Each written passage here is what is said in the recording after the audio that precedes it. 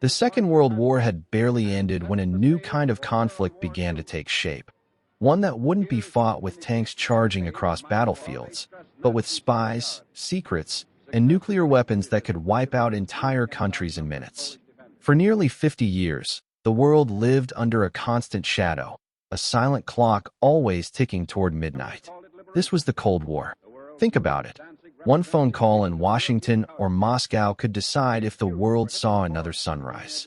Families in Berlin woke up to find themselves divided by a wall overnight. Kids in America and Europe practiced hiding under school desks, pretending that a flimsy piece of wood could shield them from a nuclear blast. Life wasn't just uncertain. It felt like the end could come at any moment. But out of that fear came some of the most defining moments of modern history, from the standoff in Cuba that nearly ended it all, to a space race that pushed humanity beyond Earth. For over 4 decades, the world was split in two, trapped in a high-stakes game of survival. This is the story of how the Cold War shaped our lives, our politics, and our future, and how, against all odds, it finally came to an end. The year was 1945, and Europe was still burning. Cities lay in ruins, their streets filled with rubble and ash. The smell of smoke clung to the air like a second skin, seeping into everything. The uniforms of soldiers, the coats of refugees, the empty husks of buildings that had once been homes. Germany, the heart of the Nazi Empire, was collapsing. The world had never seen destruction on this scale, and yet, even as the cannons fell silent, the seeds of a new and even more dangerous conflict were already being planted. A war not of bombs and trenches, but of whispers, suspicion, and the terrifying threat of annihilation. This was the beginning of the Cold War. Imagine the scene. Yalta, February of 1945. In a grand Crimean palace still scarred by war, 3 men sat together at a long table. Franklin Roosevelt, frail and exhausted, his health failing but his mind still sharp. Winston Churchill, bulldog-like, suspicious and calculating, puffing on his cigar as the smoke curled into the chandelier-lit air. And Joseph Stalin, impassive, cold-eyed, his heavy mustache hiding whatever schemes might be turning in his head. To the outside world, they were allies, victors who had crushed Hitler and his Reich. But inside that room, every word spoken carried double meaning. Every promise made came with a shadow. The discussions were about the future, the carving up of Germany, the fate of Eastern Europe, the birth of a new world order. On paper, it seemed simple: divide territory, establish zones of control, rebuild the world. But beneath the surface, suspicion ran like an underground river. Roosevelt spoke of freedom and democracy, insisting that liberated nations should choose their own governments. Stalin nodded politely, but his Red Army already occupied most of Eastern Europe, and wherever Soviet troops stood, communism followed like a tide. Churchill pressed for guarantees, demanding that Stalin allow free elections. Stalin simply smiled, knowing his tanks spoke louder than any diplomat's pen. For the soldiers still fighting in the ruins of Berlin, none of this was visible. To them, it was the endgame. The bitter struggle to plant a flag atop the Reichstag, to finally silence the Nazi war machine. They were too busy clawing street by street through rubble and machine gun nests to worry about politics. But for those watching carefully, for diplomats, spies, and generals, the future was already shifting. The uneasy alliance was a mask, and it was cracking. By July of 1945, the war in Europe was over. Hitler was dead, Germany in ruins, and the Allies turned their eyes to the Pacific, where the fight against Japan raged on. It was here, at the Potsdam Conference, that the cracks became fissures.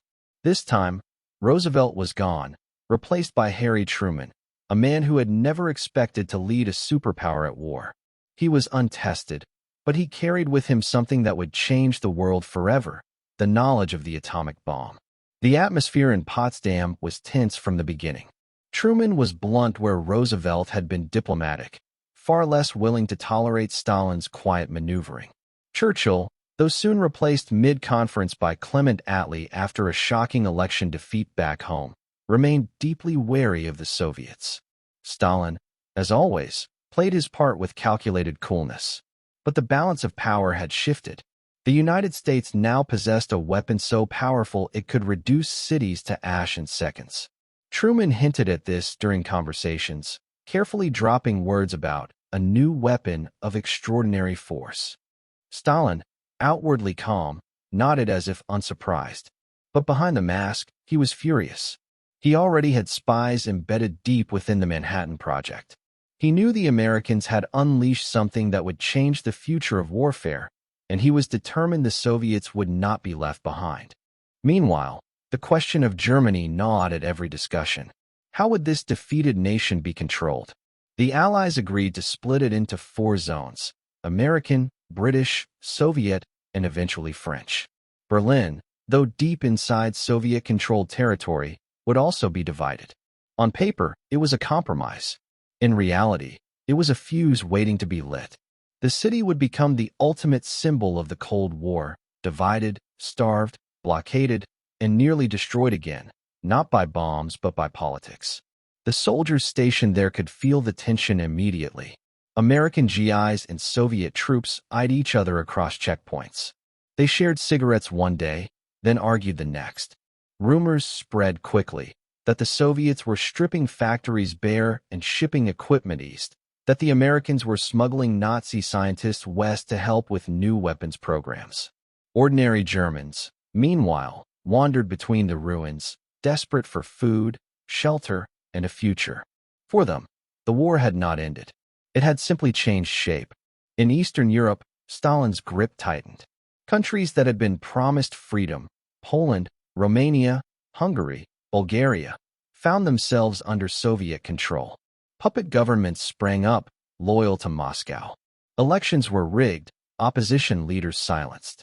One by one, the Iron Curtain began to descend.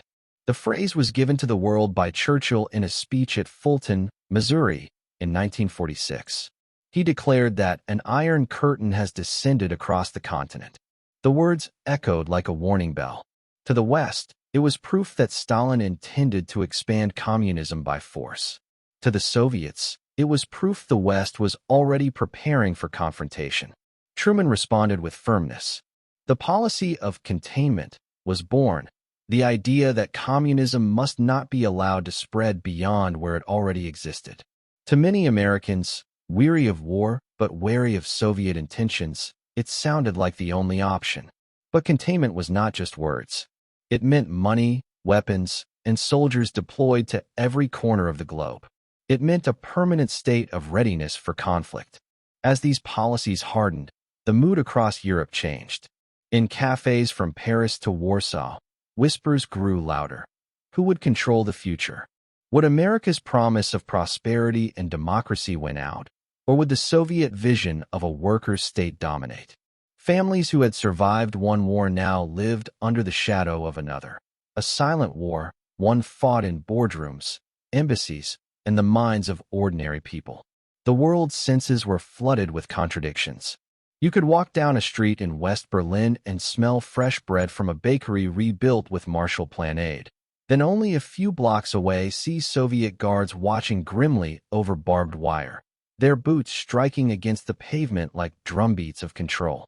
In Prague, students debated politics in hushed tones, afraid of who might be listening. In Washington, the press ran stories about communist infiltration, feeding a growing paranoia. Everywhere, trust was collapsing, replaced by suspicion. And beneath it all, the shadow of the atomic bomb loomed. When the U.S. dropped the bombs on Hiroshima and Nagasaki, the world changed overnight. Entire cities had been obliterated in seconds, their people vaporized, their shadows burned into stone. For Truman, it was a demonstration of American strength. For Stalin, it was a challenge and an insult. The Soviet Union would stop at nothing to build its own bomb, no matter the cost. Thus began the arms race, a race that promised not victory, but mutual destruction. The uneasy partnership that had won the war against Hitler was gone, replaced by something darker. Each side saw itself as righteous. Each side convinced the other sought global domination. Roosevelt had once hoped for cooperation, for a world policed by great powers working together. But Roosevelt was dead, and his vision with him. In its place stood two superpowers staring each other down across a shattered continent. This was no longer about rebuilding. It was about survival. And as the 1940s drew to a close, the lines hardened further. NATO in the West, the Warsaw Pact soon to come in the East. The world was dividing, the stakes rising with each passing month. The friendship of necessity had become a rivalry of destiny.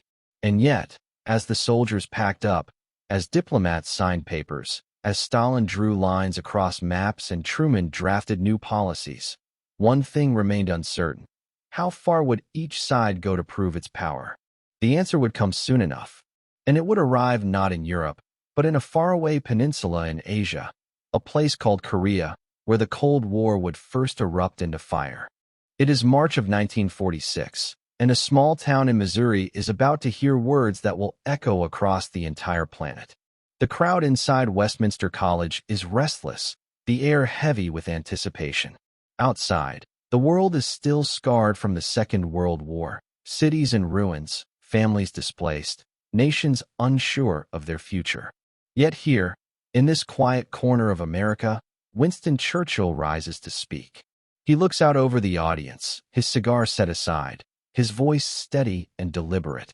Then he says it. From Stettin in the Baltic to Trieste in the Adriatic, an iron curtain has descended across the continent. In that single sentence, he paints the world not as one victorious family of allies, but as a divided house, already splitting down the middle. The words hit like a thunderclap. The applause is scattered, uneasy. Some nod in grim agreement. Others recoil. An iron curtain? Wasn't Stalin a partner, a hero who had helped crush Hitler? But Churchill is not offering comfort. He is offering a warning.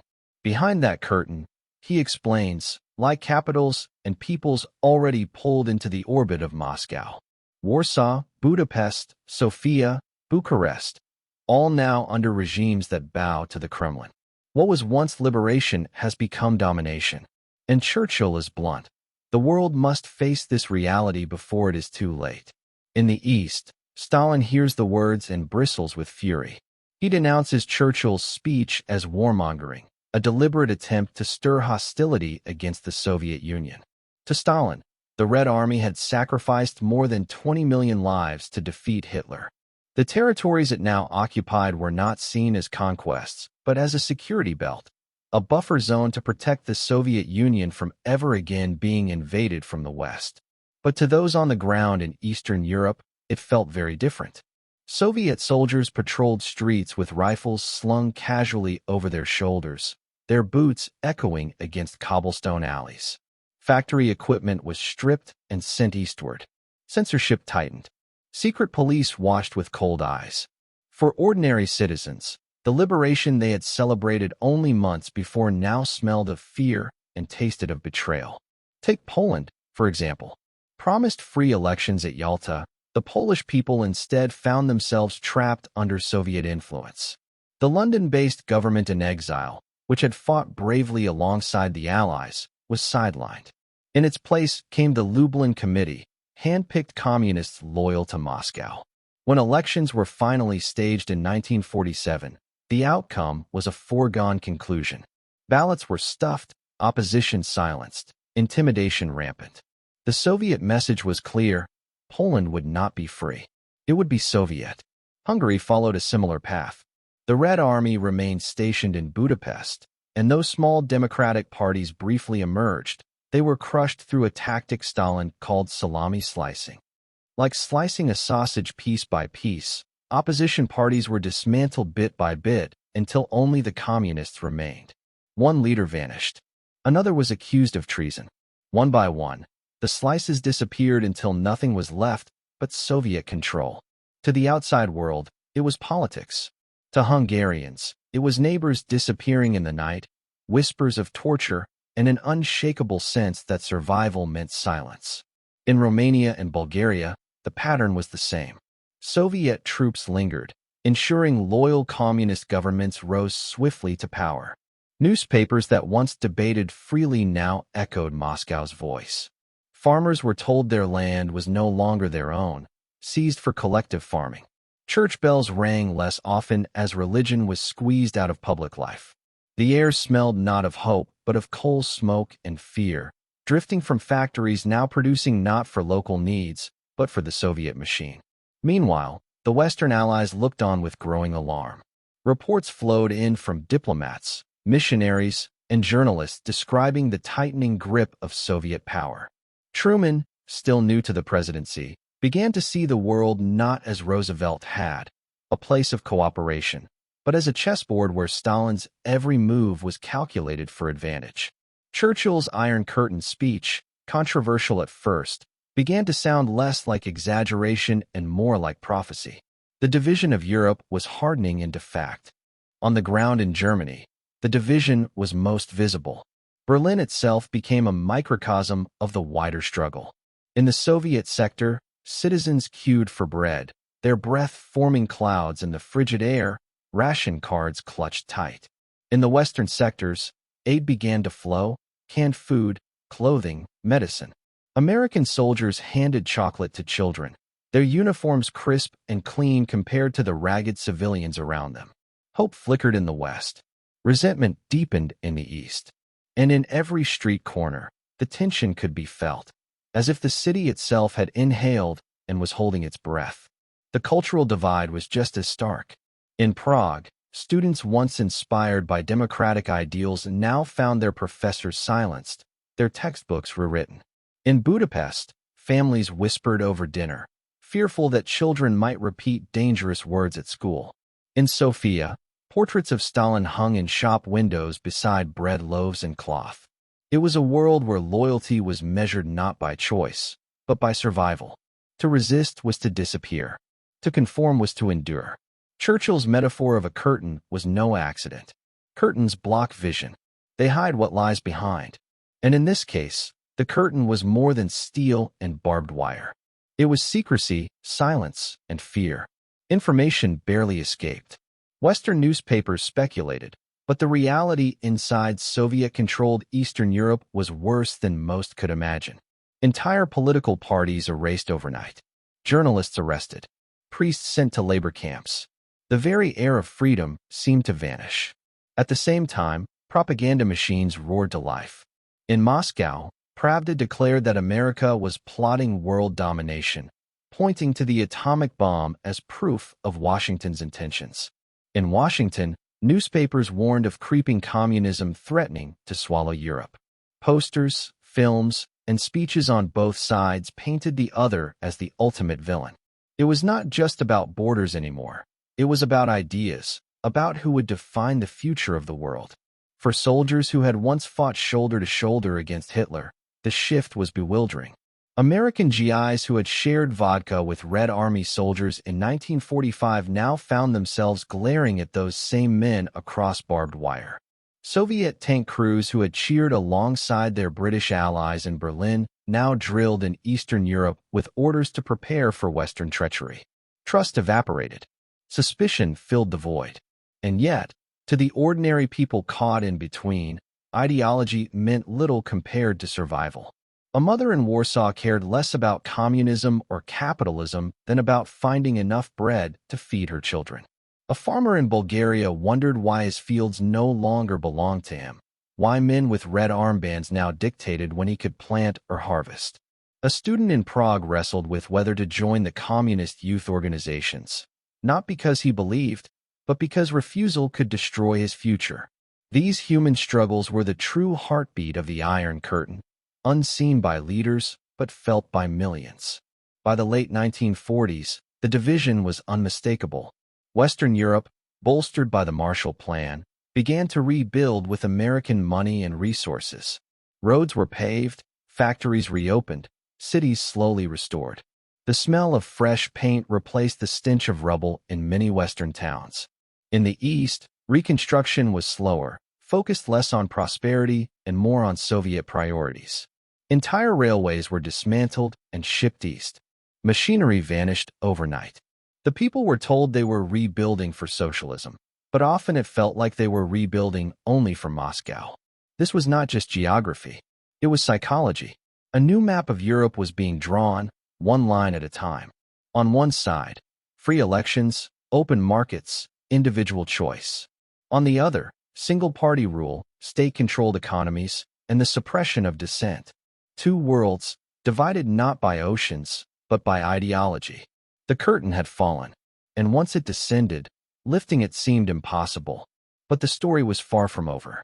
Because if Stalin believed his Iron Curtain would protect his empire, he was about to discover that the West had no intention of standing quietly in the shadows. And soon, a bold new strategy, one that would define the next decades of the Cold War, was about to be born. It is the spring of 1947, and the United States Congress chamber is thick with tension. The galleries are crowded, the air heavy with the smell of cigars and polished wood, the murmurs of anxious legislators filling the room. President Harry Truman steps to the podium, his voice calm but edged with urgency. He warns that Greece and Turkey, small nations on the edge of Europe, are on the brink of falling to communism. And then he delivers the words that will define an entire era. I believe that it must be the policy of the United States to support free peoples who are resisting attempted subjugation by armed minorities or by outside pressures. In that moment, the Truman Doctrine is born. To many in the chamber, it sounds like a lifeline thrown across oceans. To others, it sounds like the beginning of endless obligation, a promise that America will shoulder burdens far beyond its shores. But to Truman, it is stark necessity. Greece is shattered by civil war, torn between royalist forces and communist insurgents. Turkey is under immense pressure from the Soviet Union, which demands control over the Dardanelles, the strategic waterway linking the Black Sea to the Mediterranean. If these nations fall, Truman fears, the dominoes will begin to topple. One by one, countries across Europe and beyond could collapse into Moscow's grip. Containment becomes the new guiding principle. Unlike traditional warfare, containment is not about invading territory or seizing capitals. It is about holding the line, preventing the spread of communism, step by step, crisis by crisis. Think of it as building a dam against a rising tide. The water keeps pressing, always threatening to spill over, but if the dam holds, the flood can be stopped. For Truman, the stakes are not just European, but global. America must act not with hesitation, but with resolve. At the same time, Europe is facing devastation unlike anything in memory. Walk through the streets of Warsaw, and you see ruins stretching for miles, the smell of charred brick and damp ash lingering even 2 years after the war. In Berlin, children scavenge for coal from abandoned rail yards, their fingers blackened, their bellies empty. In Paris, bread is rationed, and long lines wind outside bakeries, where the air is thick with hunger. Economies are broken, currencies worthless, governments fragile. To people living through it, survival feels like a daily gamble. To Washington, it feels like an invitation for communism to spread, because desperation is the best soil for revolution. Out of this realization comes another bold idea. Secretary of State George Marshall, a man of calm authority who had orchestrated much of America's war effort, steps onto the stage at Harvard University in June of 1947. He lays out a vision not of military force, but of rebuilding. The United States, he declares, will provide aid to help Europe recover: food, fuel, machinery, loans. But it is not charity. It is strategy. The Marshall Plan, as it becomes known, is designed to rebuild Europe before communism can take root in the ruins. Billions of dollars begin to flow across the Atlantic. Ships arrive in European ports, their cargo holds filled with wheat, canned goods, tractors, industrial equipment. In Italy, families taste American flour baked into bread and feel hope rise along with it. In France, factories roar back to life with new machinery, sparks flying, the smell of hot steel replacing the silence of ruin. In West Germany, young men in work coats rebuild railways with American-supplied tools, their sweat mingling with fresh mortar as trains begin to run again. Slowly, Europe's heartbeat returns. But not all of Europe shares in this recovery. Stalin sees the Marshall Plan as nothing less than a declaration of economic war. To him, it is an attempt to lure Eastern Europe away from Soviet influence, to buy loyalty with American dollars. Furious, he forbids any nation under his control from accepting aid. Czechoslovakia, at first eager to join, is forced to withdraw under Moscow's pressure. Eastern Europeans look west and see prosperity blooming. While they remain trapped in shortages, their economies bent to serve Soviet needs. The division of Europe becomes not just political, but economic, a contrast as sharp as light and shadow. This competition of systems is more than abstract. It is felt in the stomach, in the pocket, in the daily rhythms of life. In the West, supermarkets fill again, the smell of fresh oranges and coffee beans returning to shelves. In the East, lines stretch outside shops for bread and potatoes, ration books the only guarantee of a meager meal. The Marshall Plan is not simply rebuilding economies. It is proving, in the most tangible way, that democracy and capitalism can deliver where communism cannot. Meanwhile, containment stretches far beyond Europe. In the Middle East, American aid flows to Turkey, strengthening its defenses against Soviet pressure. In Asia, Truman authorizes support to forces resisting communist expansion in places like China, though the effort proves more complex than in Europe. The commitment is not just to allies, but to an idea that America will stand against communism wherever it threatens to advance. Inside the United States, these decisions reshape daily life. Taxes rise to pay for foreign aid. The press debates endlessly whether America is rescuing the world or sinking into an endless quagmire. Yet, public opinion tilts towards support, fueled by vivid reports of starving children in Europe and by fear of Soviet aggression. Newspapers print photographs of gaunt faces and ruined cities. Radio broadcasts crackle with stories of hope restored by American shipments. The Marshall Plan becomes a symbol of moral duty fused with strategic necessity. For the Soviet Union, this is a turning point. Stalin doubles down, tightening control over Eastern Europe. Collective farms expand, secret police patrol more aggressively, propaganda floods the airwaves. The Kremlin paints the Marshall Plan as imperialism dressed in generosity, warning citizens that American aid is a Trojan horse. But behind closed doors, Soviet leaders know the truth. The West is pulling ahead. Prosperity is returning to Western Europe, and with it, loyalty to Washington rather than Moscow. For the families living behind the Iron Curtain, the difference is bitter. A Hungarian factory worker feels the ache in his hands as he toils on machines destined not for his own community, but for shipment to the Soviet Union. A Polish mother stands in line for hours, her child crying with hunger, only to receive a loaf of bread so stale it cracks as she touches it. These were not abstract debates of ideology.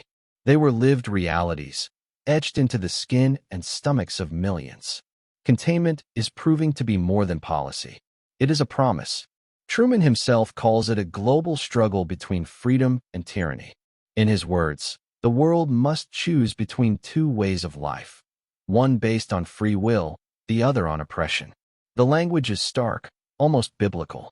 And in framing the Cold War this way, Truman transforms it from a series of regional crises into an existential fight for the soul of humanity. By 1949, the impact of these strategies is unmistakable. Western Europe is on the road to recovery, bolstered by American aid and protected by the emerging framework of alliances. Eastern Europe is locked tight within the Soviet sphere, resentment bubbling beneath the surface. The Truman Doctrine and the Marshall Plan have redrawn the world map, not with new borders, but with invisible lines of allegiance. But with every step forward, the risks deepen. Because if the United States is truly committed to stopping communism everywhere, then every revolution, every civil war, every insurgency from Asia to Latin America becomes a potential battlefield. Truman has set the stage. The policy of containment will not end with him. It will shape decades of conflict, forcing America into corners of the world most citizens had never even heard of. And as the 1940s give way to the 50s, one question looms larger than all the rest. What happens when the Soviets strike back? The answer will come swiftly, and it will arrive with a shock that no one in Washington is prepared for. It is the summer of 1948, and Berlin is starving. The streets are lined with gaunt faces, children with hollow eyes staring at empty shop windows, mothers clutching ration cards that buy them nothing but despair. The smell of coal smoke has vanished because there is no coal left to burn. In kitchens, silence hangs where pots should have clattered. At night, the city is dark, the hum of electricity gone, and every road, every rail line leading into the western sectors of Berlin is blocked by Soviet troops. It is a siege without bombs or shells, but it is every bit as deadly. The crisis had been building for months. The Allies had agreed to divide Germany into 4 zones, and Berlin itself into 4 sectors, despite the city lying deep inside Soviet-controlled territory. For Stalin, that arrangement had always been temporary. He believed Berlin was the key to controlling Germany, and Germany the key to controlling Europe. But when the United States, Britain, and France introduced a new currency in their zones, the Deutsche Mark, Stalin saw red. A strong German economy meant a strong Western Europe aligned against him. So he made his move. On June 24th, Soviet forces closed the roads and railways into West Berlin. Overnight, 2 million people were trapped. The Western Allies faced a nightmare decision. To send convoys through by force would risk direct war with the Soviet Union. To withdraw would mean surrendering Berlin, abandoning its citizens, and signaling weakness to the entire world. It was Harry Truman who made the call. Retreat was unacceptable. Confrontation was too dangerous. Instead, he approved something audacious, supplying an entire city by air. An airlift. At first, it sounded impossible. But impossible was better than surrender. The first planes lumbered into the skies within days. American C-47 cargo planes, nicknamed Goonie Birds, flew into Berlin's Tempelhof airport with loads of flour, milk, and medicine. British Dakotas joined them, carrying coal and potatoes. Each landing was a gamble. The runways were crowded, the schedules frantic, and Soviet fighters lurked in the skies, shadowing the flights without firing. The roar of engines replaced the silence of hunger. The air above Berlin became a lifeline. To the citizens of West Berlin, the sound of those planes was salvation. Children ran to the fences of Tempelhof, waving at the pilots. One American pilot, Gail Halvorsen, began dropping tiny parachutes with chocolate bars attached, floating down to waiting hands. They called him Uncle Wiggly Wings, because he waggled his plane's wings as a signal before releasing his candy drops. For kids who had known only hunger and fear, those sweet gifts were unforgettable.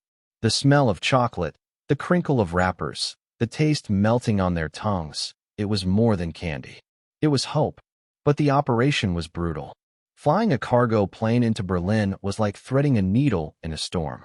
Pilots flew through fog, snow, and darkness, landing every 3 minutes at Tempelhof or Gatto, their tires screeching against short, crowded runways.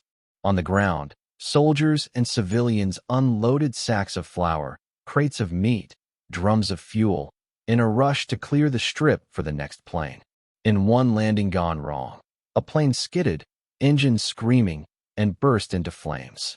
Crews pulled bodies from wreckage as the next plane came in behind them, forced to land despite the chaos. The airlift was not safe. It was relentless. As weeks turned to months, the scale of the operation grew staggering.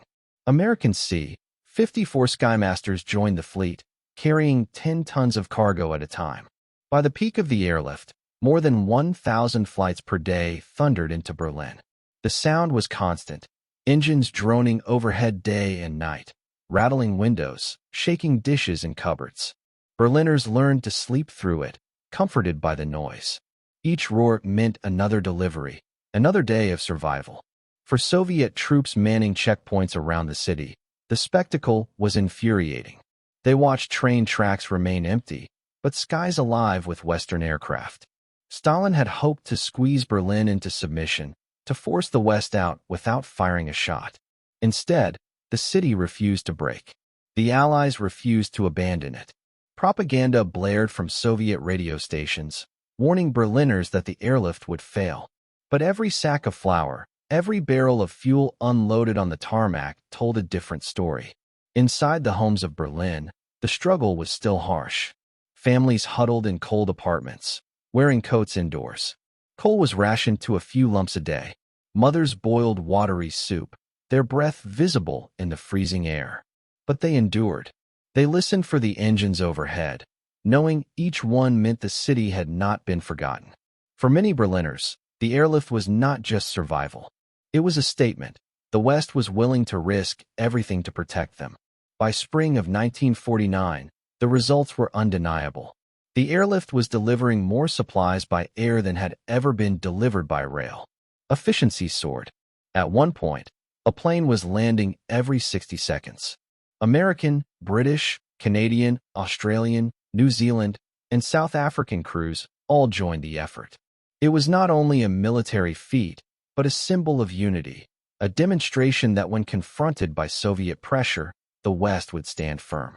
Stalin faced a dilemma. To shoot down the planes meant war, a gamble he was not ready to take. To continue the blockade meant humiliation, as Berlin survived despite his chokehold. On May 12, 1949, he gave in. The blockade was lifted. Roads and railways reopened. Berliners celebrated in the streets, waving flags, cheering the planes that had kept them alive. The siege had failed. Yet the meaning of the crisis went far beyond Berlin. The airlift became the first true confrontation of the Cold War and the first clear Western victory. Berlin was no longer just a city. It was a front line, the place where East and West collided, where survival and symbolism fused. For Truman, it was proof that containment could work. For Stalin, it was a bitter lesson in Western resolve. For the world, it was a glimpse of the dangerous standoffs yet to come. And in Berlin itself, the scars remained. Families who had lived through the blockade carried the memory of hunger and fear for decades. Children who caught chocolate from the sky grew up knowing what it meant to depend on allies far away. The city would remain divided, a microcosm of the Cold War, its walls both literal and invisible. But even as Berlin breathed again, the rivalry deepened. The Soviets had lost this battle, but they were not finished. And in just a few short months, an event would shake the West to its core, an explosion in the remote deserts of Central Asia, proving that America no longer held the nuclear monopoly. The Cold War was about to enter an even deadlier phase. The dawn of June 25, 1950, broke over the Korean peninsula with the roar of artillery. Villagers in the hills near the 38th parallel awoke not to birdsong, but to the thunder of shells. North Korean forces, clad in Soviet-supplied uniforms and armed with T-34 tanks, surged across the border in a tidal wave of fire and steel. The silence of a divided land shattered in an instant. Within hours, the fragile peace that had lingered since the end of the Second World War was gone, replaced by chaos, fear, and the beginning of a new war, one that would drag the Cold War into open battle. The division of Korea had been meant as temporary. At the war's end in 1945, the peninsula was split along the 38th parallel, Soviet forces occupying the north, American forces the south. Both sides claimed their government was the true Korea. In the north, Kim Il-sung, a young and fiery communist leader backed by Moscow, dreamed of reunifying the country under his rule. In the south, Syngman Rhee, an older, staunchly anti-communist nationalist, clung to fragile authority, his government riddled with corruption and instability. For years, the line that divided the nation simmered with skirmishes, ambushes, and assassinations. But on that June morning, the simmer boiled over into full-scale invasion. The initial assault was overwhelming. North Korean columns pushed south with terrifying speed, their T-34 tanks rumbling across bridges, their infantry storming towns with Soviet-supplied rifles. South Korean forces, poorly trained and badly equipped, crumbled before the onslaught. Panic rippled through villages as civilians packed what they could carry. Children clinging to mothers, old men dragging carts, fleeing southward as gunfire crackled in the distance. Within 3 days, the North Korean People's Army had seized Seoul. The city fell in flames, its streets filled with smoke, its bridges blown apart in desperate attempts to slow the invaders. News of the attack reached Washington like a bolt of lightning.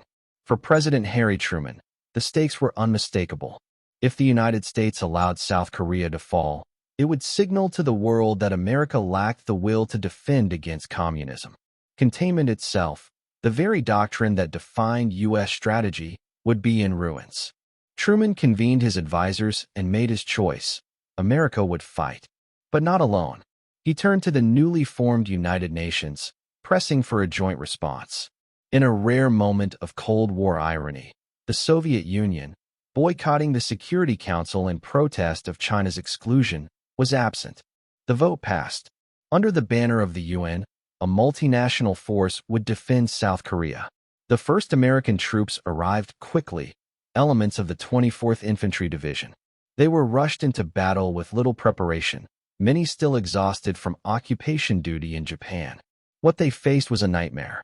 At Ozan, a small unit of U.S. soldiers armed with outdated bazookas tried to stop a column of advancing North Korean tanks.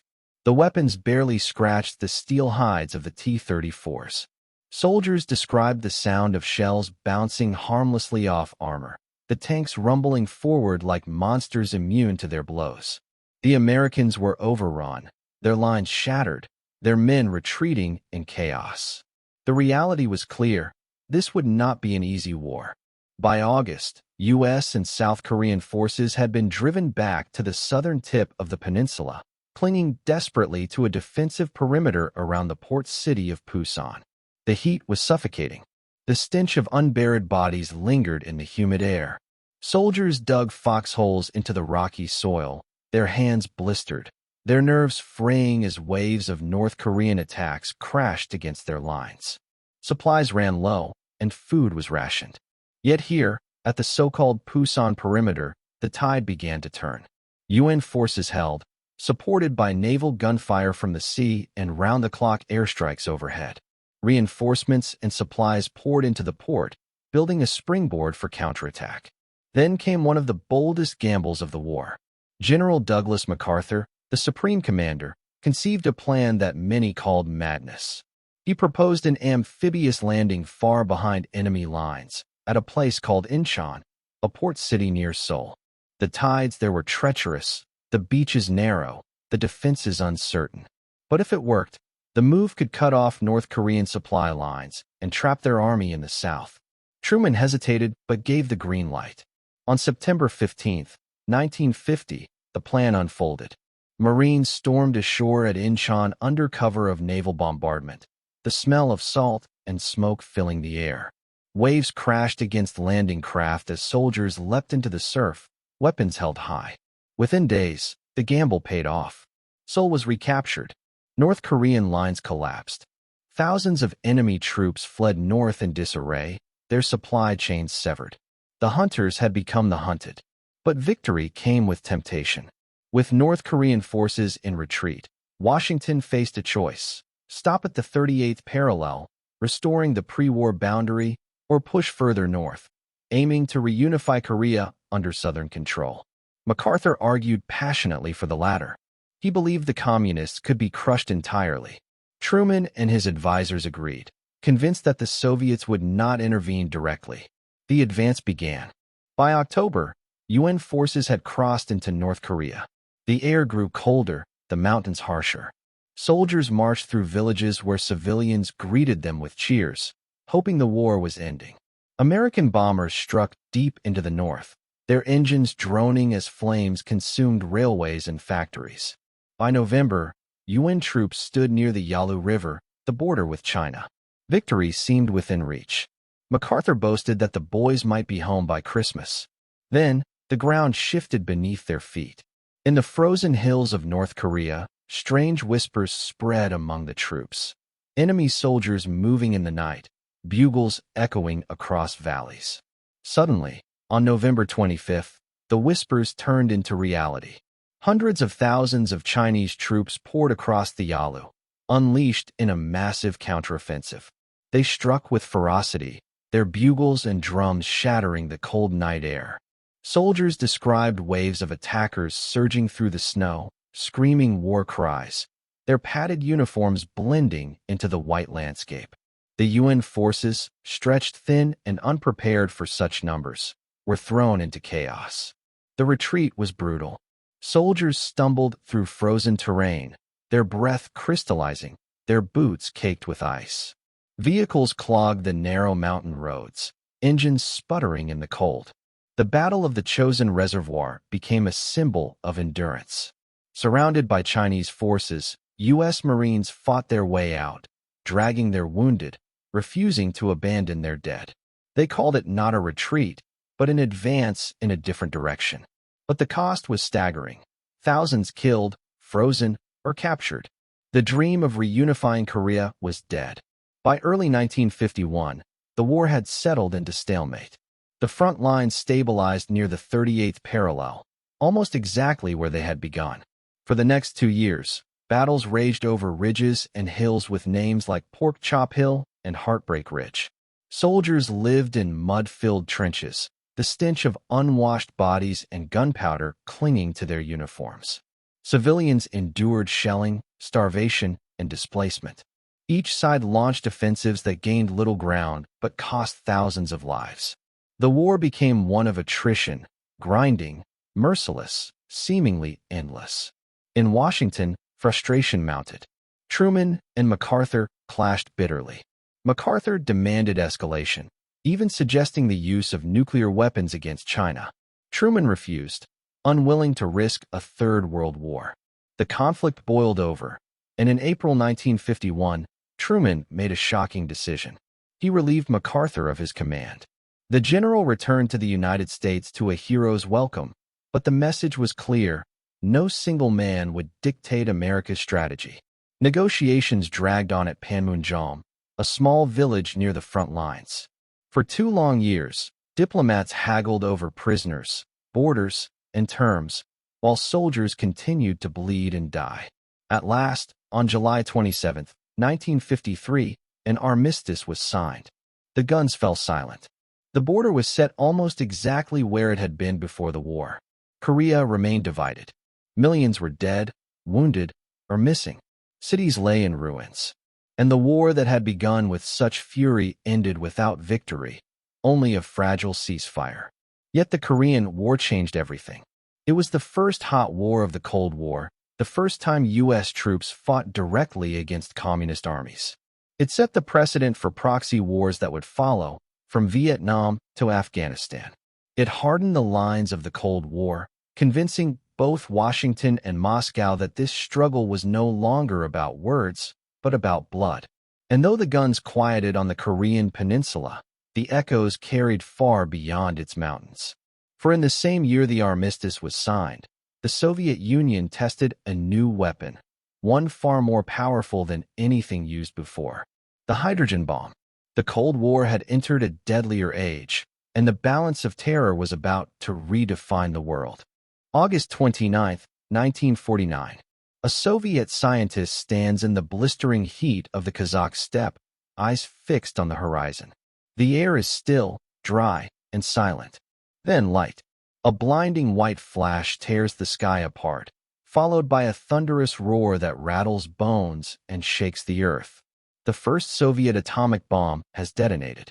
Less than 4 years after Hiroshima and Nagasaki, America's monopoly on nuclear weapons is gone.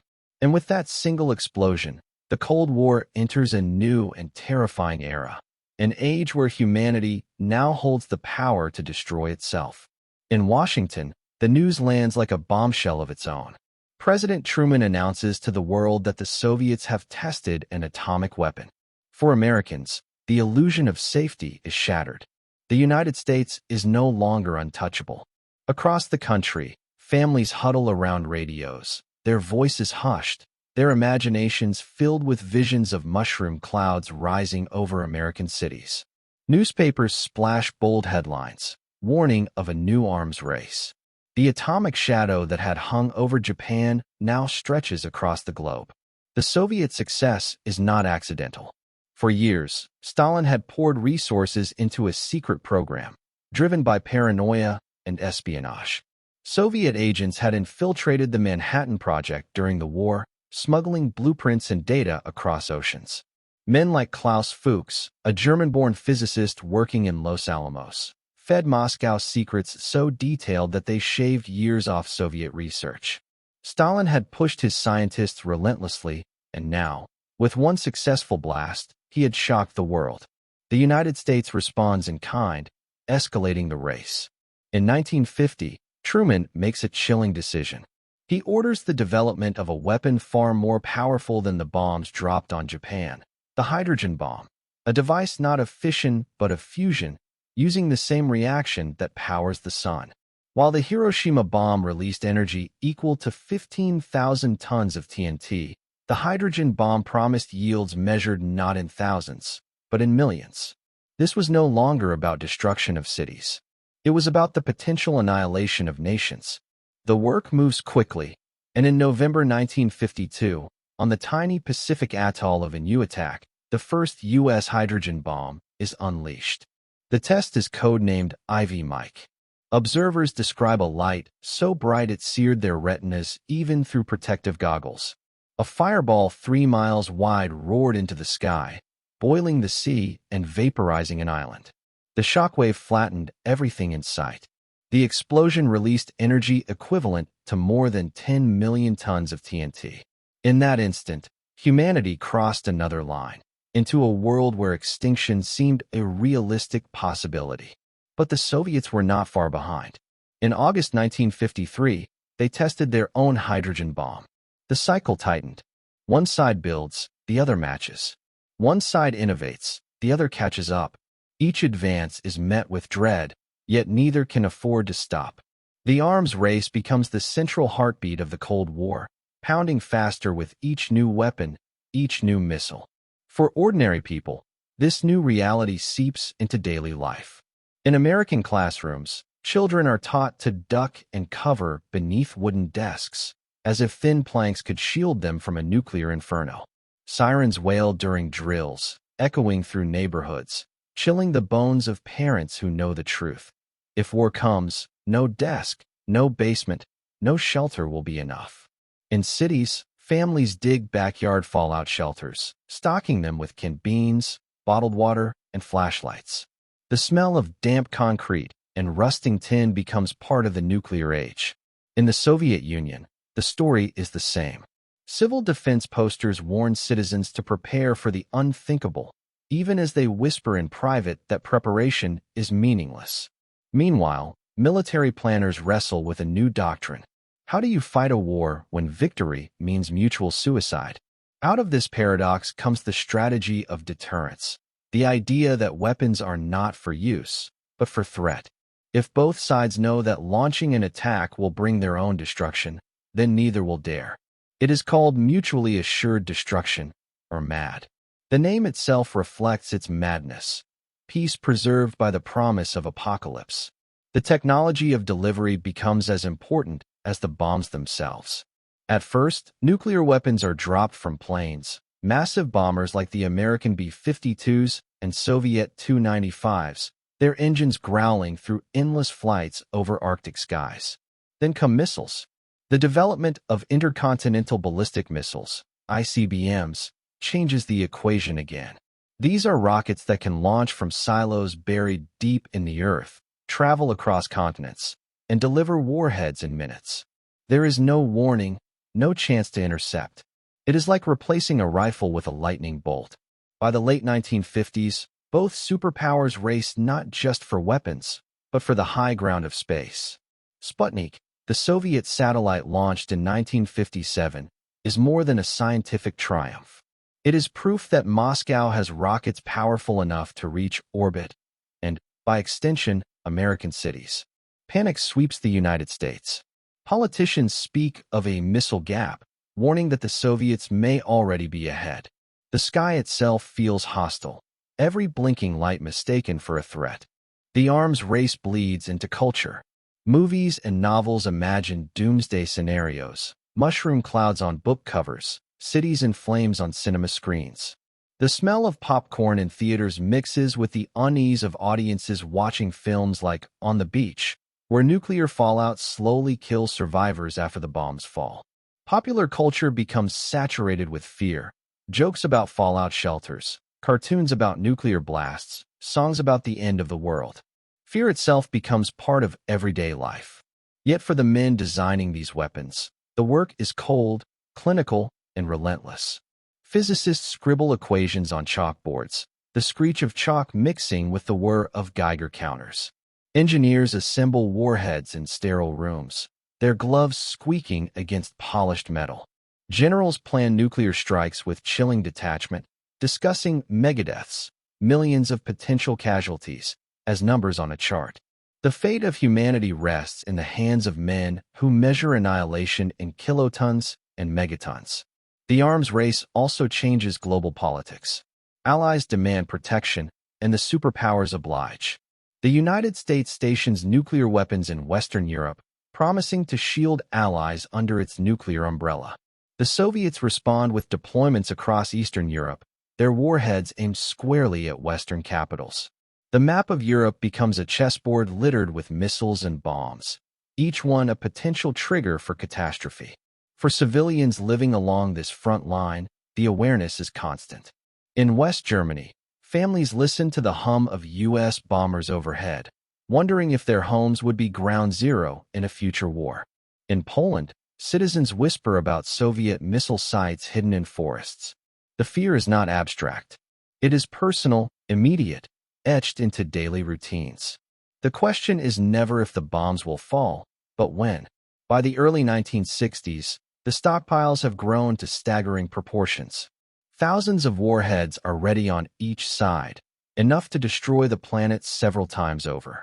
The sheer scale defies logic. Leaders speak of balance, of deterrence, but ordinary people know the truth. The world is perched on the edge of self-destruction, and one mistake, one miscalculation, could push it over. And mistakes are frighteningly possible.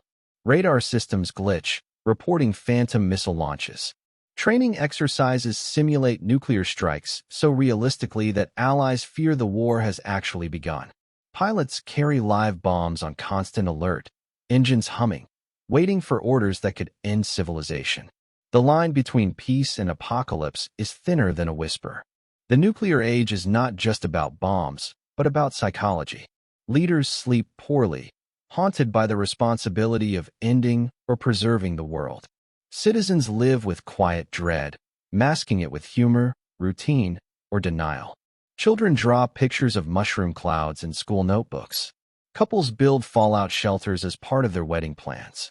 The possibility of annihilation becomes background noise, ever present, never spoken of too loudly. By the end of the 1950s, it is clear that the arms race is not slowing. Each breakthrough only spawns another. Bigger bombs, faster missiles, deadlier submarines lurking beneath the seas. The superpowers are trapped in a cycle they cannot escape. To stop building feels like weakness. To keep building feels like madness. And yet, they continue. The nuclear age has escalated beyond what even its creators imagined. What began as a weapon to end a war has become a weapon that could end all wars by ending the world itself. And soon, that abstract terror will become horrifyingly real. Because the weapons will not just sit in silos or laboratories. They will be tested, positioned, and pointed in the most volatile standoff of the entire Cold War. A standoff that will bring humanity closer to nuclear fire than ever before, in a small island nation 90 miles off the coast of Florida. The electric chair hummed with deadly silence. June 1953. Julius and Ethel Rosenberg sat in Sing Sing prison, their faces pale under the glow of the overhead lights. Outside the gates, thousands of protesters shouted into the summer night, convinced the young couple was innocent, victims of hysteria. Inside, guards strapped them down, leather biting against skin. In a moment, the switch would be pulled, and two Americans, accused of giving atomic secrets to the Soviets, would be executed. The Rosenbergs' deaths sent a message that pierced through every home in America. The enemy might not just be overseas. The enemy might be your neighbor. The Cold War had always been a global struggle, but in the late 1940s and early 50s, it became something else. It seeped into kitchens, schools, offices, and living rooms. Paranoia spread like smoke. If Stalin had the bomb, How had he gotten it so quickly? If Soviet forces could dominate Eastern Europe, could they also infiltrate America itself? Suspicion was no longer abstract. It was personal. It was everywhere. At the heart of this fear was espionage. During the war, Soviet intelligence had penetrated deep into Western institutions. The Manhattan Project itself, one of the most tightly guarded operations in history, had been compromised. Secret files, coded formulas, and weapons designs were copied and handed to Moscow by well-placed spies. The revelations were staggering. Men like Klaus Fuchs, a brilliant physicist working in Los Alamos, admitted to feeding atomic secrets across oceans. The Rosenbergs were accused of being part of this same shadow network. In a courtroom in New York, the case riveted the nation. Witnesses spoke of coded messages, hidden meetings, and smuggled data. For Julius and Ethel Rosenberg, the accusations were clear, but the evidence contested. Julius was charged with orchestrating a spy ring. Ethel was accused of typing notes that passed secrets to the Soviets. To their supporters, the trial was flawed, a witch hunt fueled more by fear than proof. But to the prosecution, and to the government, they were traitors who had betrayed their country at the dawn of the nuclear age. When the sentence was handed down, it was the ultimate penalty, death. Their execution became a symbol, a warning, and a scar that divided public opinion for decades. The Rosenbergs' fate was only one part of a larger storm. Across America, suspicion was tightening its grip. Politicians, journalists, and celebrities began to ask a chilling question. How many communists were hiding in plain sight? Were they teachers, influencing the young? Were they actors, spreading propaganda through film? Were they government officials, shaping policy from within? The line between legitimate concern and outright paranoia blurred until it vanished completely. Into this climate stepped a man who thrived on fear. Senator Joseph McCarthy of Wisconsin. In February of 1950, he stood before an audience in Wheeling, West Virginia, and declared that he held a list of known communists working inside the State Department. He waved a sheet of paper, though the number of names he claimed shifted from speech to speech. The impact was immediate. Headlines screamed of communist infiltration. Americans leaned in, desperate for answers, terrified of betrayal. McCarthy had found his weapon, suspicion, and he wielded it like a blade. McCarthy's rise was meteoric. In hearings broadcast across the country, he accused diplomats, generals, professors, and even librarians of communist sympathies. His voice dripped with certainty, his eyes flashing with indignation. People watched on television as lives were destroyed in real time. Those accused often had little chance to defend themselves. A mere whisper of association was enough to end careers. A teacher could lose their job for signing a petition. An actor could be blacklisted for refusing to name names. A scientist could find doors slammed shut because of an old friendship. The atmosphere of suspicion infected every layer of society. Children in schools recited loyalty oaths, their small voices trembling as they swore allegiance. Neighbors eyed each other warily. Conversations cut short, friendships frayed. Families argued at dinner tables, dividing over accusations and rumors. The smell of ink from freshly printed loyalty questionnaires filled office buildings.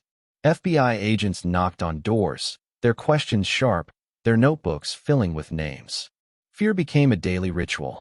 For those in Hollywood, the cost was devastating. The House Un-American Activities Committee hauled actors, screenwriters, and directors into hearings, demanding they reveal alleged communist ties. Some refused, citing their rights. They became known as the Hollywood 10, blacklisted, their careers destroyed. Others cooperated, naming colleagues, feeding the machinery of suspicion. Movies themselves shifted, scripts rewritten to emphasize patriotism, villains increasingly portrayed as communist threats. The silver screen, once a place of escape, became a battlefield in the cultural war. Yet McCarthy's power had limits. His reckless accusations eventually reached the United States Army, and in the spring of 1954, the Army McCarthy hearings were broadcast live on national television.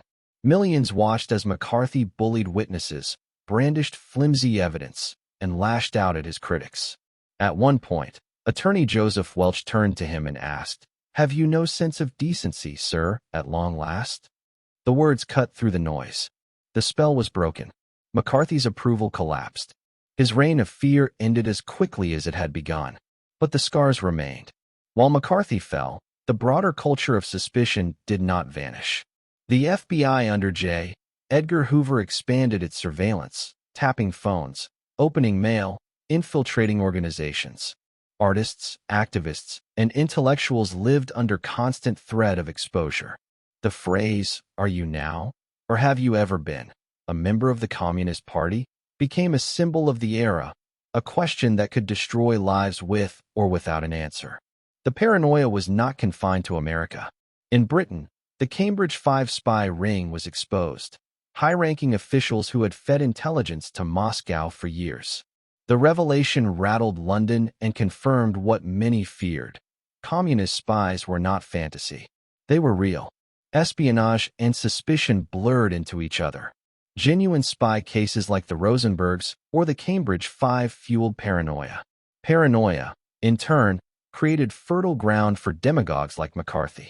The cycle fed itself, tightening the grip of fear on entire societies. Citizens who once trusted institutions now second-guessed everything. Even churches and unions split over accusations, their members divided, their missions weakened. For Soviet leaders watching from Moscow, the spectacle was useful. American paranoia seemed to confirm the propaganda that democracy was weak, fractured, and vulnerable to hysteria. For ordinary Soviets, however, the reality was equally grim. In Stalin's Soviet Union, suspicion was not merely cultural, it was enforced by the state. The secret police prowled the streets, ears attuned to whispers. Informants reported neighbors. Dissent meant arrest, exile, or worse. Fear defined both East and West, though in different forms. One enforced by courts and committees, the other by secret police and gulags.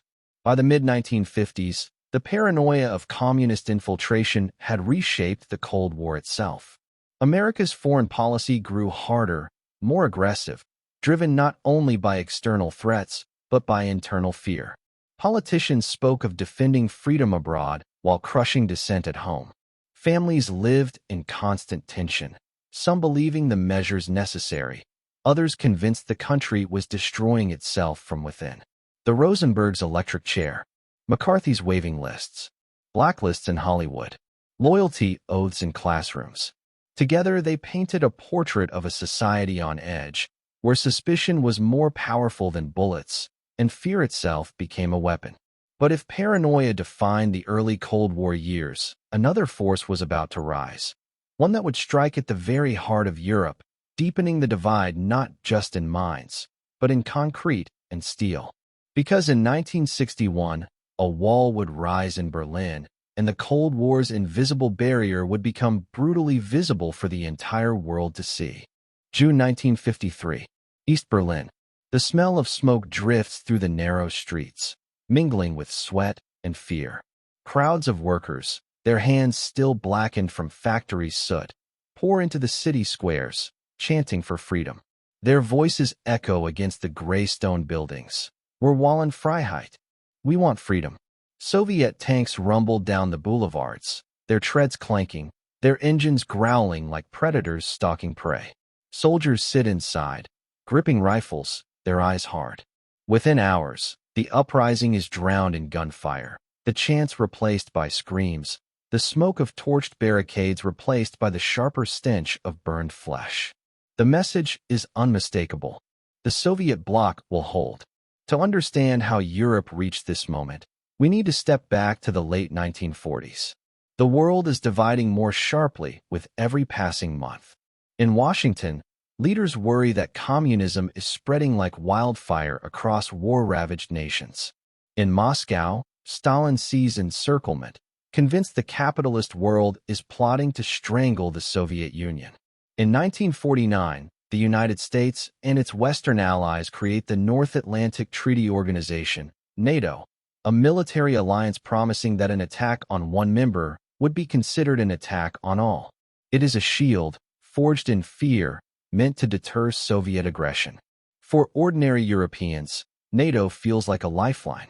In West Germany, families rebuilding shattered homes see American and British troops stationed nearby and breathe a little easier. In Italy, in France, in Belgium, leaders tie their futures to Washington, hoping the promise of NATO will prevent another invasion, another war. Yet for the Soviets, NATO is proof of Western hostility. To Stalin, it looks less like a shield and more like a sword pointed at Moscow's heart. The response is inevitable. In May of 1955, the Soviet Union forms its own alliance, the Warsaw Pact. It binds Eastern European nations together under Moscow's command. East Germany, Poland, Hungary, Czechoslovakia, Romania, Bulgaria, Albania, all fall into line. On paper, it is a treaty of equals. In reality, it is chains disguised as unity. Moscow holds the reins. Armies are placed under Soviet command. Any hint of independence is smothered quickly. But alliances alone cannot hold back resentment. In East Germany, only months after Stalin's death in 1953, cracks appear. Workers face long hours, rising quotas, and shrinking rations. Breadlines stretch for blocks. The smell of stale cabbage fills kitchens. Anger boils over. Demonstrations swell into an uprising. For a brief moment, freedom seems within reach. People topple statues, seize offices, wave banners of defiance. Yet the joy is short-lived. Soviet tanks crush the rebellion without hesitation. The cobblestones are stained with blood. Families watch from their windows, curtains trembling as shells explode in the distance. The revolt fails, but it exposes a truth Moscow cannot ignore. Its empire rests not on loyalty, but on fear. That truth becomes even clearer 3 years later in Hungary. October 1956. Students gather in Budapest, their chants rising into the autumn night. Russians go home. Crowds swell, fists raised, banners fluttering. Statues of Stalin are pulled down, smashed into pieces. The air smells of gunpowder and liberation. For days, Hungarians believe they have reclaimed their destiny. Imre Nagy, a reformist leader, declares Hungary free, promises multi-party elections, and even speaks of leaving the Warsaw Pact. The dream is intoxicating. But in Moscow, the dream is intolerable. Khrushchev, the new Soviet leader, decides the experiment must end. In early November, thousands of Soviet troops pour across the border. Tanks roll into Budapest, their barrels swinging toward apartment blocks. Artillery fires into city squares where protesters once stood chanting. Young men, armed with Molotov cocktails, hurl themselves against armored vehicles, flames licking the sky. Mothers scream as buildings collapse in plumes of dust. The uprising is drowned in blood. Thousands are killed. Nagy is arrested, later executed. The message is brutal but clear. No one leaves the Soviet bloc. The man delivering that message, Nikita Khrushchev, is not Stalin, but he is no soft reformer either. Short, stocky, often brash, Khrushchev presents himself as a new kind of leader. He denounces Stalin's purges, exposing the dictator's crimes in a secret speech to the Communist Party in 1956. For many, it is shocking, hearing a Soviet leader condemn Stalin himself. Yet Khrushchev's de-Stalinization is not about freedom. It is about control. By tearing down Stalin's cult of personality, Khrushchev seeks to strengthen the system, not dismantle it. He opens space for limited reform, but when rebellion threatens the empire, as in Hungary, he shows no hesitation in using overwhelming force. For those living in Eastern Europe, Khrushchev's rise is a paradox. His speeches promise progress, but his tanks remind them of their chains. Daily life reflects the tension. In Poland, workers still whisper complaints in factory halls, but they do so carefully, glancing over their shoulders for informants. In Czechoslovakia, students debate cautiously in dorm rooms, their voices lowered to avoid the ears of the secret police. Everywhere, the atmosphere is thick with fear and resignation. You can taste it in the air, bitter as black coffee, heavy as cigarette smoke. In the West, these uprisings and crackdowns only deepen the divide. NATO leaders see proof that the Soviet bloc is held together by force, not consent. Western newspapers print photos of burning tanks in Budapest, headlines screaming of Soviet brutality. Citizens across Europe rally in sympathy, but they also realize the limits of Western power. NATO does not intervene militarily. The alliance's shield is meant for its own members, not for those trapped behind the Iron Curtain. For Hungarians and East Germans, this is a bitter lesson. The West may cheer their defiance, but it will not save them. Khrushchev, meanwhile, grows bolder on the global stage. He believes the Soviet Union can compete directly with the United States, not just in weapons, but in ideology and influence. He bangs his shoe on the podium at the United Nations, shouting his defiance. He promises that communism will outlive capitalism, declaring, "We will bury you." His rhetoric is fiery, his style unpredictable. Some see him as dangerous, others as blustering. But one thing is certain. Under Khrushchev, the Cold War will only intensify. The creation of NATO and the Warsaw Pact has drawn permanent lines across Europe. The uprisings in East Germany and Hungary have shown how deep the desire for freedom runs, and how ruthlessly Moscow will crush it. Khrushchev's rise has signaled both change and continuity, reform within limits, control enforced by force, defiance abroad matched by repression at home. Yet the story of the Cold War is still only beginning. Because even as alliances harden and blood is spilled on the streets of Budapest, another crisis is looming. A city divided will soon become the most dangerous flashpoint in the world. And when concrete walls rise in Berlin, the Cold War will reveal its most visible and enduring scar. August 13, 1961. The people of Berlin wake to a sound they do not recognize. The clanging of hammers, the grind of cement mixers, the shuffle of soldiers' boots against cobblestones. Through the early morning haze, East German police and Soviet-backed troops unroll barbed wire across streets, sealing off one side of the city from the other. Families stare from windows in disbelief. By dawn's first light, Berlin, the last open doorway between East and West, is being walled shut. For more than a decade, Berlin had been the fault line of the Cold War. It was a city split into zones, but with streets that still allowed people to cross from Soviet-controlled East Berlin into the free Western sectors. That fragile loophole had become a lifeline. By 1961, more than 2.5 million East Germans had fled through it, escaping communism for the promise of freedom. Teachers, engineers, doctors, even entire families left everything behind to walk across the border. It was an exodus that bled East Germany dry. And to Soviet Premier Nikita Khrushchev, it was intolerable. Khrushchev's patience snapped in the summer of 1961. He had challenged the West before, at summits in Geneva and Vienna, pressing President John F. Kennedy to withdraw American forces from Berlin. Kennedy, young and untested, refused. The two leaders met in Vienna in June. Kennedy later described it as the roughest day of his life. Khrushchev bullied, demanded, threatened. Kennedy held firm, but inside he felt shaken, telling aides afterward that the United States might face war over Berlin. The stage was set, and when Khrushchev gave the order to close the border, it was East Germans themselves who paid the price. The first barriers were crude. Barbed wire strung across intersections. Soldiers standing guard, their rifles glinting under street lamps. People rushed to cross before it was too late. Some leapt through fences into the arms of Western police. Others pressed desperately against checkpoints, pleading with guards to let them through. One woman jumped from her apartment window in East Berlin into the West below, breaking her bones but escaping captivity.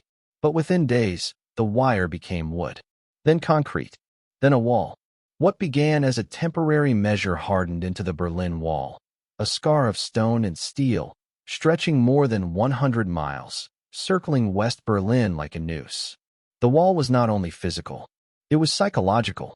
Overnight, families were torn apart, brothers stranded on opposite sides, lovers separated by concrete. The sound of hammers pounding mortar became the soundtrack of heartbreak. On one side of the wall, bright shop windows in West Berlin glowed with radios, fruit, books, perfumes. On the other, East Berlin's shelves sat half empty, the air heavy with coal smoke and scarcity. The contrast was visible, tangible, unbearable. Kennedy faced enormous pressure. Some advisors urged military action, tear down the barricades before they hardened. Others warned that confrontation risked nuclear war. Kennedy chose caution. He sent Vice President Lyndon Johnson to West Berlin, accompanied by U.S. troops in a dramatic show of solidarity. American tanks rolled through the city, engines roaring, flags snapping in the wind. The people of West Berlin cheered, their voices echoing off ruined buildings. Yet Kennedy refused to tear down the wall. He accepted its existence, believing it was safer than war. His decision drew criticism, but it avoided catastrophe. Still, the tension did not fade. In October of 1961, the standoff escalated to its most dangerous moment. At Checkpoint Charlie, the most famous border crossing in Berlin, American and Soviet tanks faced each other across a narrow street. Their barrels pointed directly at one another, crews tense, hands hovering over triggers. For 16 hours, the world held its breath. One wrong move, one nervous soldier, could have unleashed a third world war. In the end, diplomacy prevailed. Slowly, one by one, the tanks pulled back. The city exhaled, but the wall remained. For Berliners, the wall became an everyday prison. East German guards, known as the Grenztruppen, patrolled with dogs, their boots crunching over gravel paths. A deadly death strip stretched along the wall, sand, barbed wire, floodlights, guard towers, and tripwires designed to stop escape attempts. Posters warned citizens of the consequences. Gunshots often punctured the night, the echoes bouncing off concrete as escapees were cut down. The air near the wall smelled of damp cement and machine oil, the constant reminder of an empire's grip. And yet, people kept trying. A young man dug a tunnel under the wall, his hands raw from scraping earth. Families floated across rivers in makeshift rafts, the water freezing against their skin. Others rammed trucks into barriers, sparks flying as engines screamed. Some succeeded. Many did not. Each failed escape left scars on both sides. Bodies sprawled in the sand. Funerals whispered behind closed doors. Westerners grieving for neighbors they could no longer save. The Berlin Wall became the ultimate symbol of the Cold War. Not just a barrier of concrete and wire, but a dividing line between two visions of humanity. On one side, the promise of freedom, however imperfect. On the other, enforced obedience, however justified by ideology. The wall declared to the world that communism could not keep its people without cages. It was a monument not to strength, but to fear. For Kennedy, the wall was both humiliation and opportunity. He could not tear it down, but he could use it to rally the West. In 1963, he stood before a crowd of 500,000 in West Berlin, his voice carrying over loudspeakers, declaring, "Ich bin ein Berliner." The cheers roared like thunder. To Berliners, those words were not about grammar, but about solidarity. Kennedy was saying, "Your fight is our fight. Your city is our city." The speech electrified the world. The wall might stand, but so did the West. Meanwhile, Khrushchev presented the wall as stability. He told the world it had stopped a crisis, preventing the mass exodus of East Germans. But beneath the propaganda, he knew it was a wound. Visible proof that communism could not inspire loyalty on its own. It needed concrete, barbed wire, and bullets to keep people in place. The wall changed everything. Diplomats now negotiated over bricks and checkpoints, every decision magnified by the possibility of war. Soldiers patrolled the border, always on edge, their fingers brushing against triggers, their breath fogging in the cold Berlin air. Families lived with an ache that never left, staring across no man's land at relatives they could no longer touch. The Cold War, once abstract, was now visible in stone and steel. And yet, this was only the beginning. Because if Berlin had become the front line of division, another crisis was already brewing across the Atlantic. One that would bring the world to the very brink of nuclear annihilation. A confrontation in Cuba, where Soviet missiles would point directly at American cities, and the fate of humanity would hang on a handful of desperate decisions. January 1st, 1959. Havana erupts with sound. Gunfire rattles across the city, car horns blare, and church bells toll wildly as crowds surge into the streets. Men rip down the portraits of Fulgencio Batista, the dictator who only hours before had fled the island. In his place rises a new figure, Fidel Castro. Bearded, fatigued, his voice booming with revolutionary fervor, he promises to transform Cuba into a land of dignity, justice, and independence. The smell of gunpowder still lingers in the air, but to many Cubans, it smells like freedom. They believe history has turned in their favor. Few realize that this revolution, on a small Caribbean island just 90 miles from Florida, will ignite one of the most dangerous confrontations of the Cold War. Castro had not come to power overnight. For years, he and his band of guerrillas fought Batista's regime from the mountains of the Sierra Maestra. The jungle was their shield, its humid air thick with mosquitoes, its nights alive with the crackle of radios broadcasting messages of defiance. His fighters wore ragged uniforms, their boots soaked from endless marches, their rifles often scavenged from fallen enemies. Yet their determination was unbreakable. They called themselves Barbudos, the bearded ones. Against overwhelming odds, they toppled an American-backed dictator. To many across Latin America, Castro became a symbol of possibility, proof that revolution could defeat corruption and empire. But Washington did not see inspiration. It saw danger. Batista may have been a dictator, but he had been their dictator, friendly to U.S. interests and open to American business. Cuba under Castro was unpredictable. Within months of taking power, Castro began seizing American-owned land and industries. Sugar plantations, oil refineries, telephone companies, all nationalized. The stars and stripes lowered, the Cuban flag raised. The smell of burning legal papers filled offices as contracts were torn apart. American executives fled Havana, their suitcases packed with cash, their faces grim with humiliation. President Dwight Eisenhower watched the changes with growing alarm. At first, Washington tried subtle pressure. Economic aid was withheld, diplomatic warnings delivered. But Castro doubled down. He gave fiery speeches denouncing imperialism, his words rolling like thunder over cheering crowds in Havana's Revolution Square. His voice crackled across radios, carried to peasants in fields and workers in factories. His message was clear: Cuba would be sovereign, no matter the cost. As relations collapsed, Castro looked north and found hostility. So he turned elsewhere, to Moscow. In May of 1960, Cuba signed trade agreements with the Soviet Union. Ships from the east arrived in Havana harbor, their holds filled with oil, machinery, and wheat. In return, sugar flowed back to the USSR. To Washington, it felt like betrayal. To Moscow, it was opportunity. For the first time, the Soviets had a foothold in the Western Hemisphere. The CIA, convinced that Castro had to be removed, began plotting. The logic was simple. If you can't intimidate the revolution, then strangle it. Plans were drawn for sabotage, propaganda campaigns, even assassination attempts. Poisoned cigars, exploding seashells, hallucinogens meant to humiliate Castro during public speeches. Some schemes bordered on the absurd, but others were deadly serious. At the heart of them all was one goal: eliminate the bearded leader before he became entrenched.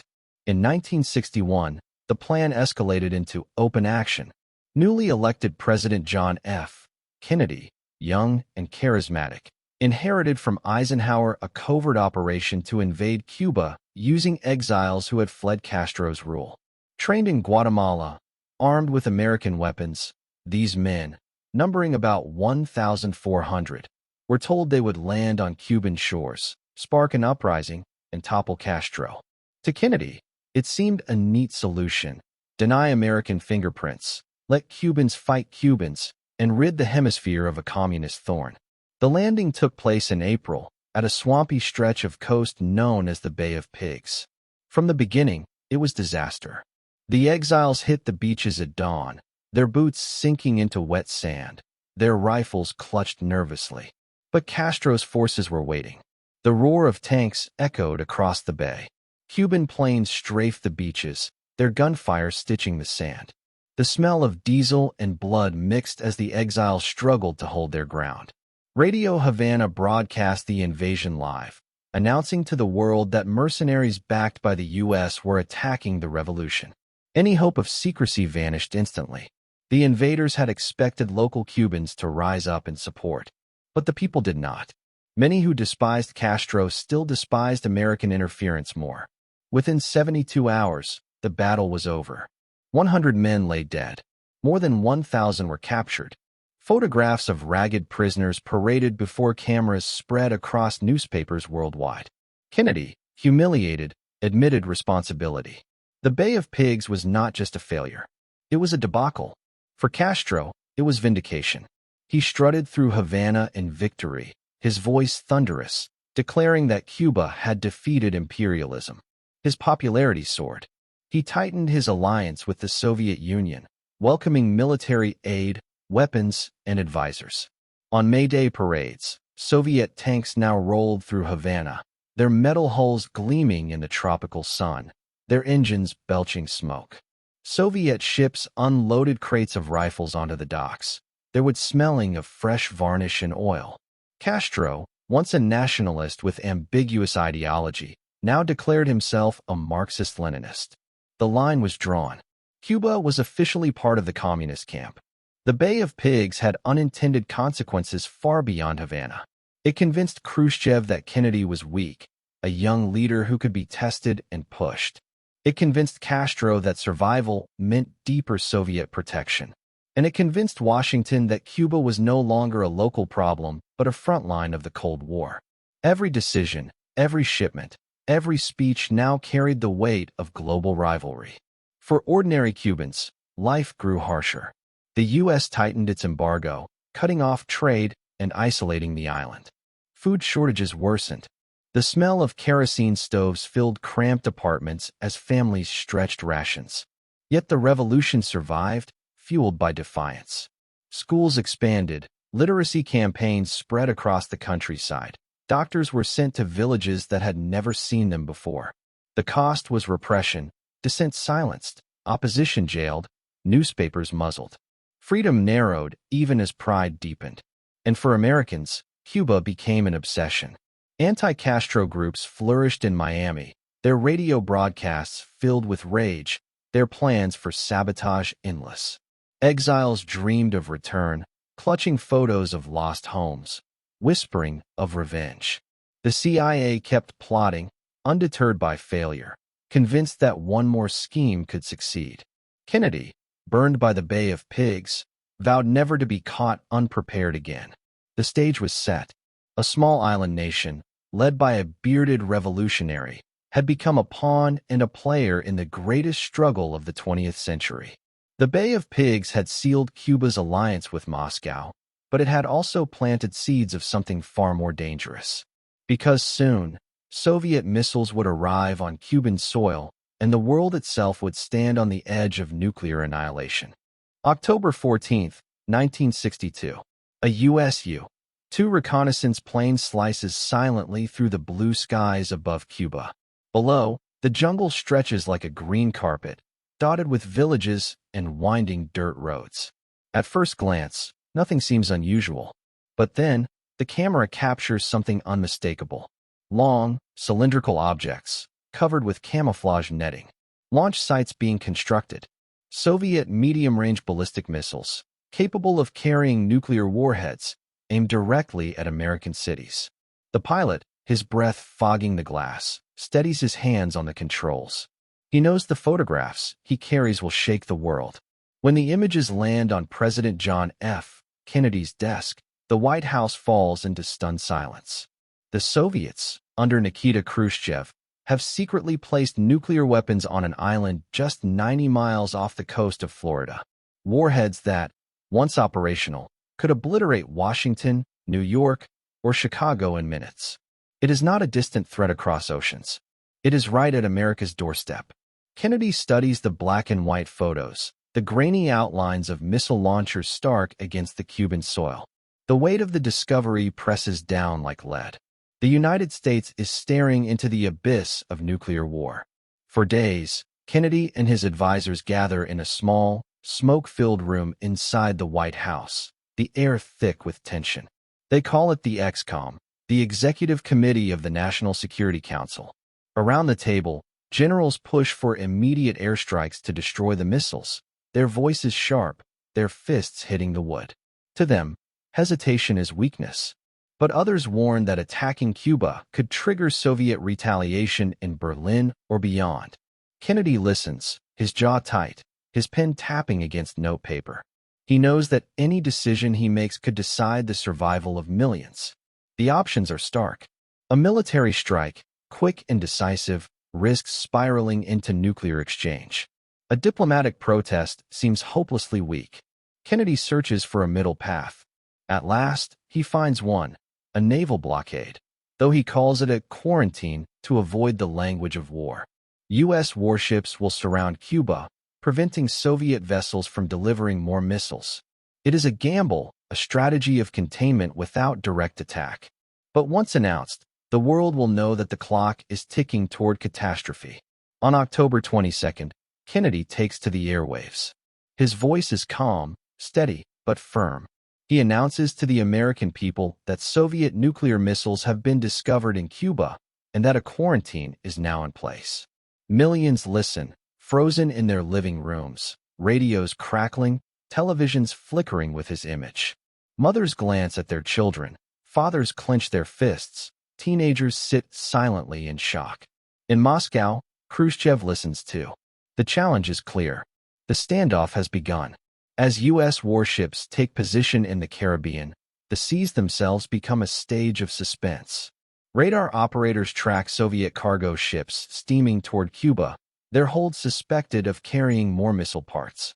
Sailors stand at their posts, the salt air biting their faces, their knuckles white around binoculars. The world waits for the moment when steel hulls will meet, when a Soviet captain will decide whether to break the blockade, whether to force a clash that could unleash nuclear war.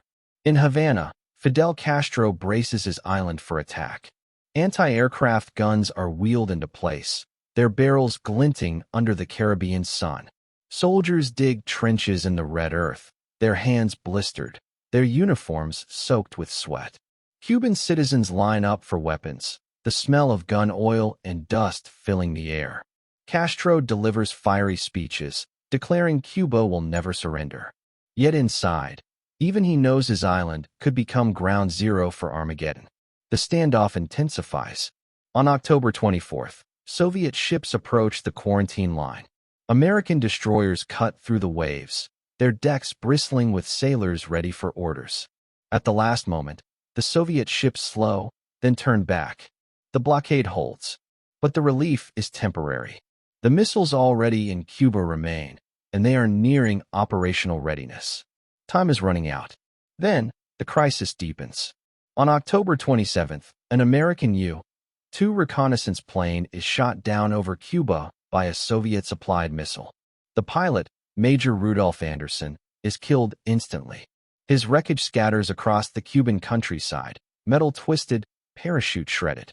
In Washington, Kennedy's advisors urge immediate retaliation. Bomb the sites. Strike back now.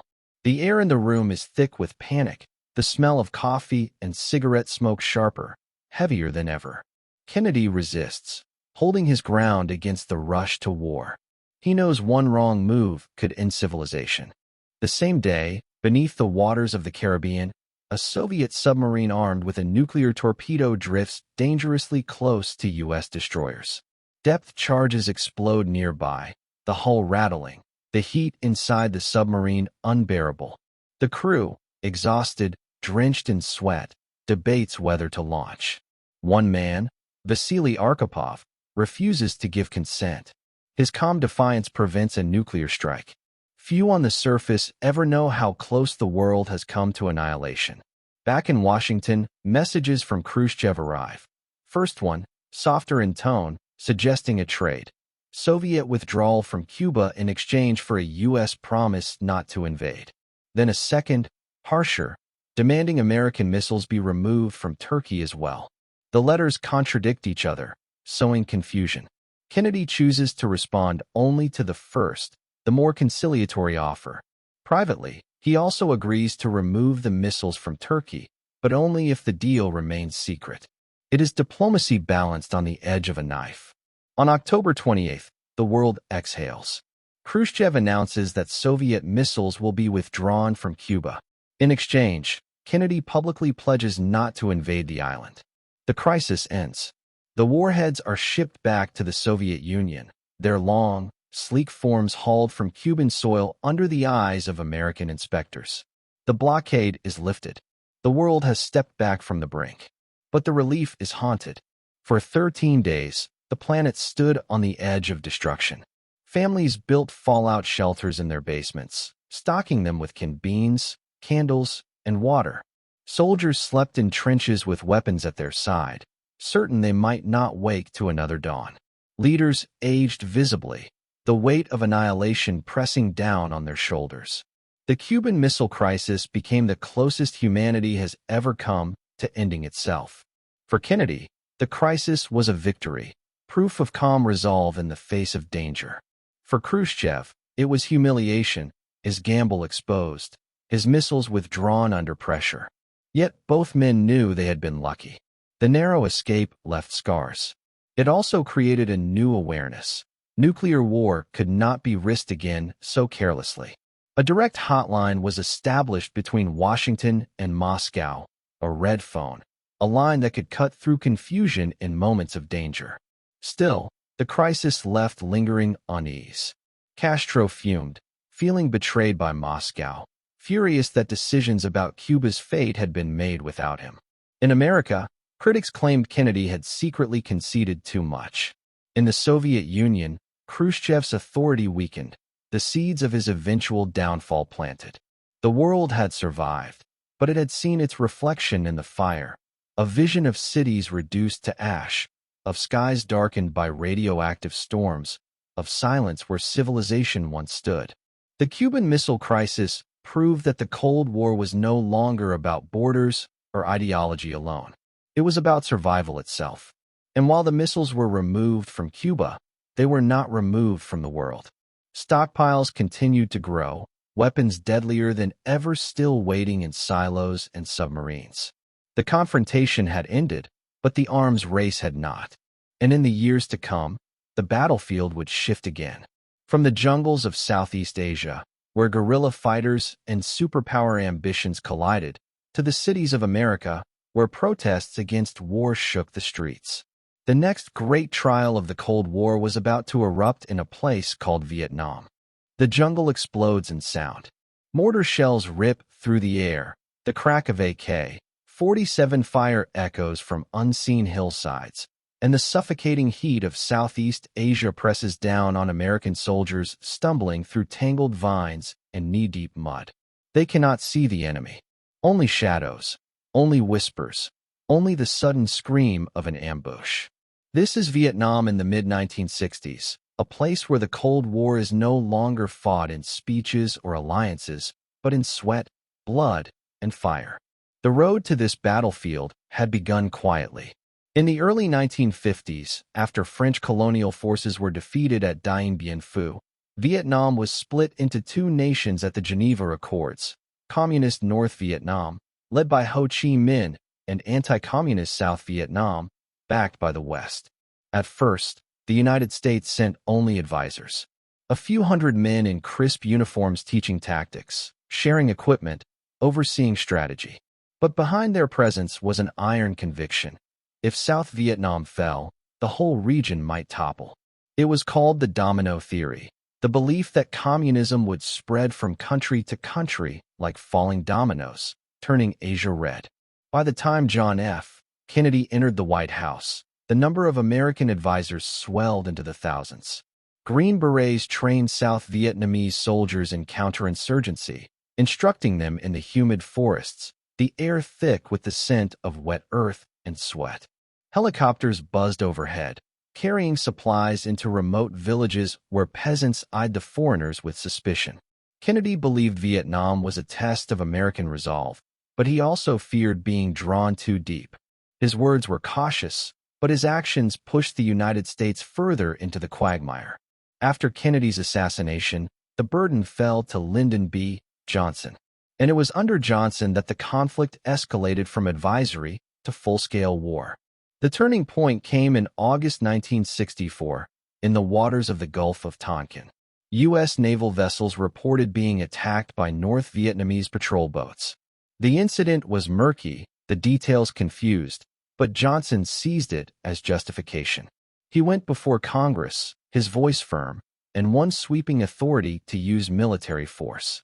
The Gulf of Tonkin resolution became his blank check, and America's commitment to Vietnam transformed overnight.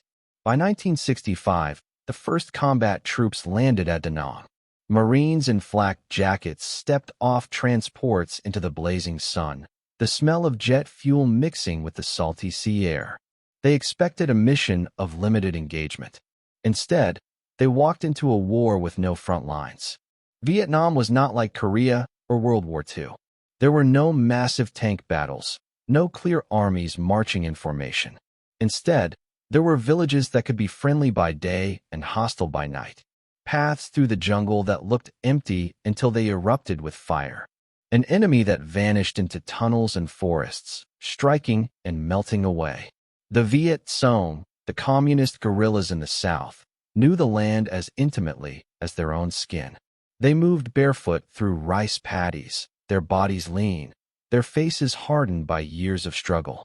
They laid traps in the earth, punji sticks hidden under leaves, sharpened bamboo coated with poison. They planted mines along roads, the explosions tearing through convoys with thunder and flame. For American soldiers, every step was a question. Every rustle of leaves, every chirp of insects might hide death. To combat this elusive foe, America unleashed its firepower.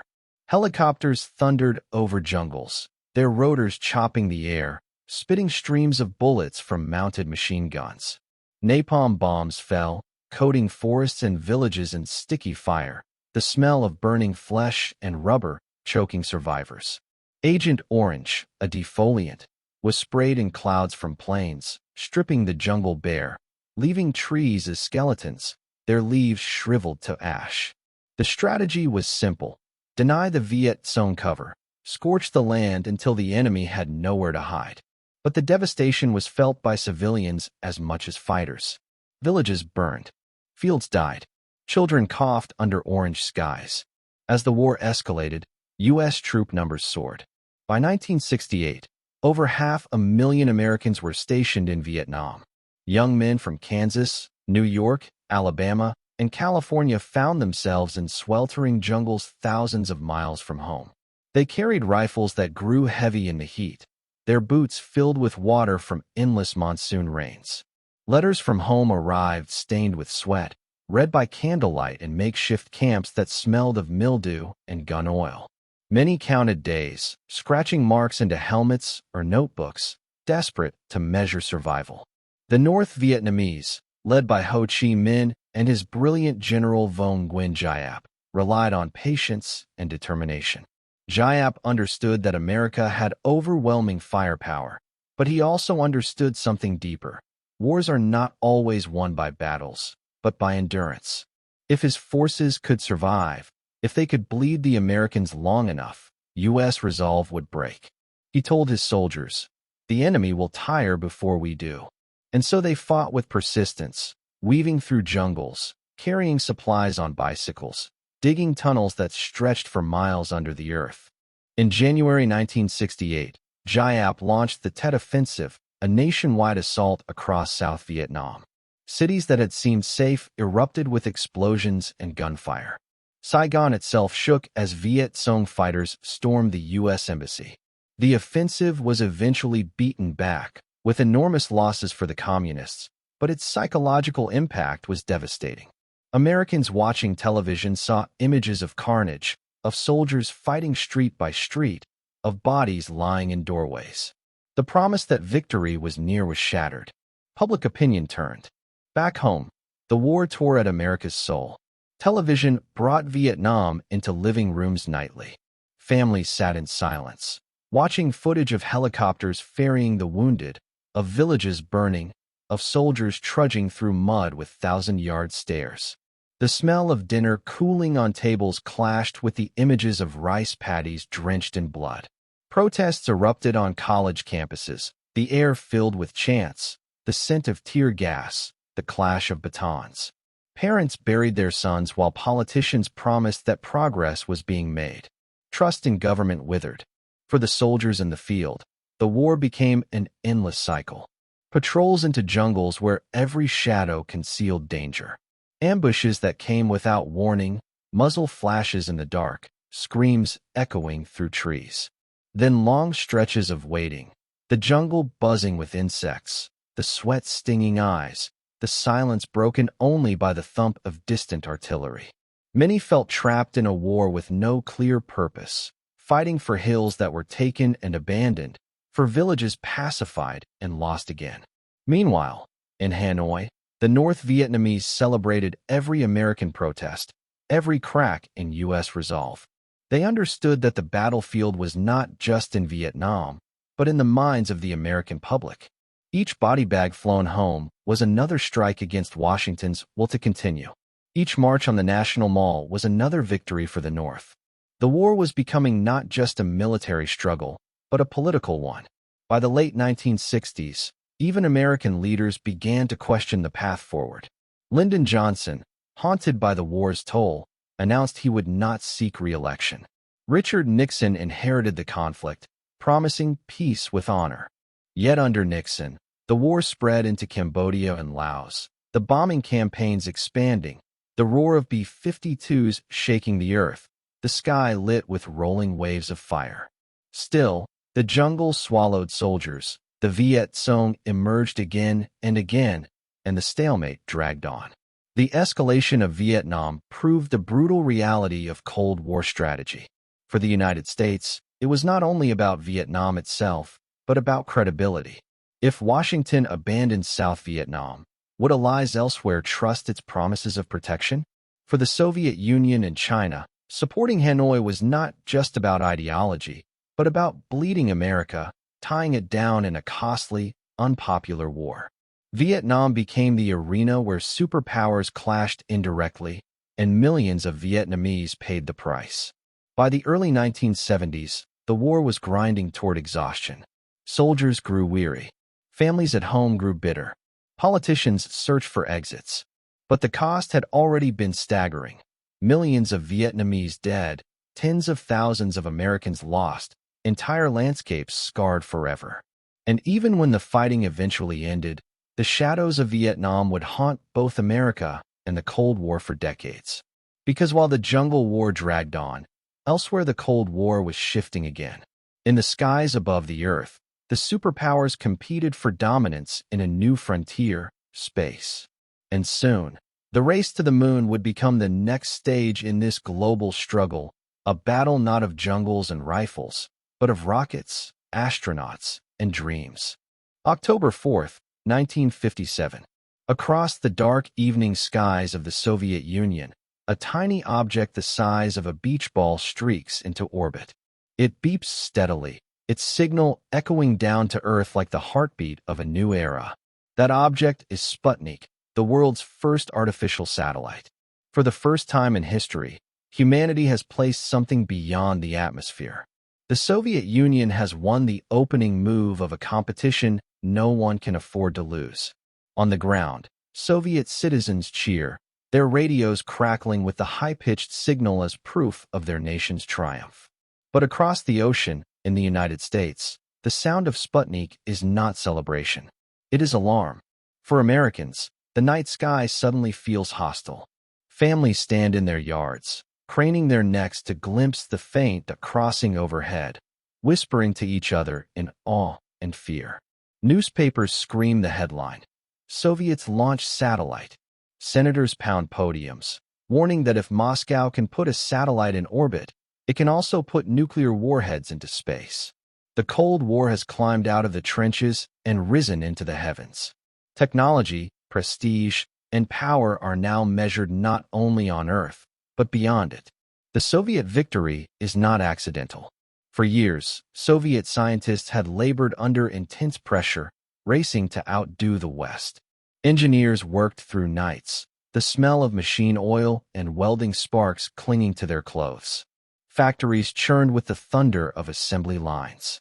When Sputnik finally roared skyward on a modified R-7 rocket, the world shifted. The message was clear. The Soviets were not just equal to the United States. They were ahead. The shock in Washington is immediate and profound.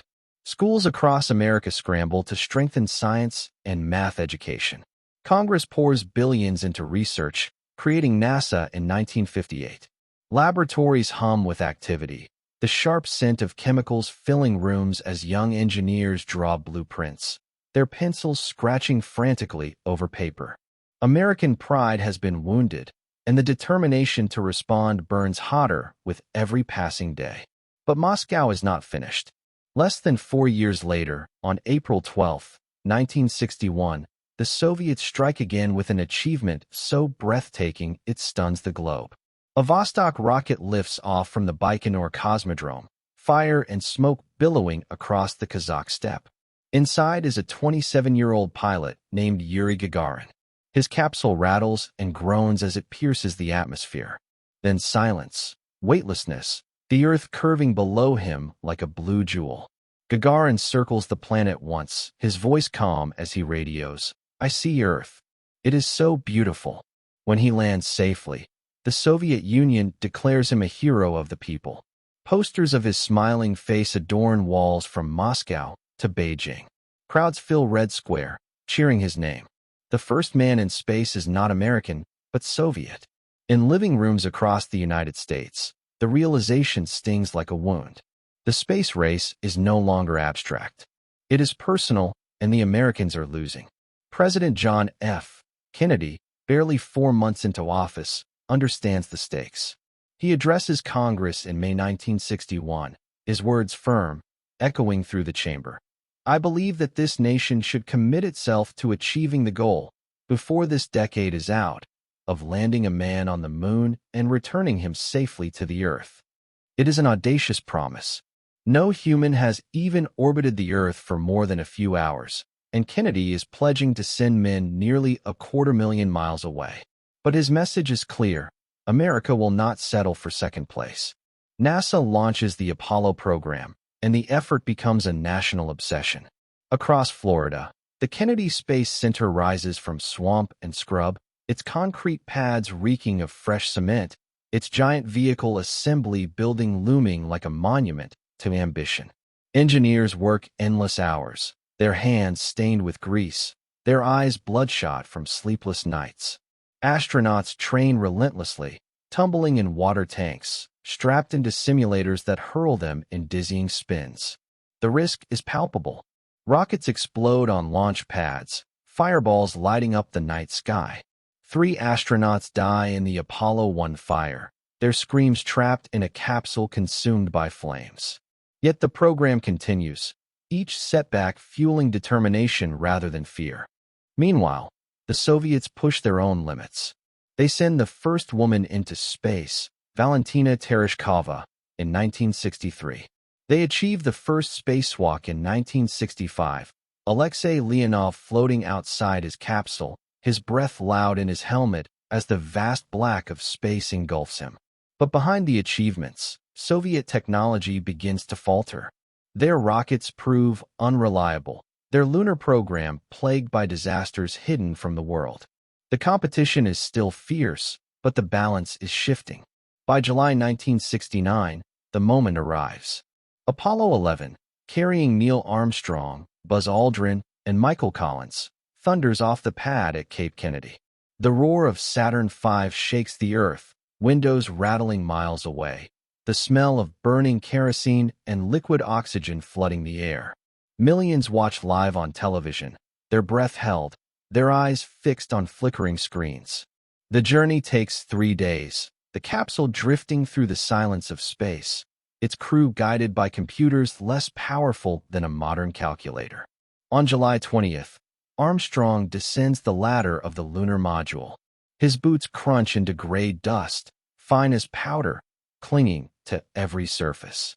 His voice, transmitted across 250,000 miles, echoes into history. That's one small step for man, one giant leap for mankind. The world cheers. In the streets of New York, strangers embrace. In villages across Africa and Asia, radios buzz with celebration. Humanity has walked on another world. The United States has claimed victory in the greatest race of all. The propaganda impact is enormous. For the Soviets, the triumph of Sputnik and Gagarin had proven their system's strength. For the Americans, Apollo 11 reasserts their dominance, demonstrating that democracy and capitalism can achieve what communism cannot. The images of astronauts on the moon, the stars and stripes planted in alien soil, become symbols of national pride, replayed endlessly in classrooms and television broadcasts. Yet beneath the triumph lies a deeper truth. The space race was never just about exploration. It was about weapons, about rockets that could carry not only men to the moon, but warheads across continents. Every launch, every test, was also a rehearsal for nuclear delivery. Space became the theater where technology and ideology fused, where prestige meant power and propaganda meant survival. Still, the space race had unintended consequences. Out of competition came progress. Satellites that once served propaganda soon carried weather data, global communications, and navigation signals. The very rockets designed to deliver destruction instead delivered exploration. Children who watched the moon landing grew up dreaming of science, of engineering, of futures beyond Earth. In the midst of fear, a spark of inspiration spread. But even as astronauts returned to parades and medals, the Cold War continued below. Vietnam burned.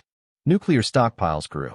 Berlin remained divided by concrete and barbed wire.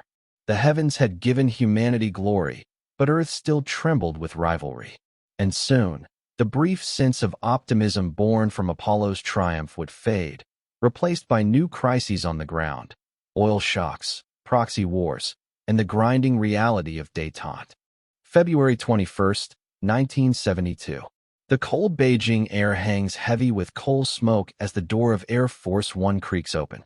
Out steps Richard Nixon, the American president who built his career railing against communism, the man once known as a fierce cold warrior. Cameras click furiously. Chinese officials stand in stiff lines, their faces unreadable. Across the world, millions hold their breath. The unimaginable is happening. The leader of the United States has set foot in the People's Republic of China. For decades, the very idea seemed impossible. Since Mao Zedong's revolution in 1949, Washington had treated Beijing as a pariah. The United States recognized Taiwan as the real China and refused even basic contact with Mao's government. The two nations fought on opposite sides of the Korean War, their soldiers spilling blood on the same battlefields. American newspapers described China as a closed, fanatical society. Chinese propaganda painted the United States as imperialist aggressors.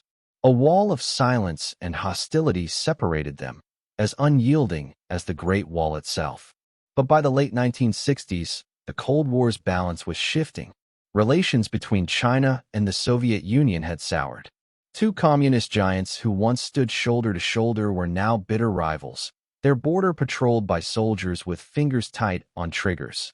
Skirmishes erupted along the Ushuri River in 1969. Soviet tanks faced Chinese troops at point-blank range, engines rumbling, the air thick with smoke and dust. Mao feared that Moscow, not Washington, posed the greater threat to his revolution. He needed a counterweight. Nixon, for his part, saw opportunity. The Vietnam War was draining American strength. Protests shook cities back home, and the Soviet Union still loomed as a formidable adversary. But what if the Cold War could be reshaped by breaking the stalemate? What if the United States could play China and the Soviet Union against each other, shifting the global balance? To many, it sounded reckless. To Nixon, it was strategy. He famously said, "Only Nixon could go to China." A staunch anti-communist making peace with Mao carried credibility no liberal president could match. The road to Beijing was paved with secrecy. Backchannel messages, secret trips, whispered signals passed through Pakistan.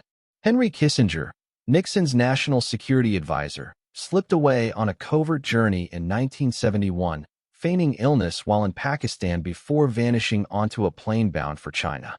There, in hushed meetings with Premier Zhou Enlai, the groundwork was laid. When the news finally broke, it stunned the world. The bamboo curtain was opening, and behind it stood a new chapter in Cold War diplomacy.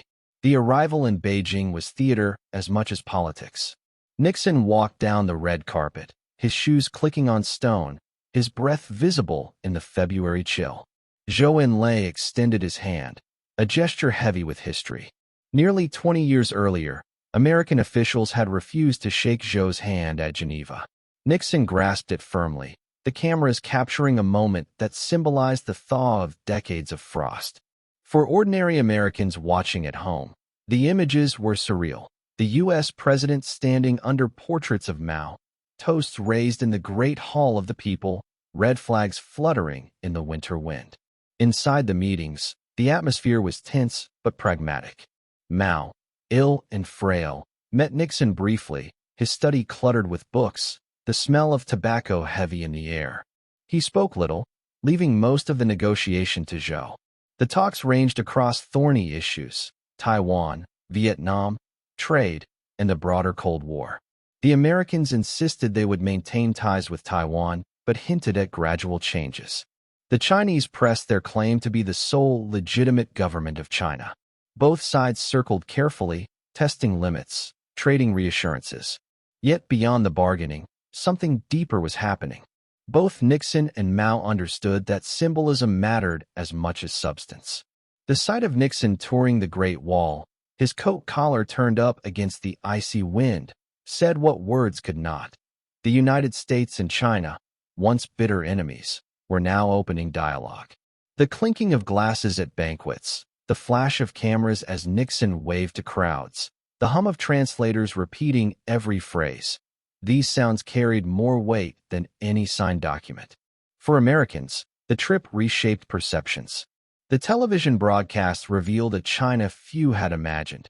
Schoolchildren practicing gymnastics, workers in factories, dancers performing elaborate routines. The red banners and Mao portraits remained, but so too did the faces of ordinary people, curious, even friendly. The enemy became human. For Chinese citizens, seeing the American president honored by their leaders was proof of their nation's rising stature. After years of isolation, China was stepping onto the world stage. The immediate results were subtle but significant. The Shanghai Communique, issued at the end of the visit, did not resolve all disputes. The United States still backed Taiwan. China still condemned American military presence in Asia. But the communique acknowledged differences while pledging cooperation where possible. It was a carefully crafted statement, filled with diplomatic ambiguity, yet it marked the beginning of a new relationship. The shockwaves were global. In Moscow, the Kremlin seethed. The Soviet Union, already anxious about China's hostility, now faced the nightmare of an American-Chinese rapprochement. The triangular diplomacy shifted the Cold War's geometry. Washington could now maneuver between Moscow and Beijing, exploiting their rivalry. For Nixon, this was not just about China. It was about leverage. The Soviet Union, fearing isolation, soon agreed to new arms control talks with the United States. Détente, a temporary easing of tensions, was born out of Nixon's gamble in Beijing. In Vietnam, the impact was equally profound. North Vietnamese leaders watched nervously as their main ally embraced dialogue with Washington. Though Beijing assured them of continued support, the image of Nixon and Mao shaking hands sent ripples of doubt through Hanoi. Could they rely on unconditional Chinese backing forever? The balance of power in Southeast Asia subtly shifted. For Nixon personally, the trip was the pinnacle of his foreign policy career. He basked in the glow of headlines, the hum of praise, the astonished reactions from allies and critics alike. Even his fiercest opponents admitted the brilliance of the move. The man once known as a rigid anti-communist had become a master of realpolitik, bending ideology to strategy. His smile on Chinese soil hid the weight of history he had just altered. And yet, the moment was fragile. The U.S.-China thaw did not erase differences, it merely suspended them. Taiwan remained unresolved. Tensions simmered beneath the surface, and mistrust lingered on both sides. The images were powerful, but the future uncertain. The Great Hall banquets ended, the toasts faded, and Nixon boarded Air Force One back to Washington, carrying with him both triumph and doubt. Still, the visit changed the Cold War irreversibly. It cracked the rigid lines of the bipolar world, proving that even the fiercest enemies could find common ground when necessity demanded. The sound of Nixon's footsteps on Beijing's stone pavements echoed far beyond China. It echoed in Moscow, in Hanoi, in capitals across the globe. It was proof that diplomacy could be as dramatic as any battlefield. But even as Nixon was reshaping the Cold War abroad, storms were gathering at home. Scandals whispered through Washington corridors. Burglars broke into offices at the Watergate complex. And soon, the president who had gone to China would face a downfall as spectacular as his triumphs. The next chapter of the Cold War would not be written in Beijing or Moscow, but in the Oval Office itself. May 22, 1972. The streets of Moscow are eerily quiet as a black limousine glides through the rain-slicked boulevards. Behind tinted glass sits Richard Nixon, the first American president ever to visit the Soviet Union. Crowds watch silently from sidewalks, their faces expressionless, as if afraid to betray emotion. In the Kremlin, chandeliers glitter above polished floors, and Soviet leader Leonid Brezhnev waits, his jaw set, his eyes sharp. When Nixon enters the room, the two men clasp hands for the cameras. For a brief, astonishing moment, two cold warriors who once hurled threats across oceans now smile for the world. But beneath the formal greetings lies the reality. Both sides still hold thousands of nuclear warheads, enough to incinerate the planet. And yet here they are, daring to talk of peace. The idea of détente, a relaxation of tensions, was born not out of trust, but out of exhaustion. The United States was bleeding in Vietnam. The Soviet Union was choking under the weight of its military budget, its factories straining, its people standing in breadlines. Both superpowers were locked in a race that seemed endless, each missile answered by another, each bomber mirrored by its rival. The fear was constant. One miscalculation, one false radar blip, could end civilization. Détente was not idealism. It was survival. At the heart of this uneasy thaw lay the question of arms control. By the late 1960s, both the U.S. and the USSR had built vast arsenals of intercontinental ballistic missiles, ICBMs. These rockets, taller than apartment buildings, could deliver nuclear warheads across continents in minutes. Imagine a bow and arrow so powerful it could shoot from Moscow to New York in under 30 minutes. That was the world the superpowers lived in. But how many arrows were enough? 100? 1,000? Both sides knew the answer. No number could ever make them safe. The first serious effort to limit this madness came with the Strategic Arms Limitation Talks, SALT. After years of secret exchanges and delicate maneuvering, Nixon and Brezhnev signed SALT-I in 1972. The treaty capped the number of certain strategic missiles and limited the construction of anti-ballistic missile systems, which were designed to shoot down incoming nukes. The logic was brutal but simple. If both sides knew they could not defend against a retaliatory strike, then neither would dare strike first. Mutual destruction, once terrifying, became the guarantee of peace. In the Kremlin's ornate halls, the ink dried on the SALT agreements as translators repeated every word, their voices echoing in the high ceilings. Outside, Soviet citizens saw the images in newspapers, Brezhnev and Nixon, pens in hand, smiling stiffly. For Americans, the television broadcast showed something equally stunning. Their president walking arm in arm with the leader of the communist world. The smell of ink, the flash of cameras, the murmurs of aides shuffling papers. These small sounds and since marked a milestone in Cold War history. Yet détente was always fragile. Even as leaders toasted one another at banquets, the arms race continued in other forms. New weapon systems were designed. Submarines prowled silently under oceans, their decks slick with salt spray, carrying missiles in watertight silos. Strategic bombers flew long routes, the drone of engines reminding the world of what remained at stake. Salt was not disarmament. It was a pause button pressed on a runaway machine, not a guarantee that the machine would stop. Still, the 1970s brought moments of hope.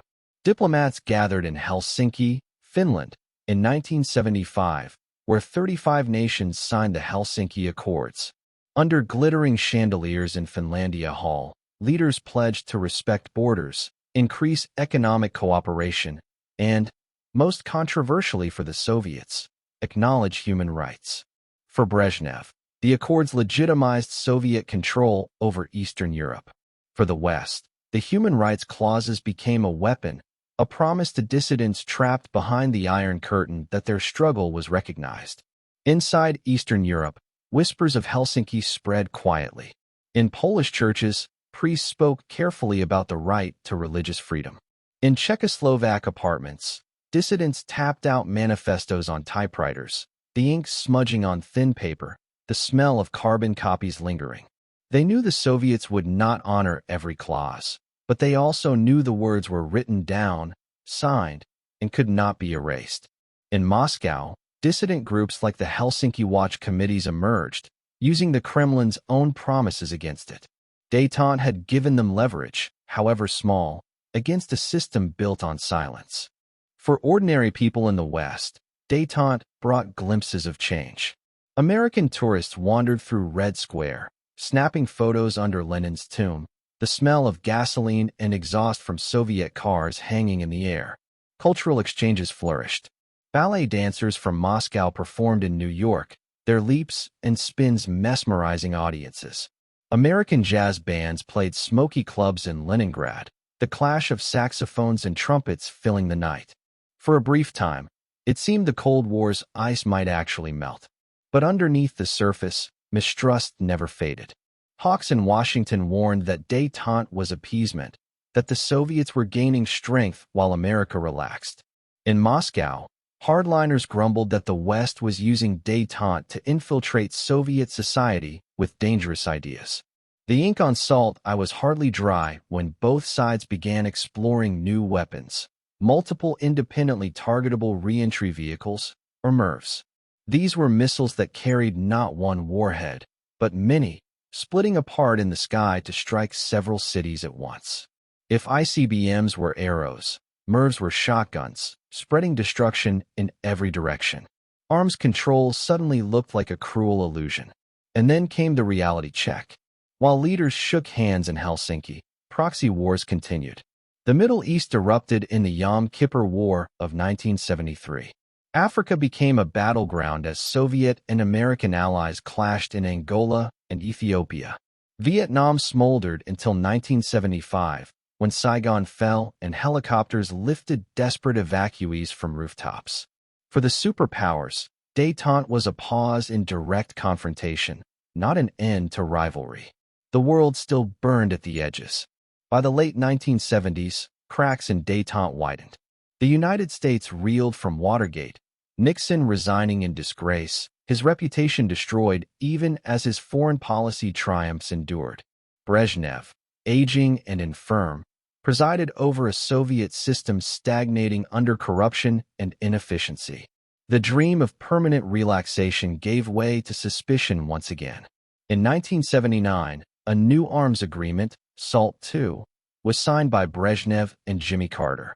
But before the ink could dry, Soviet tanks rolled into Afghanistan, the roar of engines shaking the cobble streets, the smell of diesel choking the air. Overnight, détente shattered. The Senate refused to ratify the treaty. The old hostility roared back, fiercer than before. And so détente, born of exhaustion and sustained by fragile agreements, ended in flames. For a few brief years, the world had stepped back from the edge. Americans and Soviets had spoken face to face, had agreed to limits, had raised toasts together. But the mistrust that defined the Cold War never truly disappeared. It merely slept, waiting. Because as the 1980s dawned, a new chapter was beginning. One of renewed confrontation, fiery rhetoric, and an arms race more dangerous than ever. A new president in Washington would soon call the Soviet Union an evil empire, and the uneasy relaxation of Détente would give way to a storm. September 11, 1973. Santiago, Chile. The morning sky fills with the deafening roar of fighter jets as they swoop low over the capital. Their bombs tear into La Moneda Palace, flames and smoke pouring into the air, the acrid stench of burning stone and wood spreading across the city. Inside, President Salvador Allende refuses to surrender. Wearing a helmet and clutching an AK-47, a gift from Fidel Castro, he broadcasts his final speech, his voice crackling through radios across Chile. Minutes later, the palace collapses in fire. Allende is dead. By day's end, General Augusto Pinochet seizes power. In the streets, tanks roll and soldiers drag civilians into stadiums turned into prisons. Across the world, shockwaves spread. Another Cold War battle has been fought, not in Europe, not in Asia, but in the heart of Latin America. This was the Cold War in the Third World, a struggle waged not only with missiles and treaties, but with coups, revolutions, and proxy wars stretching from South America to Africa to Asia. For the superpowers, these regions were battlegrounds of ideology, test fields where communism and capitalism clashed in the lives of ordinary people. For Washington and Moscow, it was a game of influence. For the people caught in between, it was survival. Chile's tragedy was only one chapter. In the late 1960s and early 70s, the United States grew fearful of left-wing movements gaining ground in its own hemisphere. Allende, democratically elected, promised socialist reforms, nationalizing copper mines, redistributing land, strengthening ties with Cuba. To many Chileans, it was hope. To Washington, it was danger. The CIA funneled millions into destabilizing Allende's government. Strikes were funded, newspapers spread propaganda, political opponents received quiet support. When the military struck in 1973, the coup was not entirely homegrown. It was a Cold War operation with fingerprints in both Santiago and Washington. Thousands of Chileans paid the price. Families huddled in fear as soldiers knocked on doors in the middle of the night. Prisoners were blindfolded, beaten, executed. The smell of gunpowder lingered in stadiums where bodies lay. Mothers clutched photos of the disappeared, their tears staining black and white portraits. Pinochet's regime would rule with an iron fist for nearly 2 decades, supported by the United States as a bulwark against communism. For Washington, it was victory.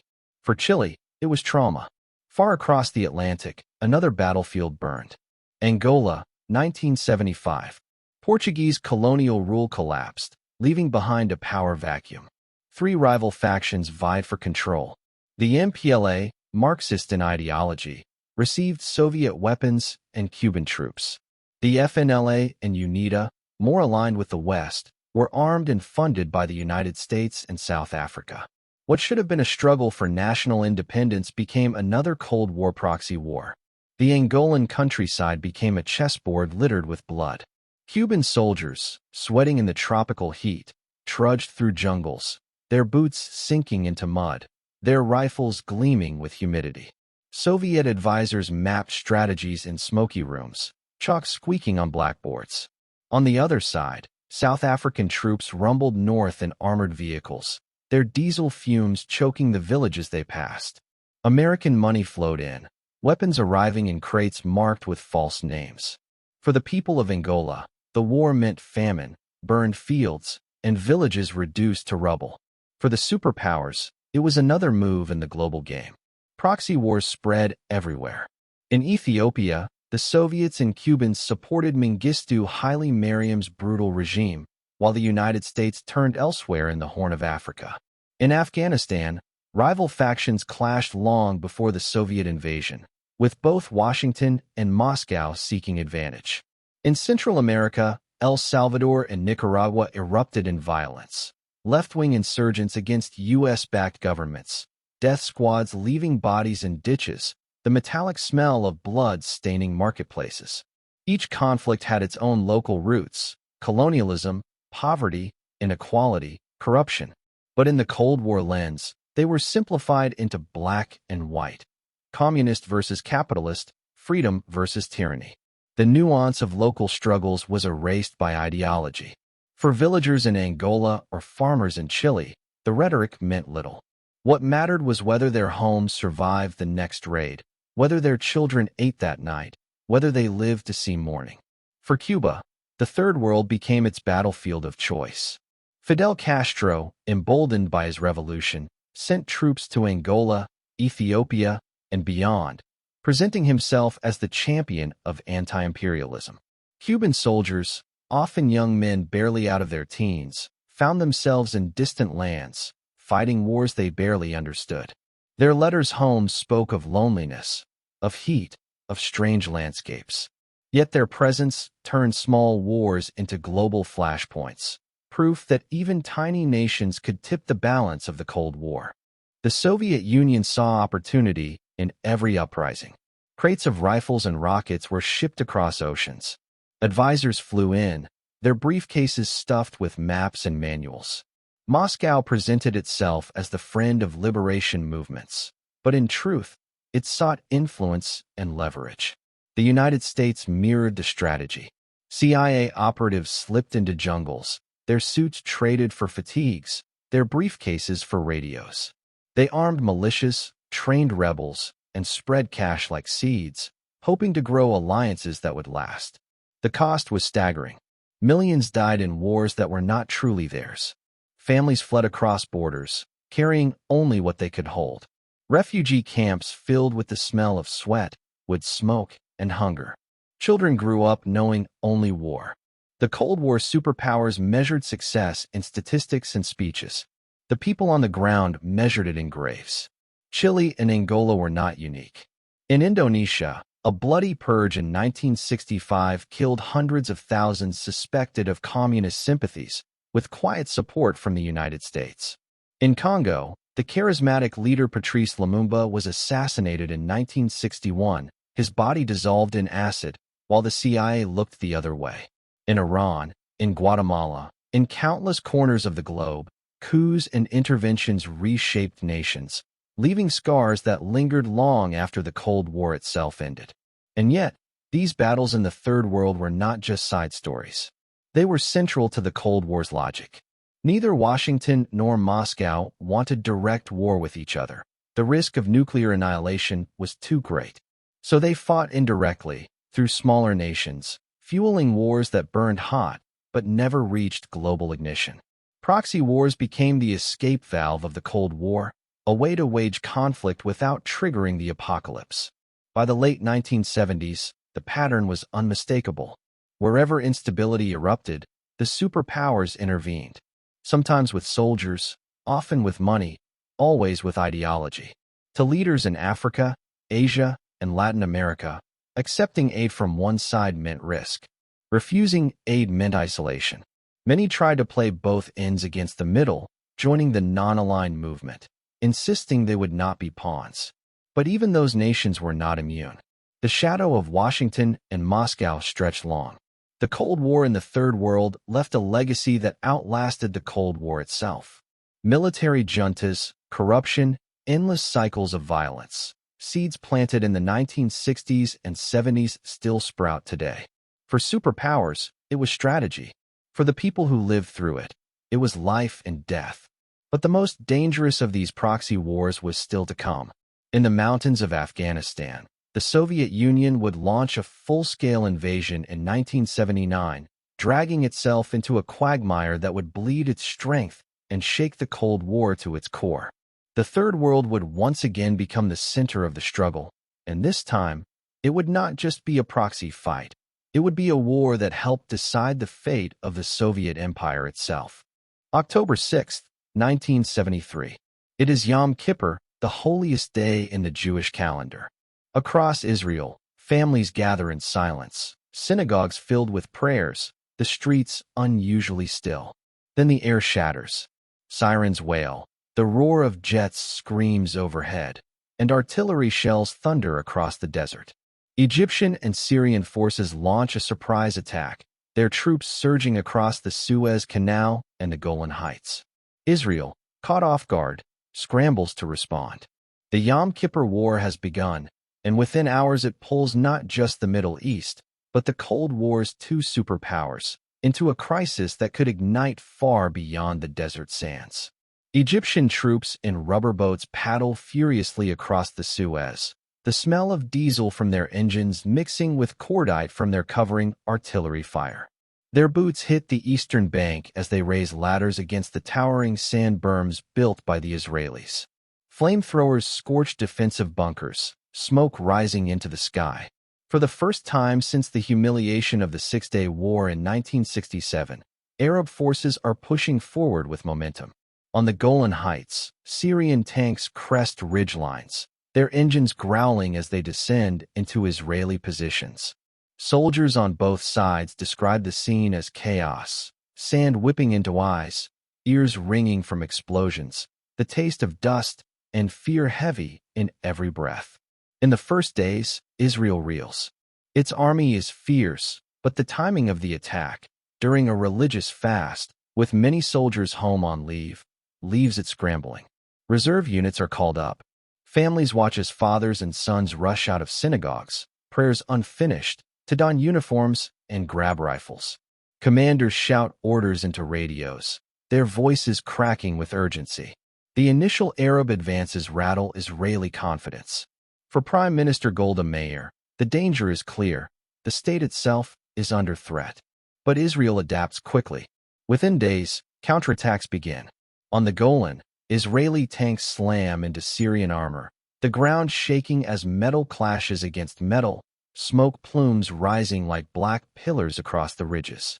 Pilots climb into cockpits still smelling of sweat and oil, their hands trembling as they launch into the skies to strike advancing forces. The tide begins to turn. By mid-October, Israeli units have not only halted the Egyptian advance, but are crossing the Suez Canal themselves, threatening Cairo. What might have remained a regional war instantly becomes a global flashpoint because of who supplies the weapons. Egyptian and Syrian armies are armed with Soviet missiles, tanks, and advisors. Israeli forces fight with American jets, American shells, American intelligence. Every battle on the ground echoes in Washington and Moscow. As Israeli tanks push deeper into Egypt, Brezhnev grows alarmed. He threatens direct Soviet intervention if Israel does not pull back. In Washington, Henry Kissinger, the architect of Nixon's foreign policy, warns that any Soviet move will be met by American force. Nuclear alert levels rise. For a moment, the Middle East threatens to become the trigger for World War III. Then diplomacy takes center stage. Shuttle diplomacy, they call it. Kissinger boards planes, flying from Tel Aviv to Cairo to Damascus, his suitcase heavy with maps, his clothes wrinkled with sweat from endless flights. He bargains, cajoles, threatens. In smoke-filled offices, he scribbles notes in the margins of communiques, his glasses sliding down his nose. Slowly, painfully, ceasefires are negotiated, broken, and renegotiated again. Finally, the guns fall silent. The Yom Kippur War ends, but its shockwaves ripple far beyond the battlefield.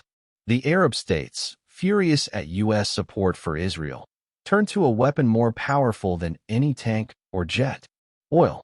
The Organization of Petroleum Exporting Countries, OPEC, led by Arab producers, announces an embargo against nations that supported Israel.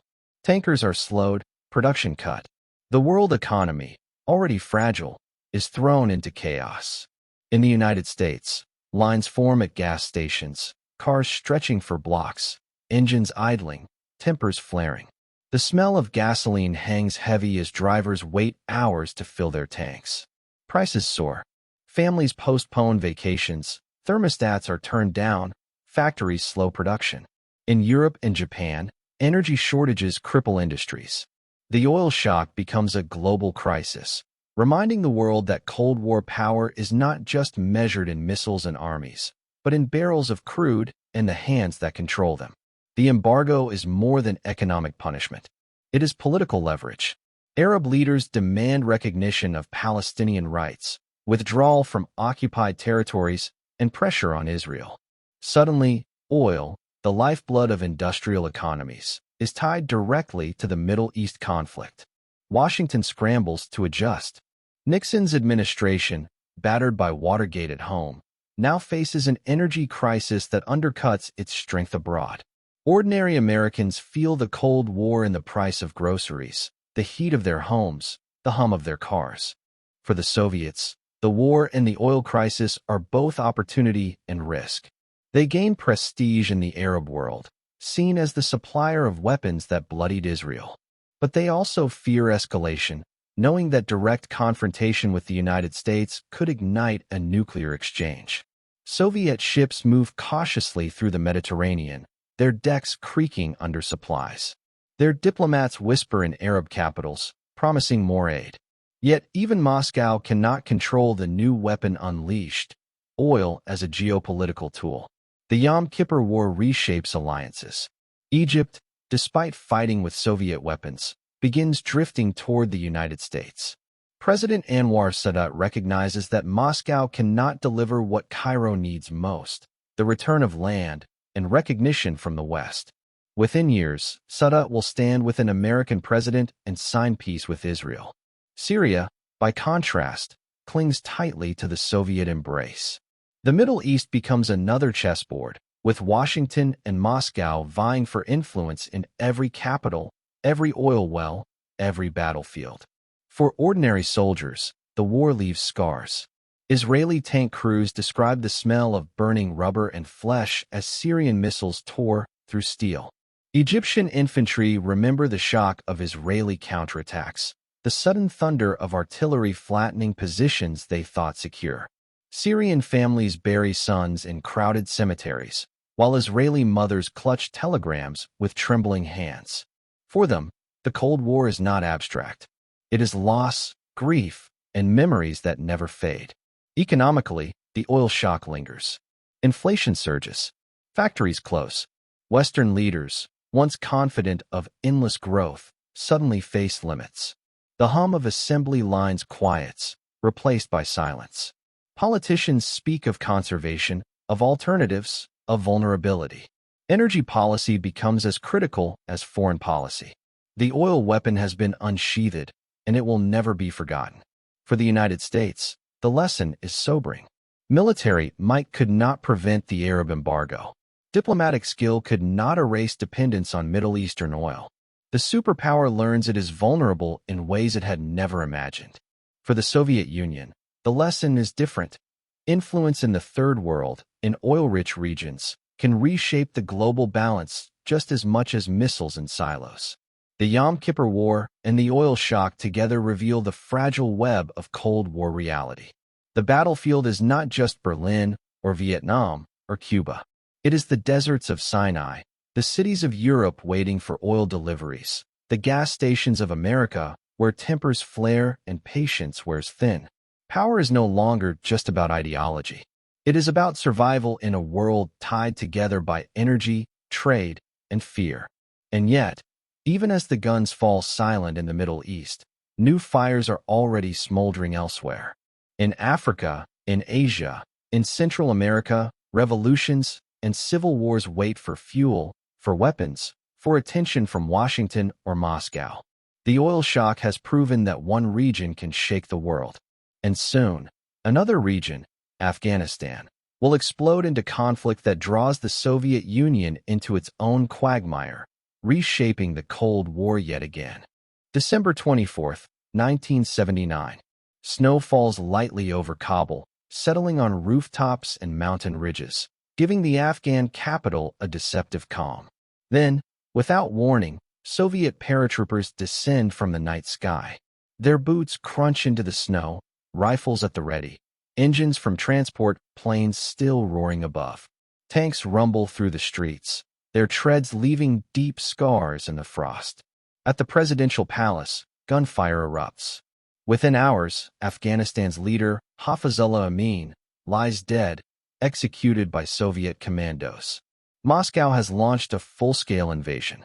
What began as a limited intervention quickly becomes one of the most disastrous wars in modern history, the Soviet Union's Vietnam. The Kremlin had convinced itself it was acting to stabilize a neighbor. Afghanistan's communist government, installed after a bloody coup in 1978, was collapsing under its own brutality and incompetence. Its policies, forced collectivization, suppression of religion, purges of opponents, enraged villagers and tribal leaders. Revolts spread like wildfire through the countryside, fueled by Islamic tradition and resentment of outside interference. For Brezhnev and the Soviet Politburo, the fear was clear. Afghanistan might fall to chaos, and with it, Soviet influence on its southern border. Worse, the United States and China might exploit the instability. Their solution was intervention. Their mistake was assuming Afghanistan could be controlled. The first Soviet troops marched in with confidence.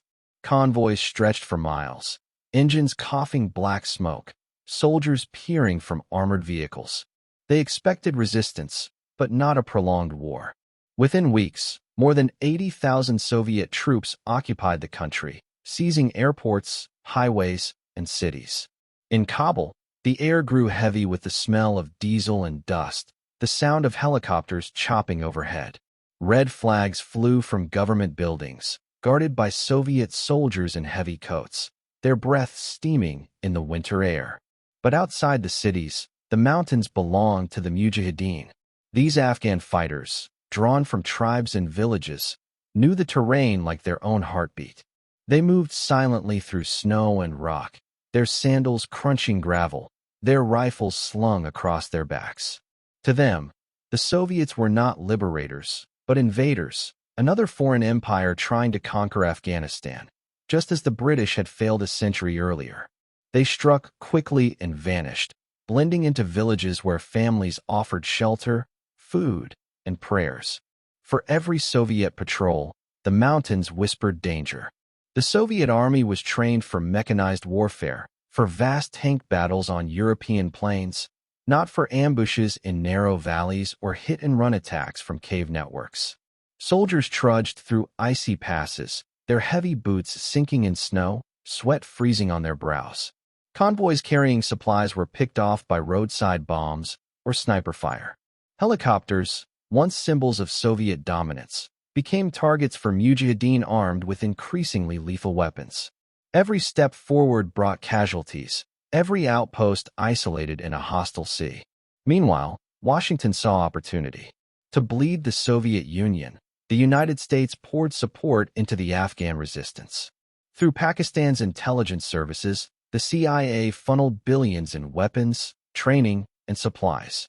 Rifles, ammunition, and explosives crossed the border in endless caravans. By the mid-1980s, the Americans supplied Stinger missiles, portable launchers that locked onto heat signatures of aircraft. For Mujahideen fighters crouching in dusty hills, the hiss of a missile launch followed by the fiery crash of a Soviet helicopter became proof that David could strike Goliath. The once invincible Soviet air power was now vulnerable, and the morale of Afghan fighters soared. For Soviet soldiers, the war became a nightmare. Young conscripts from Moscow or Kiev found themselves in a foreign land they barely understood, surrounded by people who spoke an unfamiliar language, who viewed them with suspicion or hatred. Letters home, smudged with dirt and sweat, spoke of loneliness, of fear, of comrades lost. Soldiers wrote of the smell of blood mingled with gunpowder, of the exhaustion of endless patrols, of the hollow feeling of fighting an enemy who seemed invisible. Many turned to drugs, dulling the pain with hashish. Others grew hardened, their eyes empty, their youth consumed by a war with no clear goal. Afghan civilians bore the heaviest burden. Villages burned as Soviet bombers carpeted valleys suspected of harboring rebels. Families fled into mountains, carrying children wrapped in blankets against the cold.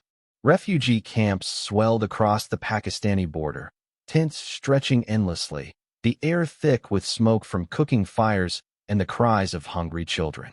By the end of the war, more than 5 million Afghans were displaced, and nearly 2 million were dead. The land itself became scarred, fields cratered by bombs, orchards flattened, roads littered with mines that would maim children for decades to come.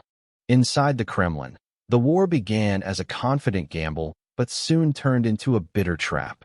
Brezhnev had expected a quick stabilization, a show of strength. Instead, the Politburo faced mounting casualties and international condemnation. The United Nations condemned the invasion. Western nations boycotted the 1980 Moscow Olympics, stadiums half empty as athletes stayed away in protest. The war isolated the Soviet Union, branding it an aggressor even as it struggled to maintain the illusion of control. The Soviet leadership insisted victory was possible. They deployed nearly 120,000 troops, poured billions into the war effort, and installed a puppet government in Kabul. Yet the Mujahideen kept fighting, their determination unbroken. Every Soviet success was temporary, every offensive followed by retreat. Villages rebuilt, fighters regrouped, ambushes struck again. The cycle never ended. The war ground on, year after year, a slow bleed of men, money, and morale. The parallels to America's own Vietnam were unmistakable. Just as U.S. soldiers once slogged through jungles, chasing an elusive enemy supported by external powers, now Soviet troops trudged through Afghan mountains, haunted by the same futility. Both wars began with confidence and ended with despair. Both wars drained superpowers, eroded trust at home, and exposed the limits of military might against insurgent determination. By the mid-1980s, the toll was undeniable. Soviet mothers gathered at train stations, waiting for zinc coffins carrying their sons home. The official press downplayed casualties, but rumors spread, whispers of a war that could not be won. Soldiers who returned alive carried scars both physical and invisible. In factories and villages, ordinary Soviets began questioning why their nation was spilling blood in a faraway land. The war, meant to secure the Soviet Union's borders, instead eroded its foundations. Mikhail Gorbachev, rising to power in 1985, inherited the quagmire. He called Afghanistan a bleeding wound, a conflict draining resources desperately needed at home. While introducing reforms like glasnost and perestroika, he sought desperately for an exit. Negotiations began. Soviet officials, once defiant, now spoke of withdrawal. In 1989, after nearly a decade, the last Soviet tanks rumbled across the Friendship Bridge into Uzbekistan. Their paint was worn, their crews weary, their departure broadcast to a world that knew what it meant. The Soviet Union had lost. The consequences stretched far beyond Afghanistan. The war crippled Soviet morale, drained its treasury, and exposed the cracks in an empire already straining under economic stagnation. It emboldened resistance movements across Eastern Europe, who saw the mighty Red Army humbled. It also unleashed forces the superpowers could not control. Among the Mujahideen were fighters who would later evolve into movements far more dangerous, armed with experience, ideology, and the weapons once supplied by Washington. The Soviet invasion of Afghanistan was more than a failed war. It was the beginning of the end for the Soviet Union itself. Like Vietnam for the United States, Afghanistan became a mirror, reflecting the limits of power, the arrogance of intervention, and the price of underestimating a people's will to resist. But while Soviet tanks rolled home, leaving ruins and grief behind, the Cold War itself did not end. The defeat in Afghanistan weakened Moscow, but Washington's resolve was hardening. A new American president spoke of an evil empire, vowing to confront the Soviets not with détente, but with renewed pressure. The quagmire in Afghanistan had bled one superpower. The next chapter would bring confrontation, escalation, and a Cold War entering its most dangerous phase yet. March 8, 1983. In a packed hall in Orlando, Florida, Ronald Reagan steps up to the podium. His voice, calm yet thunderous, carries across the room as cameras roll. Let us be aware that today, we are facing an evil empire, he declares. His words are sharp, unapologetic, framed not in the cautious tones of détente, but in moral absolutes. To Reagan, The Cold War is not simply a geopolitical struggle. It is a battle between good and evil, freedom and tyranny, light and darkness. For millions listening across America, it feels like a revival of faith in national strength. For leaders in Moscow, the phrase is a slap across the face, proof that the United States is abandoning restraint. The Cold War has entered a new and dangerous phase. Reagan came into office in January 1981 with a vision that stunned allies and terrified adversaries. Unlike his predecessors, who had spoken of arms control and détente, Reagan believed the Soviets were not partners to be managed, but adversaries to be confronted. He increased defense spending to levels not seen since World War II. Factories in America roared to life, producing new fleets of bombers, missiles, and submarines. The smell of oil and steel filled the air in defense plants, workers welding fuselages and assembling electronics late into the night. For Reagan, America's strength would no longer be questioned. The buildup was staggering. The United States deployed B-1 bombers, designed to fly low and fast under radar. Trident submarines prowled silently beneath the oceans, carrying ballistic missiles with multiple warheads, each capable of leveling entire cities. On land, Pershing II missiles and ground-launched cruise missiles were stationed in Europe, their range capable of striking deep into Soviet territory within minutes. For civilians living near bases in West Germany, the sight of convoys rumbling through streets became routine. The smell of diesel exhaust a constant reminder that their homes sat on the front line of nuclear war. The strategy behind Reagan's buildup was rooted in pressure. If the Soviet Union was already reeling from economic stagnation, then forcing it to compete in an arms race it could not afford might break it.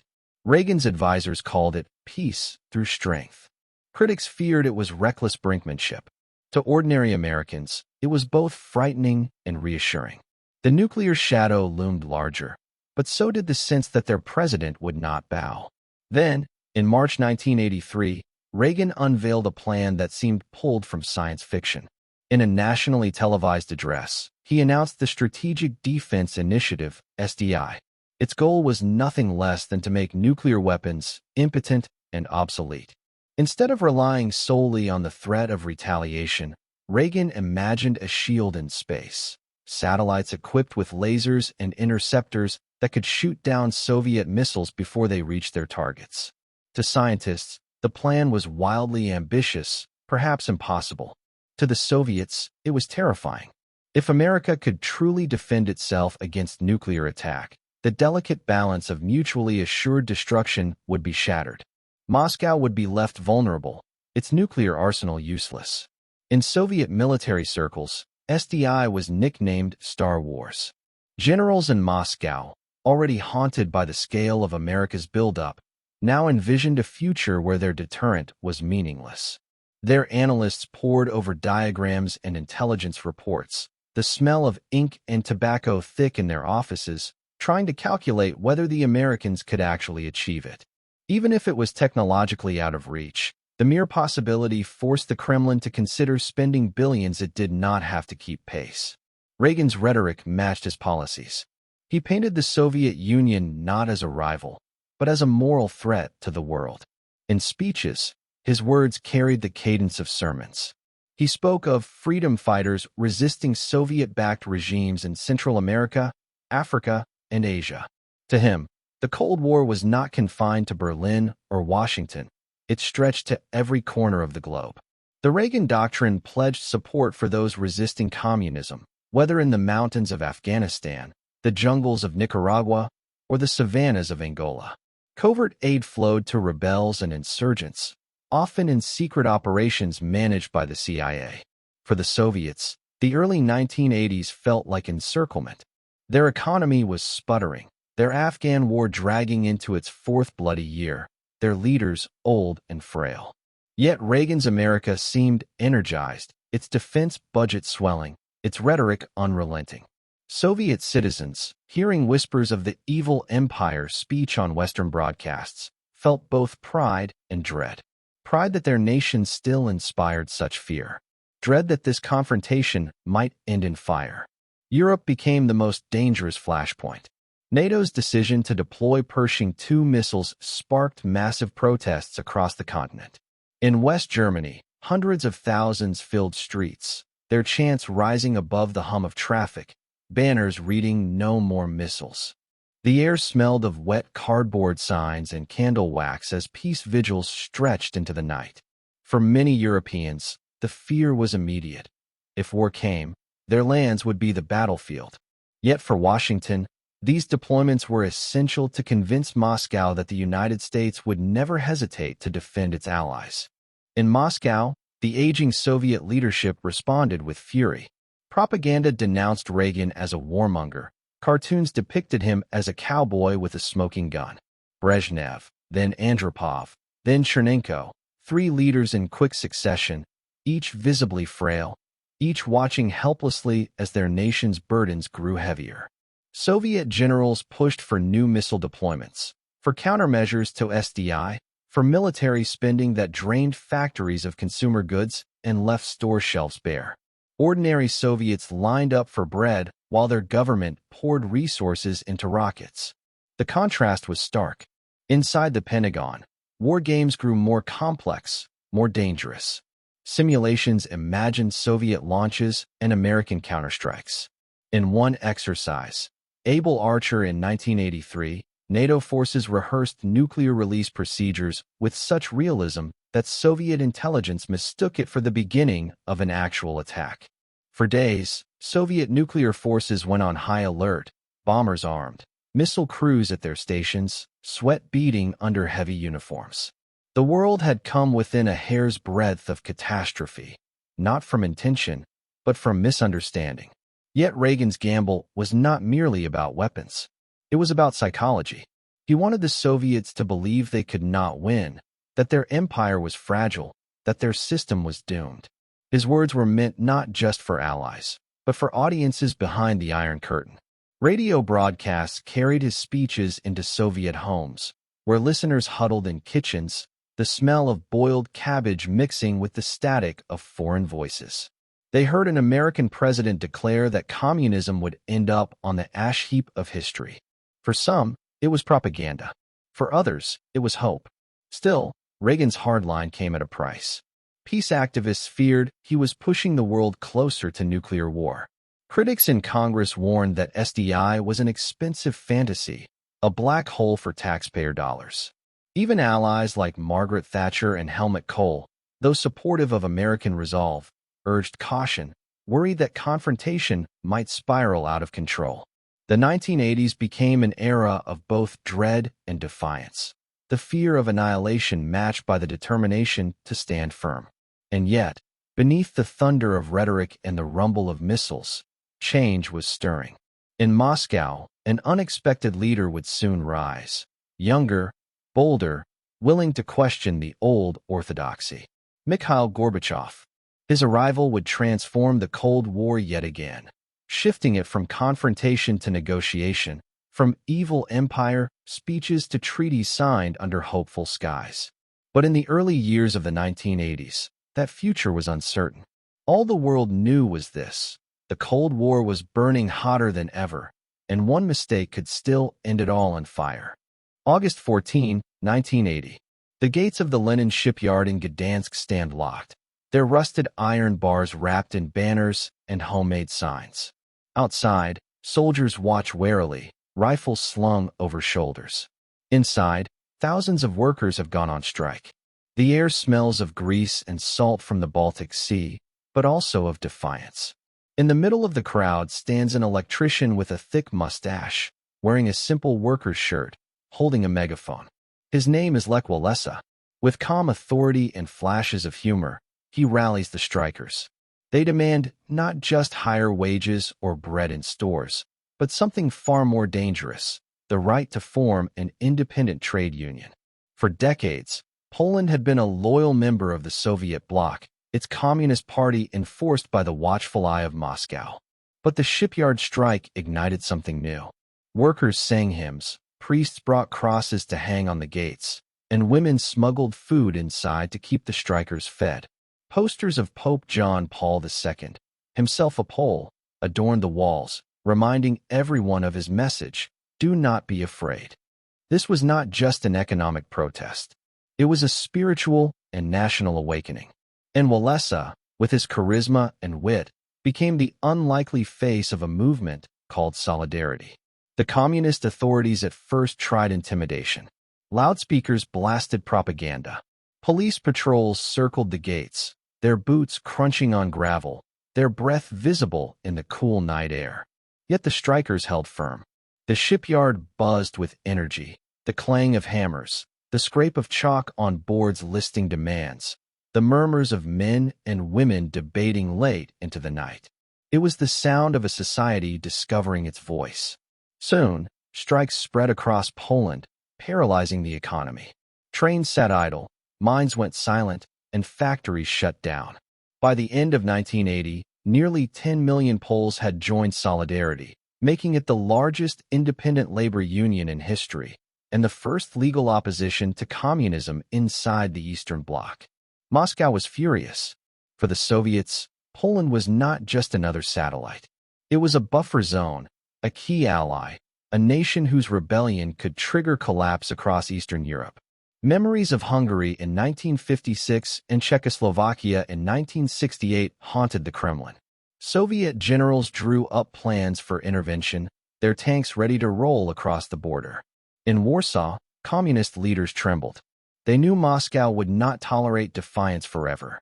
The Polish government tried negotiation, signing agreements with Solidarity while secretly plotting its destruction. For Walesa and his fellow activists, the months that followed were tense but euphoric. Union halls filled with cigarette smoke and the chatter of debate. Printing presses clattered out underground newspapers, their ink staining the hands of workers eager to spread forbidden truths. Ordinary people tasted freedom for the first time, and once tasted, it could not be forgotten. Then came the crackdown. In the early hours of December 13, 1981, martial law descended on Poland. Televisions flickered on with grim announcements from General Wojciech Jaruzelski, his dark glasses reflecting the studio lights. "Our homeland is on the edge of an abyss," he declared. Outside, soldiers rolled tanks into the streets, their treads grinding over cobblestones dusted with snow. Curfews were imposed. Telephones were cut. Borders were sealed. Solidarity's leaders were rounded up in midnight raids, their homes invaded by soldiers whose boots tracked mud across kitchen floors. Across the country, the mood turned suffocating. The streets of Warsaw echoed with the rumble of armored vehicles. Posters of Solidarity were torn down, replaced by state slogans. The smell of fear clung to apartment stairwells as neighbors whispered about who had been arrested, who had disappeared. In Gdansk, the shipyards stood silent, their gates guarded by troops with rifles pointed outward. The message was clear: the experiment of independence was over. But repression did not kill Solidarity. It drove it underground. Activists smuggled leaflets and loaves of bread, hid printing presses in basements, whispered news through church gatherings. Priests offered their sanctuaries for meetings, the smell of incense mixing with the tense silence of whispered plans. Western broadcasts, like Radio Free Europe, carried news across the Iron Curtain, letting Poles know the world was watching. Even in the darkest days of martial law, the movement lived on in spirit. For the Polish people, daily life under martial law was a grind of shortages and fear. Store shelves were empty, queues stretched for blocks, and ration cards determined survival. Mothers waited in freezing winds for hours to buy a loaf of bread, their children shivering beside them. Soldiers patrolled intersections, their faces hidden by scarves, their fingers brushing triggers. Yet in kitchens and churches, in whispered prayers and quiet jokes, resistance endured. Moscow watched carefully. The Soviets had pressed Jaruzelski to act, but they hesitated to invade directly. The war in Afghanistan already bled their strength, and memories of international outrage after crushing Czechoslovakia lingered. Instead, they let Poland's generals do the work. Yet every year that Solidarity survived, even in hiding, the Soviet bloc cracked further. In the West, Solidarity became a cause célèbre. The Vatican, led by John Paul II, gave spiritual encouragement.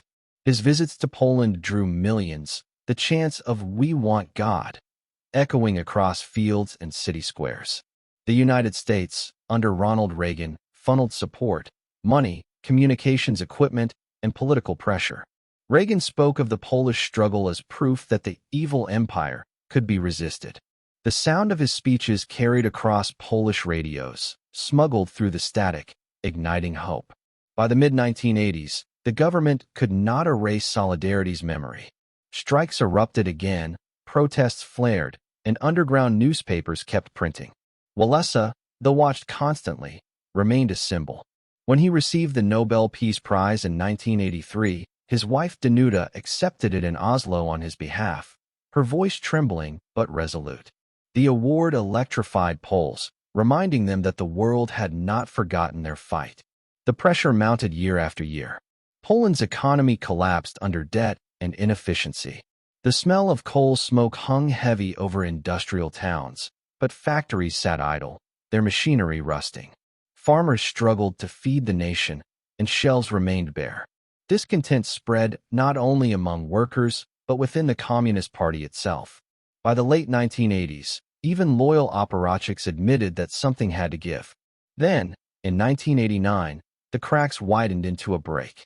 Negotiations between the government and Solidarity led to the Round Table Talks, where activists once hunted now sat across from officials in smoke-filled rooms. Agreements were reached for semi-free elections. When the ballots were cast, the results stunned the world.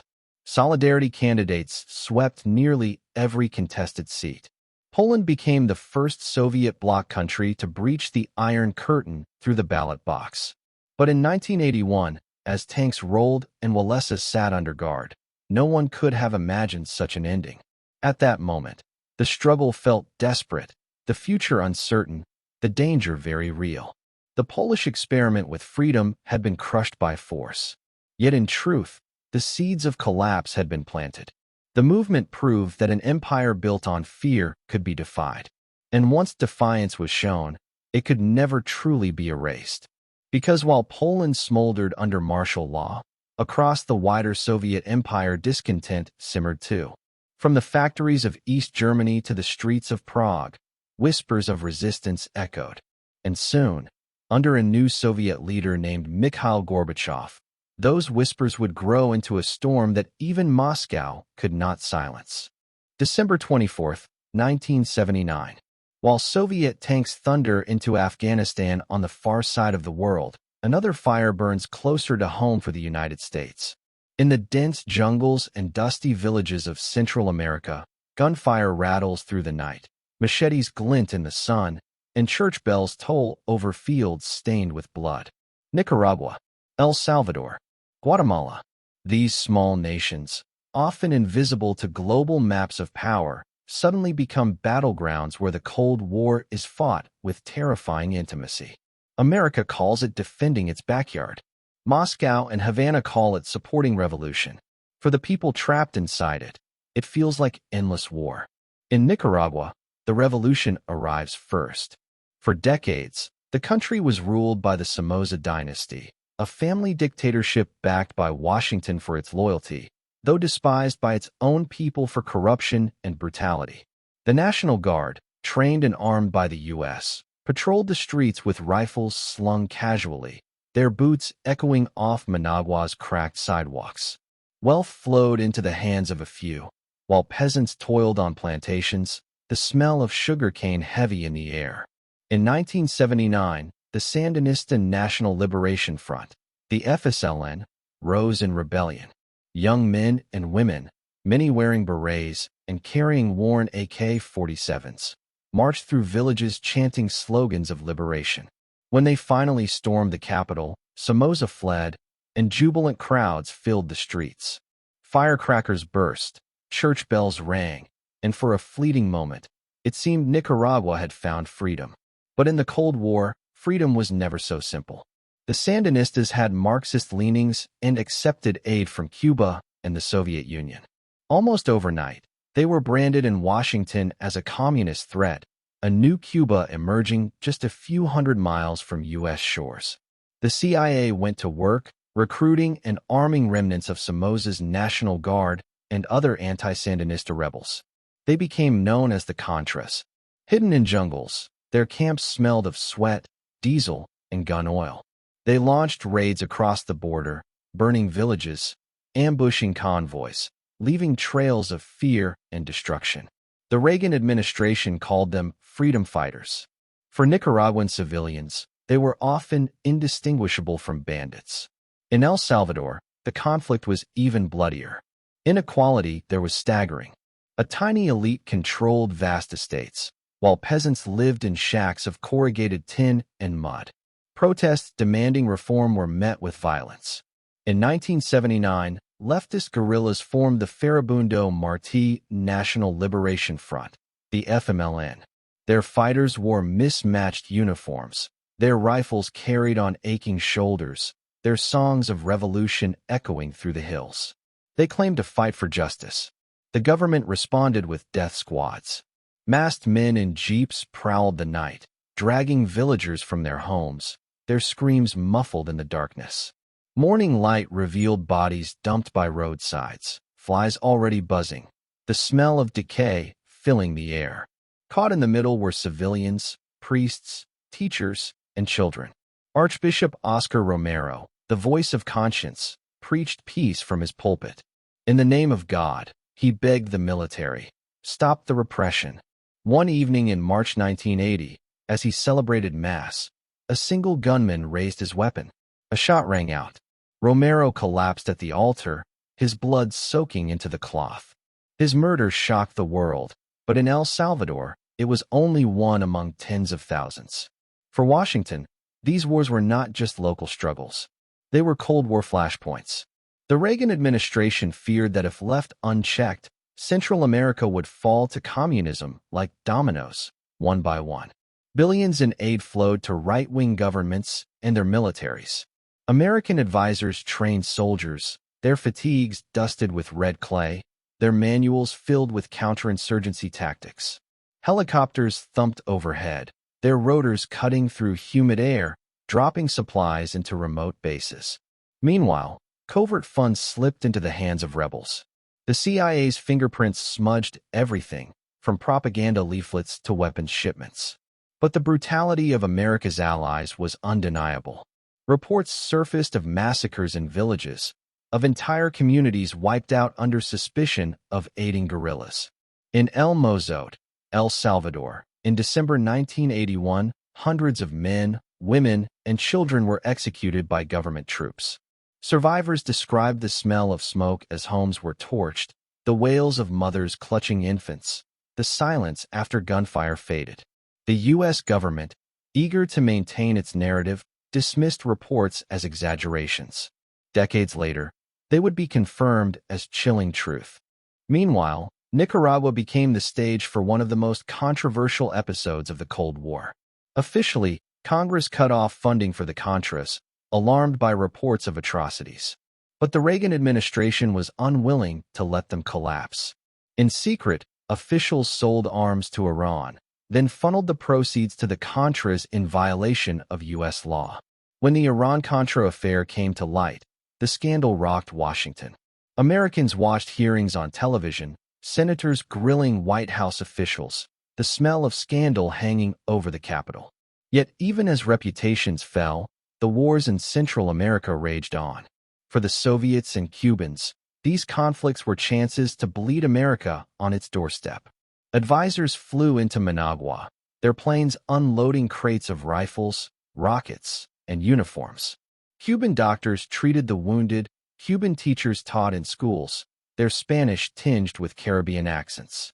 Soviet-made trucks rumbled across Nicaraguan roads, their engines coughing black smoke.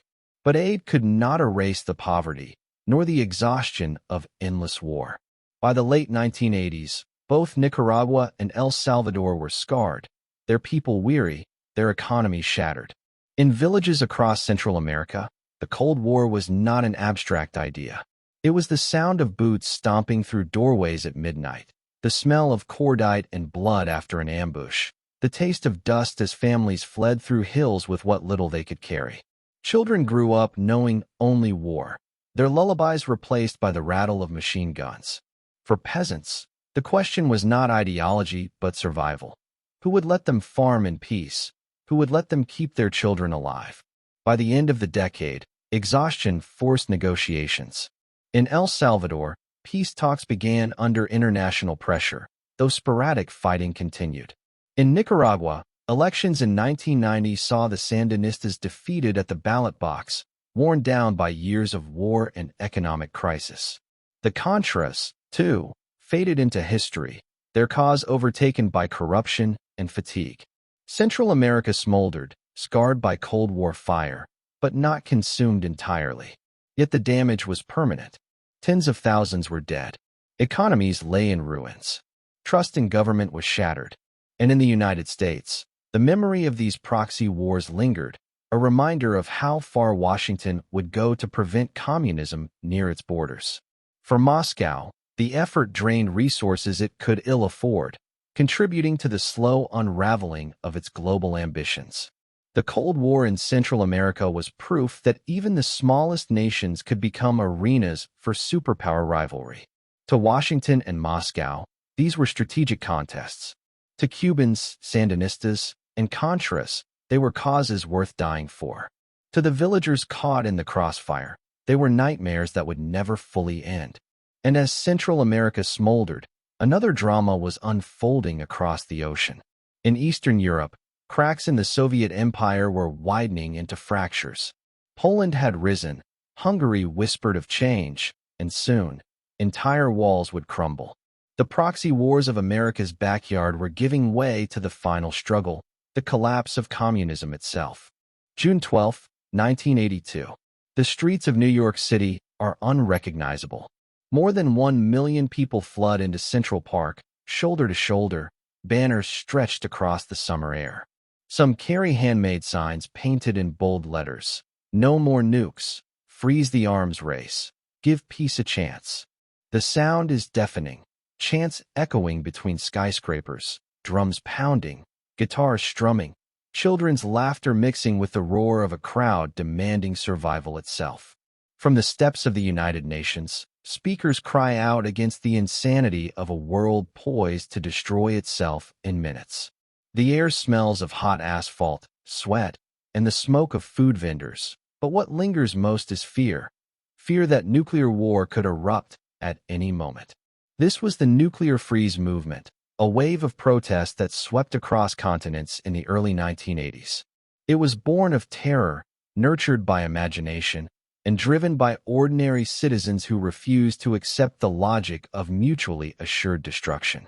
For decades, leaders in Washington and Moscow had insisted that the balance of terror was stable, that nuclear weapons kept the peace. But to the people in the streets, it felt like living on the edge of a cliff, with generals and politicians gambling with their future. The movement's roots stretched back to the late 1970s, when tensions reignited after the collapse of Détente. The deployment of new missiles, the American Pershing II and cruise missiles in Europe, the Soviet SS-20s, made the threat immediate. These weapons could strike within minutes, giving almost no time for decision or reaction. Imagine living with a gun pressed to your temple, the trigger finger twitching, and being told it was for your protection.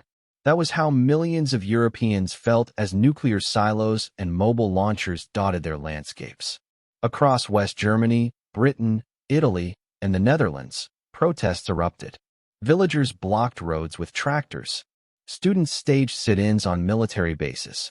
In Bonn, crowds of hundreds of thousands waved banners under gray skies, the smell of rain and cigarette smoke hanging over them. In London, Trafalgar Square overflowed with demonstrators, their chants echoing against the stone lions and monuments. The campaign for nuclear disarmament revived with new strength, its peace symbol painted on banners, jackets, even children's faces. Mothers brought strollers to rallies, insisting their children's future was at stake. In the United States, the freeze movement gained momentum from grassroots efforts. Town meetings voted overwhelmingly for resolutions calling for a halt to the nuclear arms race. Churches rang bells in solidarity. College campuses buzzed with debate, professors lecturing on fallout and winter, students handing out leaflets on quads that smelled of fresh-cut grass. Popular culture joined in. Musicians like Bruce Springsteen and Jackson Browne sang anthems of peace to stadiums filled with swaying lighters, their lyrics woven with urgency. Hollywood films depicted nuclear apocalypse with gut-wrenching realism. In 1983, ABC aired The Day After, a chilling vision of Kansas reduced to ash by nuclear war. More than 100 million Americans watched, many in stunned silence. Hotlines rang off the hook as citizens called their representatives, shaken by images of mushroom clouds and burning cities. The Soviet Union, too, saw protests, though under far harsher conditions. Dissidents whispered of peace, smuggling typewritten pamphlets into factories and universities. Families huddled around foreign radio broadcasts, the crackle of static carrying news of marches in the West. While the Kremlin dismissed the freeze movement as propaganda, it could not silence the undercurrent of fear rippling through its own society. Soviet citizens, too, knew the stakes. They had lived through war, through burned villages and starving winters. They understood better than most what devastation looked like. For governments, these protests were both a nuisance and a warning. In Washington, Reagan's administration insisted the buildup was necessary to confront the evil empire. Yet even inside the White House, advisors debated how much public opinion could be ignored. Letters poured in by the thousands. Mothers wrote of sleepless nights. Children drew pictures of bombs falling on houses. Polls showed overwhelming support for freezing the arms race. It was no longer just activists or radicals. It was mainstream America demanding change. The protests were not only moral, but practical. Scientists explained in chilling detail what nuclear war would mean. Beyond the immediate firestorms and radiation, there was the prospect of nuclear winter, soot and ash filling the skies, blocking sunlight, collapsing agriculture worldwide. The taste of ash in the mouth, the dim gray skies, the silence of fields where crops once grew. Death not just from bombs, but from famine. These scenarios spread from academic journals to newspapers and television, searing themselves into public imagination. Yet for all their power, the movements faced obstacles. Governments dismissed them as naive, claiming peace would collapse without strength. NATO leaders argued that protests ignored the threat of Soviet missiles already aimed at Europe. In the East, demonstrations were crushed before they could begin, police batons cracking down on those who dared. But resistance continued, often in creative ways. Women camped for years outside Greenham Common Air Base in Britain, their tents battered by wind and rain, their voices steady as they linked arms to block gates. Their presence became a symbol of persistence, the smell of wood smoke from campfires mingling with the drone of jets overhead. The nuclear freeze did not halt deployments overnight. Missiles rolled into silos, convoys rumbled through forests, soldiers carried on their grim routines. But the protests shifted the conversation. They made leaders realize that nuclear strategy was not an abstract chess game. It was human lives, millions of them, demanding to be heard. When Mikhail Gorbachev rose to power in the Soviet Union, he saw in these movements both a warning and an opportunity. He understood that arms control was not just about numbers, but about trust. And he listened in ways his predecessors had not. By the mid-1980s, the pressure of public opinion, combined with political change, opened the door to negotiations. In 1987, Reagan and Gorbachev signed the Intermediate-Range Nuclear Forces Treaty, eliminating entire classes of missiles from Europe. The ink on the page smelled fresh, but behind it stood years of chanting voices, of mothers pushing strollers, of students waving banners. The treaty was not born in the halls of power alone. It was forged in the streets, in the noise of protest, in the courage of ordinary people. Yet the danger was never far. Even as the freeze movement celebrated victories, stockpiles of nuclear weapons still numbered in the tens of thousands. Submarines prowled the seas, bombers circled the skies, and silos lay waiting across continents. The shadow remained, vast and menacing. The freeze movement had cracked the logic of the arms race, but it had not erased the weapons themselves. The voices of protest had shown that people could push back against superpowers, that survival was not just in the hands of generals and politicians. They revealed cracks in the edifice of fear, cracks that would widen as the Cold War stumbled toward its end. But as the world edged closer to dialogue, another drama unfolded. The Soviet Empire itself, weakened by wars abroad and unrest at home, was beginning to shake from within. The next great chapter would not be written in missiles or treaties, but in streets filled once again with citizens demanding change, this time not just against nuclear war, but against communism itself. November 19, 1985. Geneva, Switzerland. The icy wind blows off Lake Geneva, swirling around the grand villa chosen for the meeting. Security men scan the grounds, their earpieces crackling, while journalists jostle behind barriers, their breath visible in the cold air. Suddenly, two motorcades arrive almost simultaneously.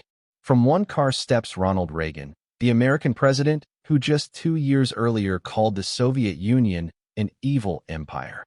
From the other, Mikhail Gorbachev, the young, energetic leader who has promised reform at home and seeks dialogue abroad.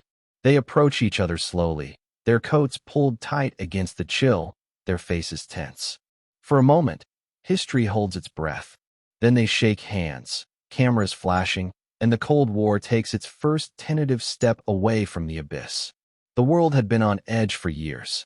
Reagan's massive arms buildup, his fiery rhetoric, and the launch of the Strategic Defense Initiative had convinced Soviet leaders that Washington might actually contemplate a nuclear first strike. In Moscow, paranoia ran deep. Generals studied NATO exercises, convinced they might be cover for a real attack. Meanwhile, the Soviet war in Afghanistan dragged on, bleeding morale and resources, while unrest spread across Eastern Europe. Gorbachev inherited an empire fraying at the edges, its economy stagnant, its people restless. He knew the Soviet Union could not survive another decade of confrontation. Reagan, though committed to military strength, also feared a war no one could win. Their meeting in Geneva was born not of trust, but of necessity. Inside the villa, the two men sat before a roaring fire, its smoke faintly perfuming the room. Translators leaned forward, their pens poised, every phrase carefully weighed. At first, the conversation was stiff, cautious. But as hours passed, the atmosphere thawed. Reagan, the actor turned politician, leaned into his natural charm. Gorbachev, sharp and quick, matched him with wit and candor. They sparred over SDI, over missiles, over ideology. Yet somewhere between the arguments, they found common ground. The recognition that a nuclear war could never be won and must never be fought. When the summit ended, no treaties were signed, no arsenals reduced. But the image of two leaders talking, not threatening, shifted the narrative. The Cold War had not ended, but its ice had begun to crack. A year later, the stage moved to Reykjavik, Iceland. October 1986. The small city, battered by Atlantic winds, seemed an unlikely site for a turning point in history. The summit began almost as an experiment, a chance to explore ideas. But soon, it turned into one of the most dramatic confrontations of the entire Cold War. In a stark White House near the sea, Reagan and Gorbachev argued intensely, their voices rising, their hands gesturing sharply. The smell of strong coffee lingered in the air as aides scurried in and out with notes. Then came the astonishing proposal. Gorbachev suggested eliminating all nuclear weapons within a decade. All of them gone. Reagan, stunned, leaned forward, intrigued. The possibility of ending the nuclear nightmare shimmered before them. But there was a catch. Gorbachev demanded limits on Reagan's cherished SDI, the space-based missile defense system. Reagan refused. For him, SDI was not negotiable. For Gorbachev, allowing it would tip the balance fatally toward the United States. The talks stretched late into the night, the two leaders pacing rooms, exhaustion etched on their faces. And then, just as quickly as the dream had appeared, it collapsed. Reykjavik ended in failure. Reporters watched as Reagan emerged, his jaw tight, his eyes clouded. He told aides it had been the hardest moment of his presidency. Yet the failure was not final. For though no agreement was reached, both sides had revealed something essential: their willingness to imagine a world without nuclear weapons. Reykjavik showed the limits of confrontation, but also the possibilities of dialogue. The world saw not just intransigence, but vulnerability, and it set the stage for something more lasting. In December 1987, that something arrived. Washington, D.C. prepared for a summit unlike any before. The streets near the White House buzzed with anticipation, flags snapping in the cold wind, police sirens echoing as motorcades sped past. In the East Room, chandeliers glittered above a table where two documents lay waiting. Reagan and Gorbachev sat down, pens in hand, and signed the Intermediate Range Nuclear Forces Treaty, the INF Treaty. For the first time in history, an entire class of nuclear weapons would be eliminated. Missiles were not just capped, but destroyed. Hundreds of warheads were dismantled, their metal shells cut apart, their deadly cores neutralized. Verification measures were agreed upon, inspectors allowed to visit bases once shrouded in secrecy. The applause in that room was not just for signatures, but for a crack in the edifice of fear that had loomed for 4 decades. The symbolism was immense. Reagan, who had once spoken of an evil empire, now raised a glass with its leader, toasting to peace. Gorbachev, who had entered office facing suspicion and hostility, was cheered on the streets of Washington, where ordinary Americans waved and smiled. The air smelled of roasted chestnuts from street vendors, the sound of children's laughter mingling with the chants of demonstrators who had once demanded exactly this outcome. For a brief moment, the impossible seemed possible. The momentum carried into 1988, when Reagan traveled to Moscow. The city, long portrayed in American imagination as the heart of darkness, opened its streets for the American president. Crowds lined the boulevards, their breath visible in the spring air, their cheers mingling with the sound of distant church bells. Reagan, once the fiery Cold Warrior, walked through Red Square with Gorbachev at his side, the Kremlin's towers looming overhead. Asked by a reporter if he still considered the Soviet Union an evil empire, Reagan smiled softly and said, "No, that was another time, another era." The words hung in the air like a benediction. Inside the Kremlin, the meetings were less theatrical but equally significant.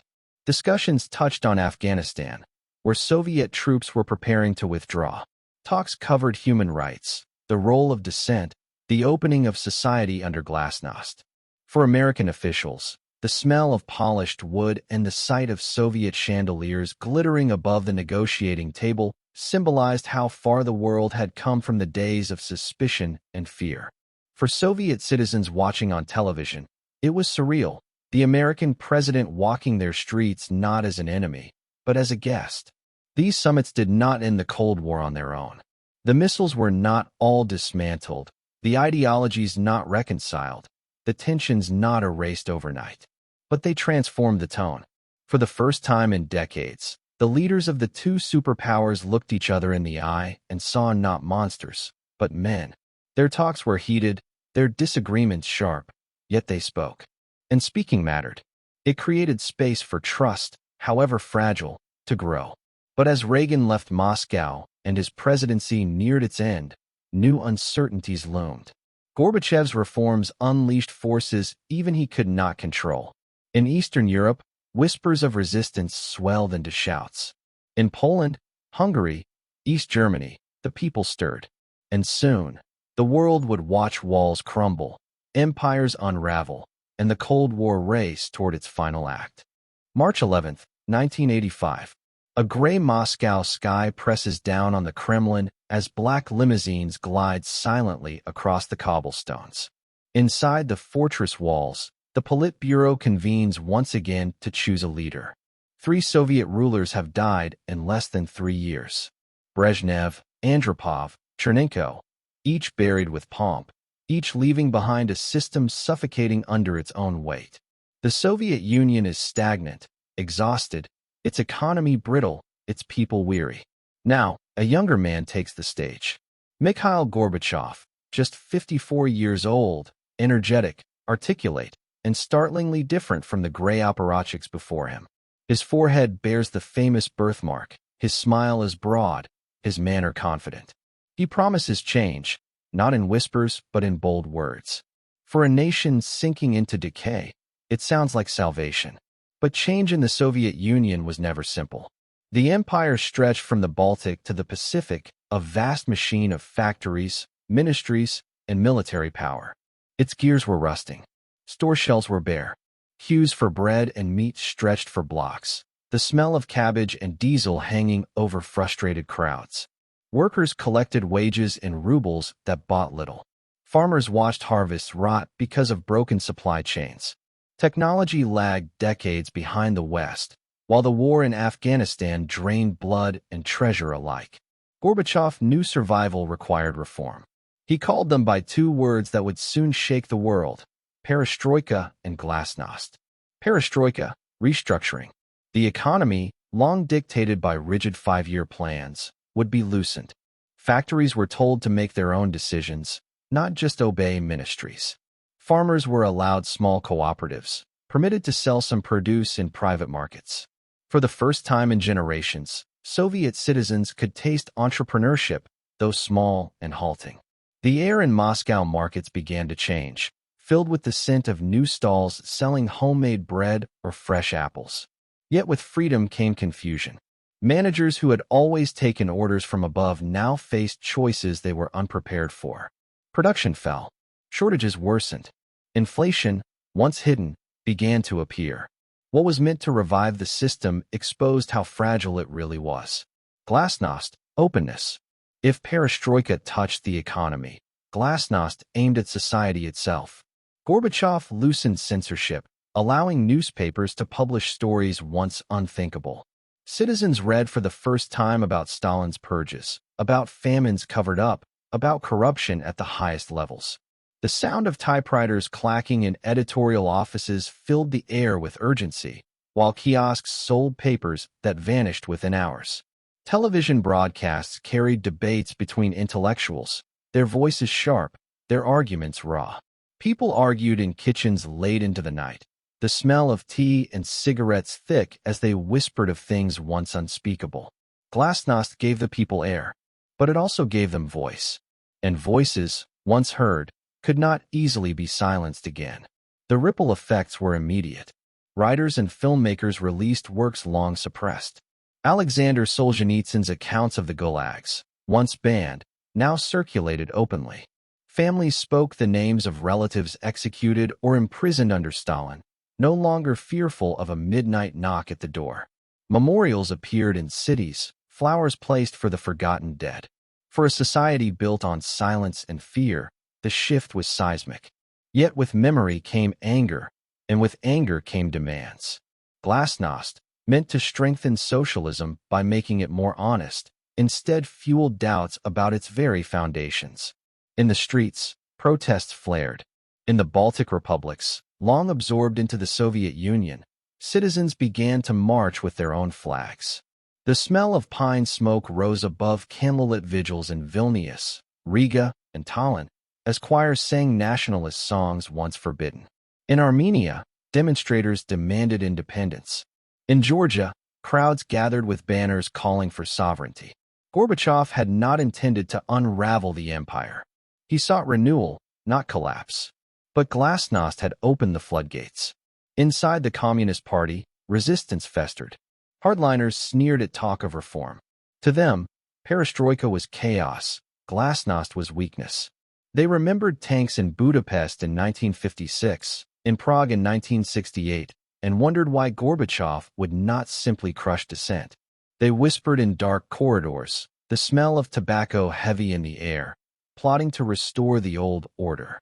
But Gorbachev pressed on, believing the only way to save socialism was to modernize it. His gamble was immense. Loosen the grip enough to revive the system, but not so much that it fell apart. The economy, however, refused to cooperate. Perestroika's half-measures created neither a functioning market nor a stable command system. Factories continued to miss quotas, shops remained empty, and lines for butter, meat, and sugar grew longer. The frustration of ordinary Soviets deepened. They saw reforms on paper, But on their tables, little changed. Some cursed Gorbachev, others praised him, but all felt the tension of a society in transition, its foundations cracking beneath their feet. In foreign policy, Gorbachev was bolder still. He reduced tensions with the West, negotiated arms treaties, and spoke of a common European home. Abroad, he was celebrated, hailed as the man who might end the Cold War. Crowds cheered him in Western capitals, his name praised in editorials, his speeches broadcast to rapturous applause. At home, the applause was quieter, often drowned out by grumbling stomachs and rising discontent. Yet the reforms kept advancing. Independent political groups were allowed. Elections introduced limited competition, and for the first time in Soviet history, citizens could choose between candidates.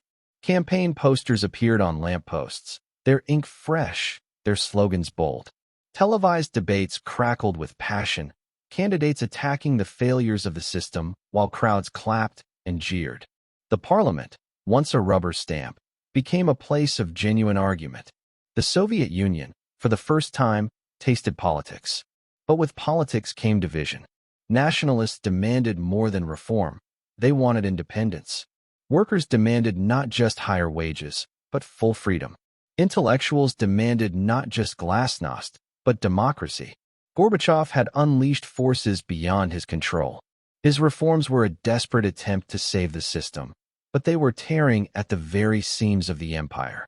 And while he tried to steer the storm at home, challenges mounted abroad. Eastern Europe watched carefully. In Poland, the Solidarity movement stirred again, emboldened by glasnost.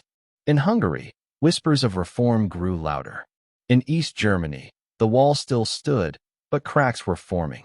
The Soviet Union's grip was weakening, not by force from outside, but by voices from within. For Gorbachev, the dilemma sharpened. Reform further and risk collapse. Halt reform and risk revolt. His face, once confident, grew more lined, his speeches more strained. In Moscow's Red Square, as crowds gathered to demand more change, the scent of flowers placed at monuments mixed with the chants of protesters. The old empire trembled, and its leaders stood caught between past and future. Gorbachev's gamble had begun as a promise of renewal. But now, as the 1980s neared their end, glasnost and perestroika no longer looked like salvation. They looked like sparks in a dry forest. The blaze was spreading faster than anyone had imagined, and soon it would consume not just policies, but the Soviet Union itself. And beyond the Kremlin's walls, another storm was gathering. In Eastern Europe, long-held regimes clung desperately to power, even as their people rose in defiance. The next chapter would not be written in Moscow alone. It would be written in Leipzig, in Budapest, in Prague, and in the shadow of a wall in Berlin. It begins in the streets. Cold autumn nights in 1989, where the air smells of wet cobblestones and candle wax, and voices rise in chants that echo against gray apartment blocks built to outlast empires. In Leipzig, East Germany, thousands gather outside St. Nicholas Church, their hands holding flickering candles, their breaths misting in the cold. The police stand ready, shields gleaming, batons clenched. For weeks, the regime had threatened that these demonstrations would be crushed. Yet the crowd grows larger. 10,000, 50,000, 100,000. They march silently at first, then louder, the chant swelling until even the soldiers standing before them shift uneasily. This is the sound of an empire unraveling, not with bombs or invasions, but with people refusing to be silent any longer. By the autumn of 1989, communism in Eastern Europe was collapsing like dominoes. One by one, regimes that had seemed immovable for decades crumbled before the sheer weight of public resistance. For 40 years, Moscow's shadow had stretched across the region, sustained by fear, tanks, and ideology. But now, Gorbachev's reforms and his refusal to send in the Red Army created a new reality. The Iron Curtain no longer had steel behind it, and the people knew. In Poland, the spark had already been lit. Earlier in the year, Solidarity, long suppressed and driven underground, re-emerged through negotiations at the Round Table talks. The smell of ink filled the rooms where government officials and union leaders argued over paper drafts, smoke curling from countless cigarettes. Out of those meetings came an unprecedented compromise: semi-free elections. In June, Poles went to the ballot boxes, their fingers smudged with ink, their hearts pounding. The results shocked even the most hopeful dissidents. Solidarity swept nearly every available seat. Crowds erupted in joy, church bells ringing, flags waving in the summer air. The Communist Party still held power on paper, but its grip was broken. Poland became the first Eastern Bloc country to breach the curtain, and others soon followed. In Hungary, reformers pushed boldly. That spring, border fences with Austria were quietly dismantled. Wire cutters snipped through steel, the fences rolled up like discarded paper. By summer, the border was open. East Germans, desperate to escape, poured across into Austria, their cars abandoned, their luggage dragging behind them. Families embraced in Vienna, tears wetting cheeks, the air filled with laughter and disbelief. It was the first tear in the Iron Curtain, and once torn, the fabric could not be mended. Czechoslovakia followed. November 17th, Prague. A student demonstration turns into something larger, unstoppable. Police attempt to block it, their batons cracking against pavement, the smell of tear gas stinging the air. But the people keep coming. Night after night, when Cessla Square fills with protesters, they jingle their keys in the air, a sound like 1,000 tiny bells, signaling the end of the old order. On balconies, opposition leaders speak, their voices carrying over the crowd. The Velvet Revolution, they call it, because not a single bullet is fired. Within weeks, the communist government resigns, and Václav Havel, a playwright and dissident once jailed for his words, becomes president. The absurdity of it is matched only by its beauty. A regime topples not with violence, but with the ringing of keys. East Germany, however, was the heart of the storm. For decades, the Berlin Wall had stood as the symbol of division, concrete and barbed wire slicing through families and streets. But by the fall of 1989, the wall was crumbling not from hammer blows, but from the weight of its own contradictions. East Germans, emboldened by Hungary's open borders, fled in waves. Those who stayed filled streets with chants, "Wir sind das Volk," we are the people. In October, Erich Honecker, the hardline leader, was forced to resign. His replacement, Egon Krenz, tried to calm the tide, but it was too late. November 9th, 1989. A press conference in East Berlin turns chaotic when an official, confused about new travel rules, suggests that citizens may cross into the West immediately. Within hours, crowds surge toward the checkpoints. Border guards, bewildered and overwhelmed, step aside. The first East Germans cross into West Berlin, their eyes wide, their hands trembling. Then more follow. Soon, thousands are climbing onto the wall, dancing, hammering at it with chisels and hammers. The air fills with the sound of stone cracking, of cheers echoing across the night, of champagne bottles uncorked. Families separated for decades embrace, tears streaming down faces lit by floodlights. The Berlin Wall, once the most infamous barrier in the world, falls not with a bang, but with joy. Elsewhere, the revolutions took darker turns. In Bulgaria, the streets filled with chants against longtime dictator Todor Zhivkov. The smell of roasted chestnuts and wood smoke from winter markets mingled with the cries for freedom. Within days, the once powerful leader was gone, forced from office by his own party. The system unraveled almost quietly, its grip eroded by exhaustion. But in Romania, blood was the price. Nicolae Ceausescu ruled with paranoia and brutality, his cult of personality grotesque. In December, protests broke out in Timișoara, sparked by the attempted eviction of a dissident pastor. The army opened fire. The smell of cordite and death lingered in the streets as bodies were carried away under sheets. But the repression backfired. Within days, protests spread to Bucharest. Ceausescu tried to rally the masses with a televised speech. But as he spoke, his voice faltered. The crowd booed. Chants rose. For the first time, his mask of control cracked. Days later, He and his wife were captured, tried in a hastily assembled court, and executed by firing squad. Their blood stained the snow of Christmas Day. Romania's revolution was short, brutal, and final. By the end of 1989, the map of Europe had changed forever. Communist regimes that had once seemed eternal collapsed in a matter of weeks. Poland, Hungary, Czechoslovakia, East Germany, Bulgaria, Romania.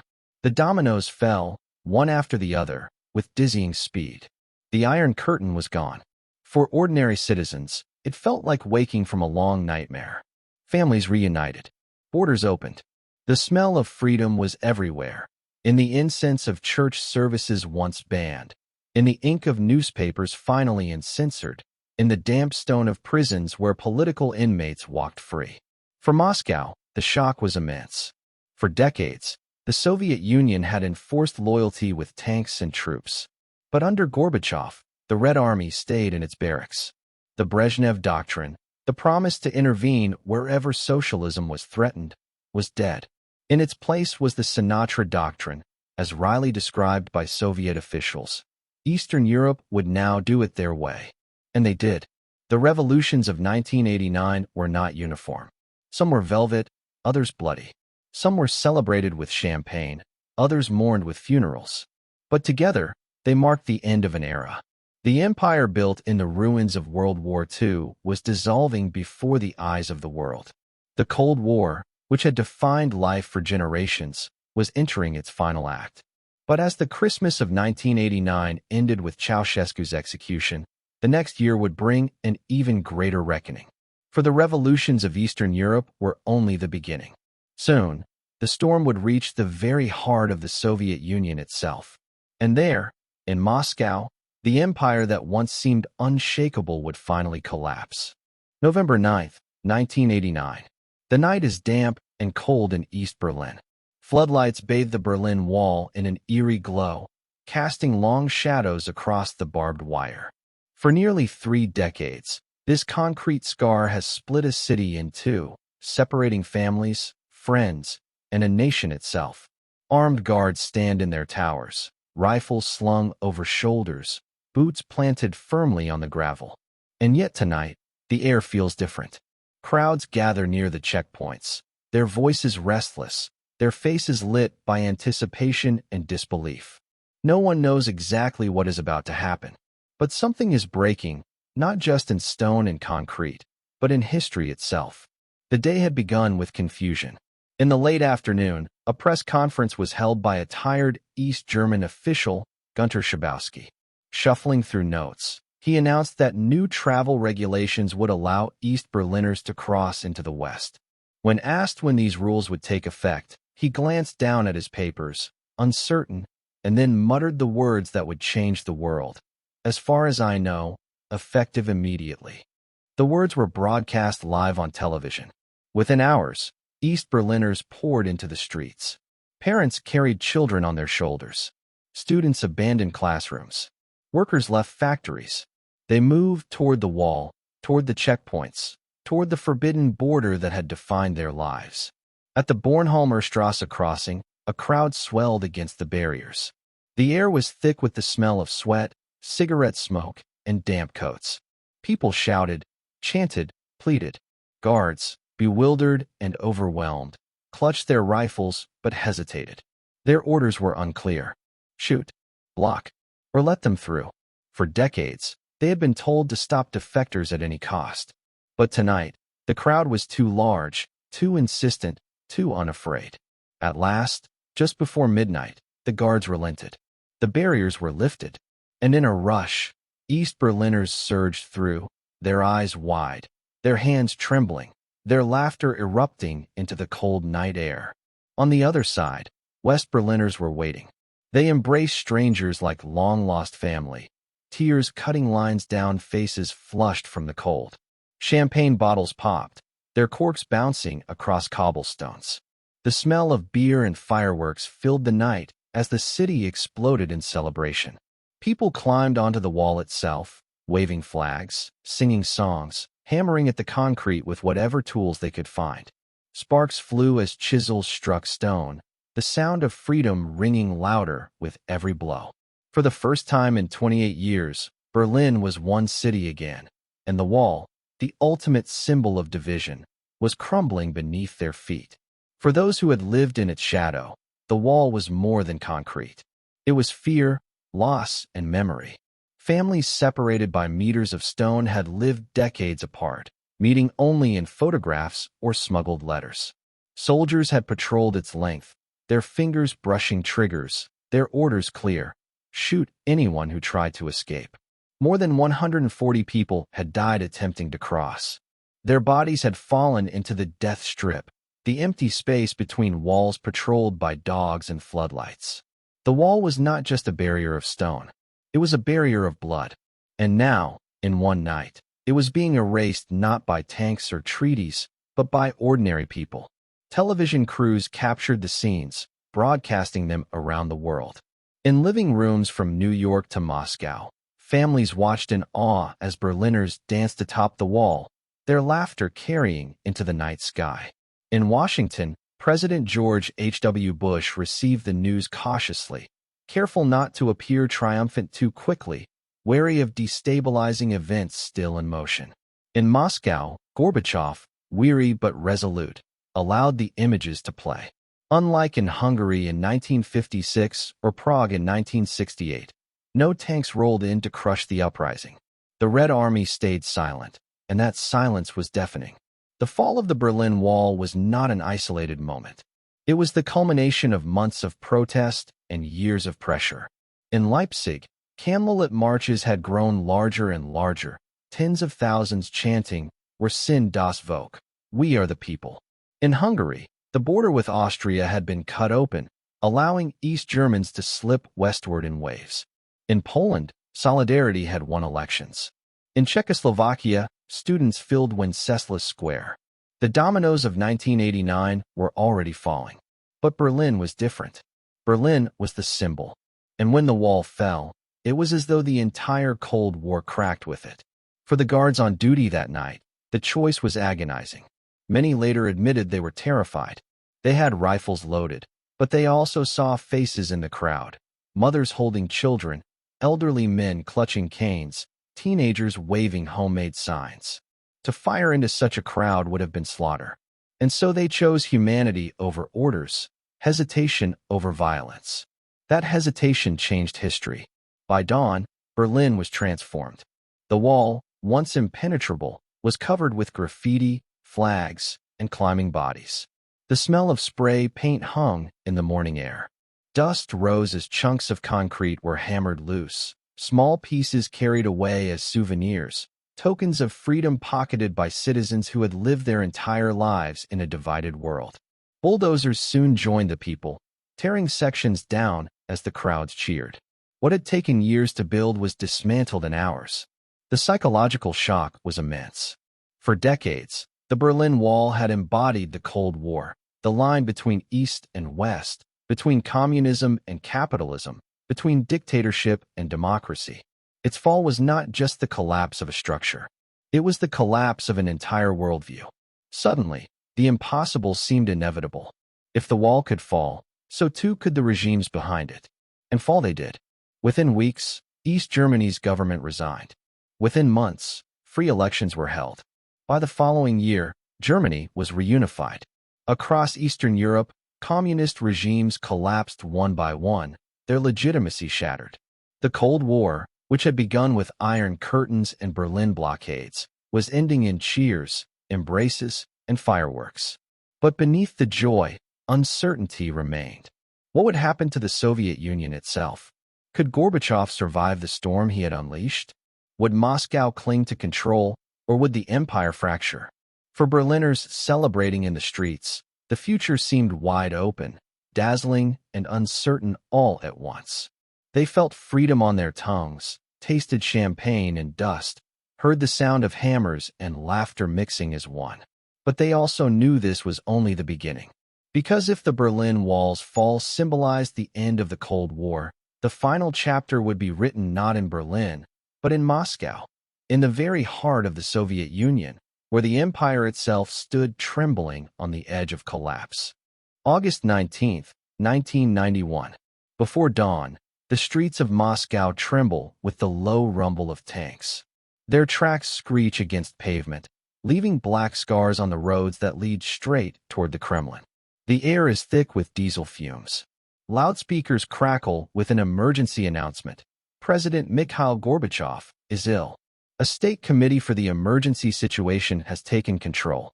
In truth, Gorbachev has been locked inside his dacha in Crimea, cut off from communication, a prisoner of his own generals. Hardliners, desperate to save the Soviet Union from collapse, have staged a coup. For a moment, it seems the clock is turning back, that tanks and bayonets will restore the iron grip of the past.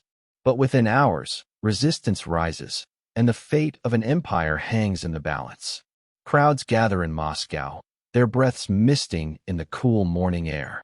The city smells of exhaust, sweat, and fear. Rumors spread quickly that Gorbachev has been overthrown, that the army will open fire, that old Stalinist rule will return. Yet as armored vehicles grind into Red Square, something unexpected happens. Citizens climb atop them, waving flags, shouting at bewildered conscripts. Soldiers, many young and confused, hesitate. They feel the weight of rifles in their hands but see unarmed men and women staring back at them. To fire would be murder. To hold back is defiance. In that hesitation lies the future. Then, a man emerges as the voice of resistance. Boris Yeltsin, the recently elected president of the Russian Federation, strides out from the White House, the Parliament building, as tanks encircle it. He climbs onto one, his white shirt visible against the dark steel, and raises a fist. His voice booms through a megaphone, urging soldiers not to betray the people, calling on citizens to resist the coup. Cameras capture the moment, broadcasting it across the world. The image of Yeltsin standing tall on a tank becomes iconic, a symbol of defiance that no propaganda can erase. For 3 days, tension grips the Soviet capital. Barricades rise from pavement stones and buses dragged across boulevards. The smell of burning tires mixes with summer rain. Priests bless the crowds with crosses raised high. Protesters link arms, surrounding the White House, their chants echoing off concrete. Inside, Yeltsin and his allies prepare for a last stand. Outside, the army waits, orders unclear, loyalty divided. Shots ring out on the third night. Blood stains the pavement as 3 protesters are killed near a tunnel. Their deaths galvanize the movement. Fear turns into fury. By the 4th day, the coup collapses. Gorbachev returns to Moscow, shaken but alive. The generals are arrested, their plans in ruins.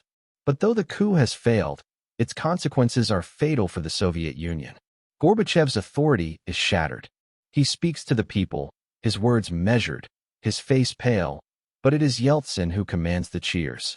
The balance of power has shifted. The Russian tricolor flag, once banned, now flutters defiantly over the parliament. Republic after republic, emboldened by the failure of the coup, declares independence. Ukraine, Belarus, the Baltic states. The empire that had once stretched across 11 time zones fractures in weeks, its pieces breaking away like ice drifting downriver in spring.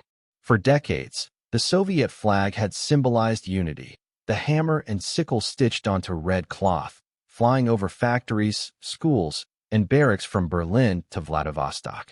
Now, that symbol becomes a relic. In city squares, Soviet emblems are torn down. In capitals from Tallinn to Tbilisi, crowds chant national anthems long suppressed, their voices filling the air with defiance and joy. The taste of freedom is intoxicating, but also uncertain. For many, it feels less like triumph and more like stepping into the unknown. In Moscow, the unraveling accelerates. Yeltsin signs decrees transferring authority from Soviet ministries to Russian ones. He bans the Communist Party from Russian soil.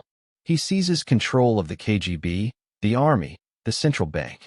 Gorbachev, once hailed as the architect of reform, is left stranded, president of a state that is dissolving beneath him. His speeches carry less force, his promises ring hollow. Television broadcasts show him seated at his desk, his posture weary, his voice flat. The man who tried to save the Soviet Union by reforming it is overtaken by the man who seeks to bury it and build something new. By December, the final blow comes. In a forested retreat in Belarus, Yeltsin meets with the leaders of Ukraine and Belarus. Around a wooden table, as the smell of pine smoke drifts from the fireplace, they sign the Belavisa Accords. The Soviet Union, they declare, no longer exists. In its place, a loose commonwealth of independent states will emerge. Gorbachev is not even present. History has moved past him. On December 25, 1991, Gorbachev addresses the nation one final time. The Kremlin's office is dimly lit, the desk bare, the Soviet flag still hanging above him. His voice is steady, tinged with sorrow. He resigns as president of a country that no longer exists. Hours later, soldiers climb the Kremlin's towers, their boots echoing against the stone. They lower the red banner of the Soviet Union, its hammer and sickle catching one last glint of light against the Moscow night. In its place, they raise the white, blue, and red tricolor of Russia. The Soviet Union, the superpower that once challenged the world, is gone. The streets of Moscow that night are quiet. No great celebrations, no thunderous applause. Just the sound of footsteps on icy sidewalks, the smell of smoke from chimneys, and the hum of cars in the distance. Ordinary Russians return home uncertain of what comes next. For 70 years, they had lived under the Soviet flag. Now, in a single evening, it has vanished. Across the world, leaders watch in astonishment. In Washington, President George H.W. Bush declares that America has won the Cold War. In Europe, crowds cheer the end of an empire. In former Soviet republics, independence is met with fireworks and parades. Yet in Moscow, many feel only confusion. Prices soar, shelves remain bare, wages go unpaid. Soldiers return from distant bases, unsure of their place in a new world. The empire's end is not just geopolitical. It is personal. It is the collapse of certainty itself. For decades, the Cold War had been defined by its bipolar order. Two superpowers, two systems, two visions of the future locked in struggle. On that December night, as the Soviet flag descended from the Kremlin, that order ended. The Cold War was over. The world stood on the threshold of a new era, one full of promise, but also peril. For if one empire could fall in a matter of months, what else might crumble in the years to come? And so the story of the Cold War closes not with the roar of missiles or the clash of armies, but with silence. A flag lowered in the winter night, a nation dissolved into memory, and a world left to wonder what comes after the end of history.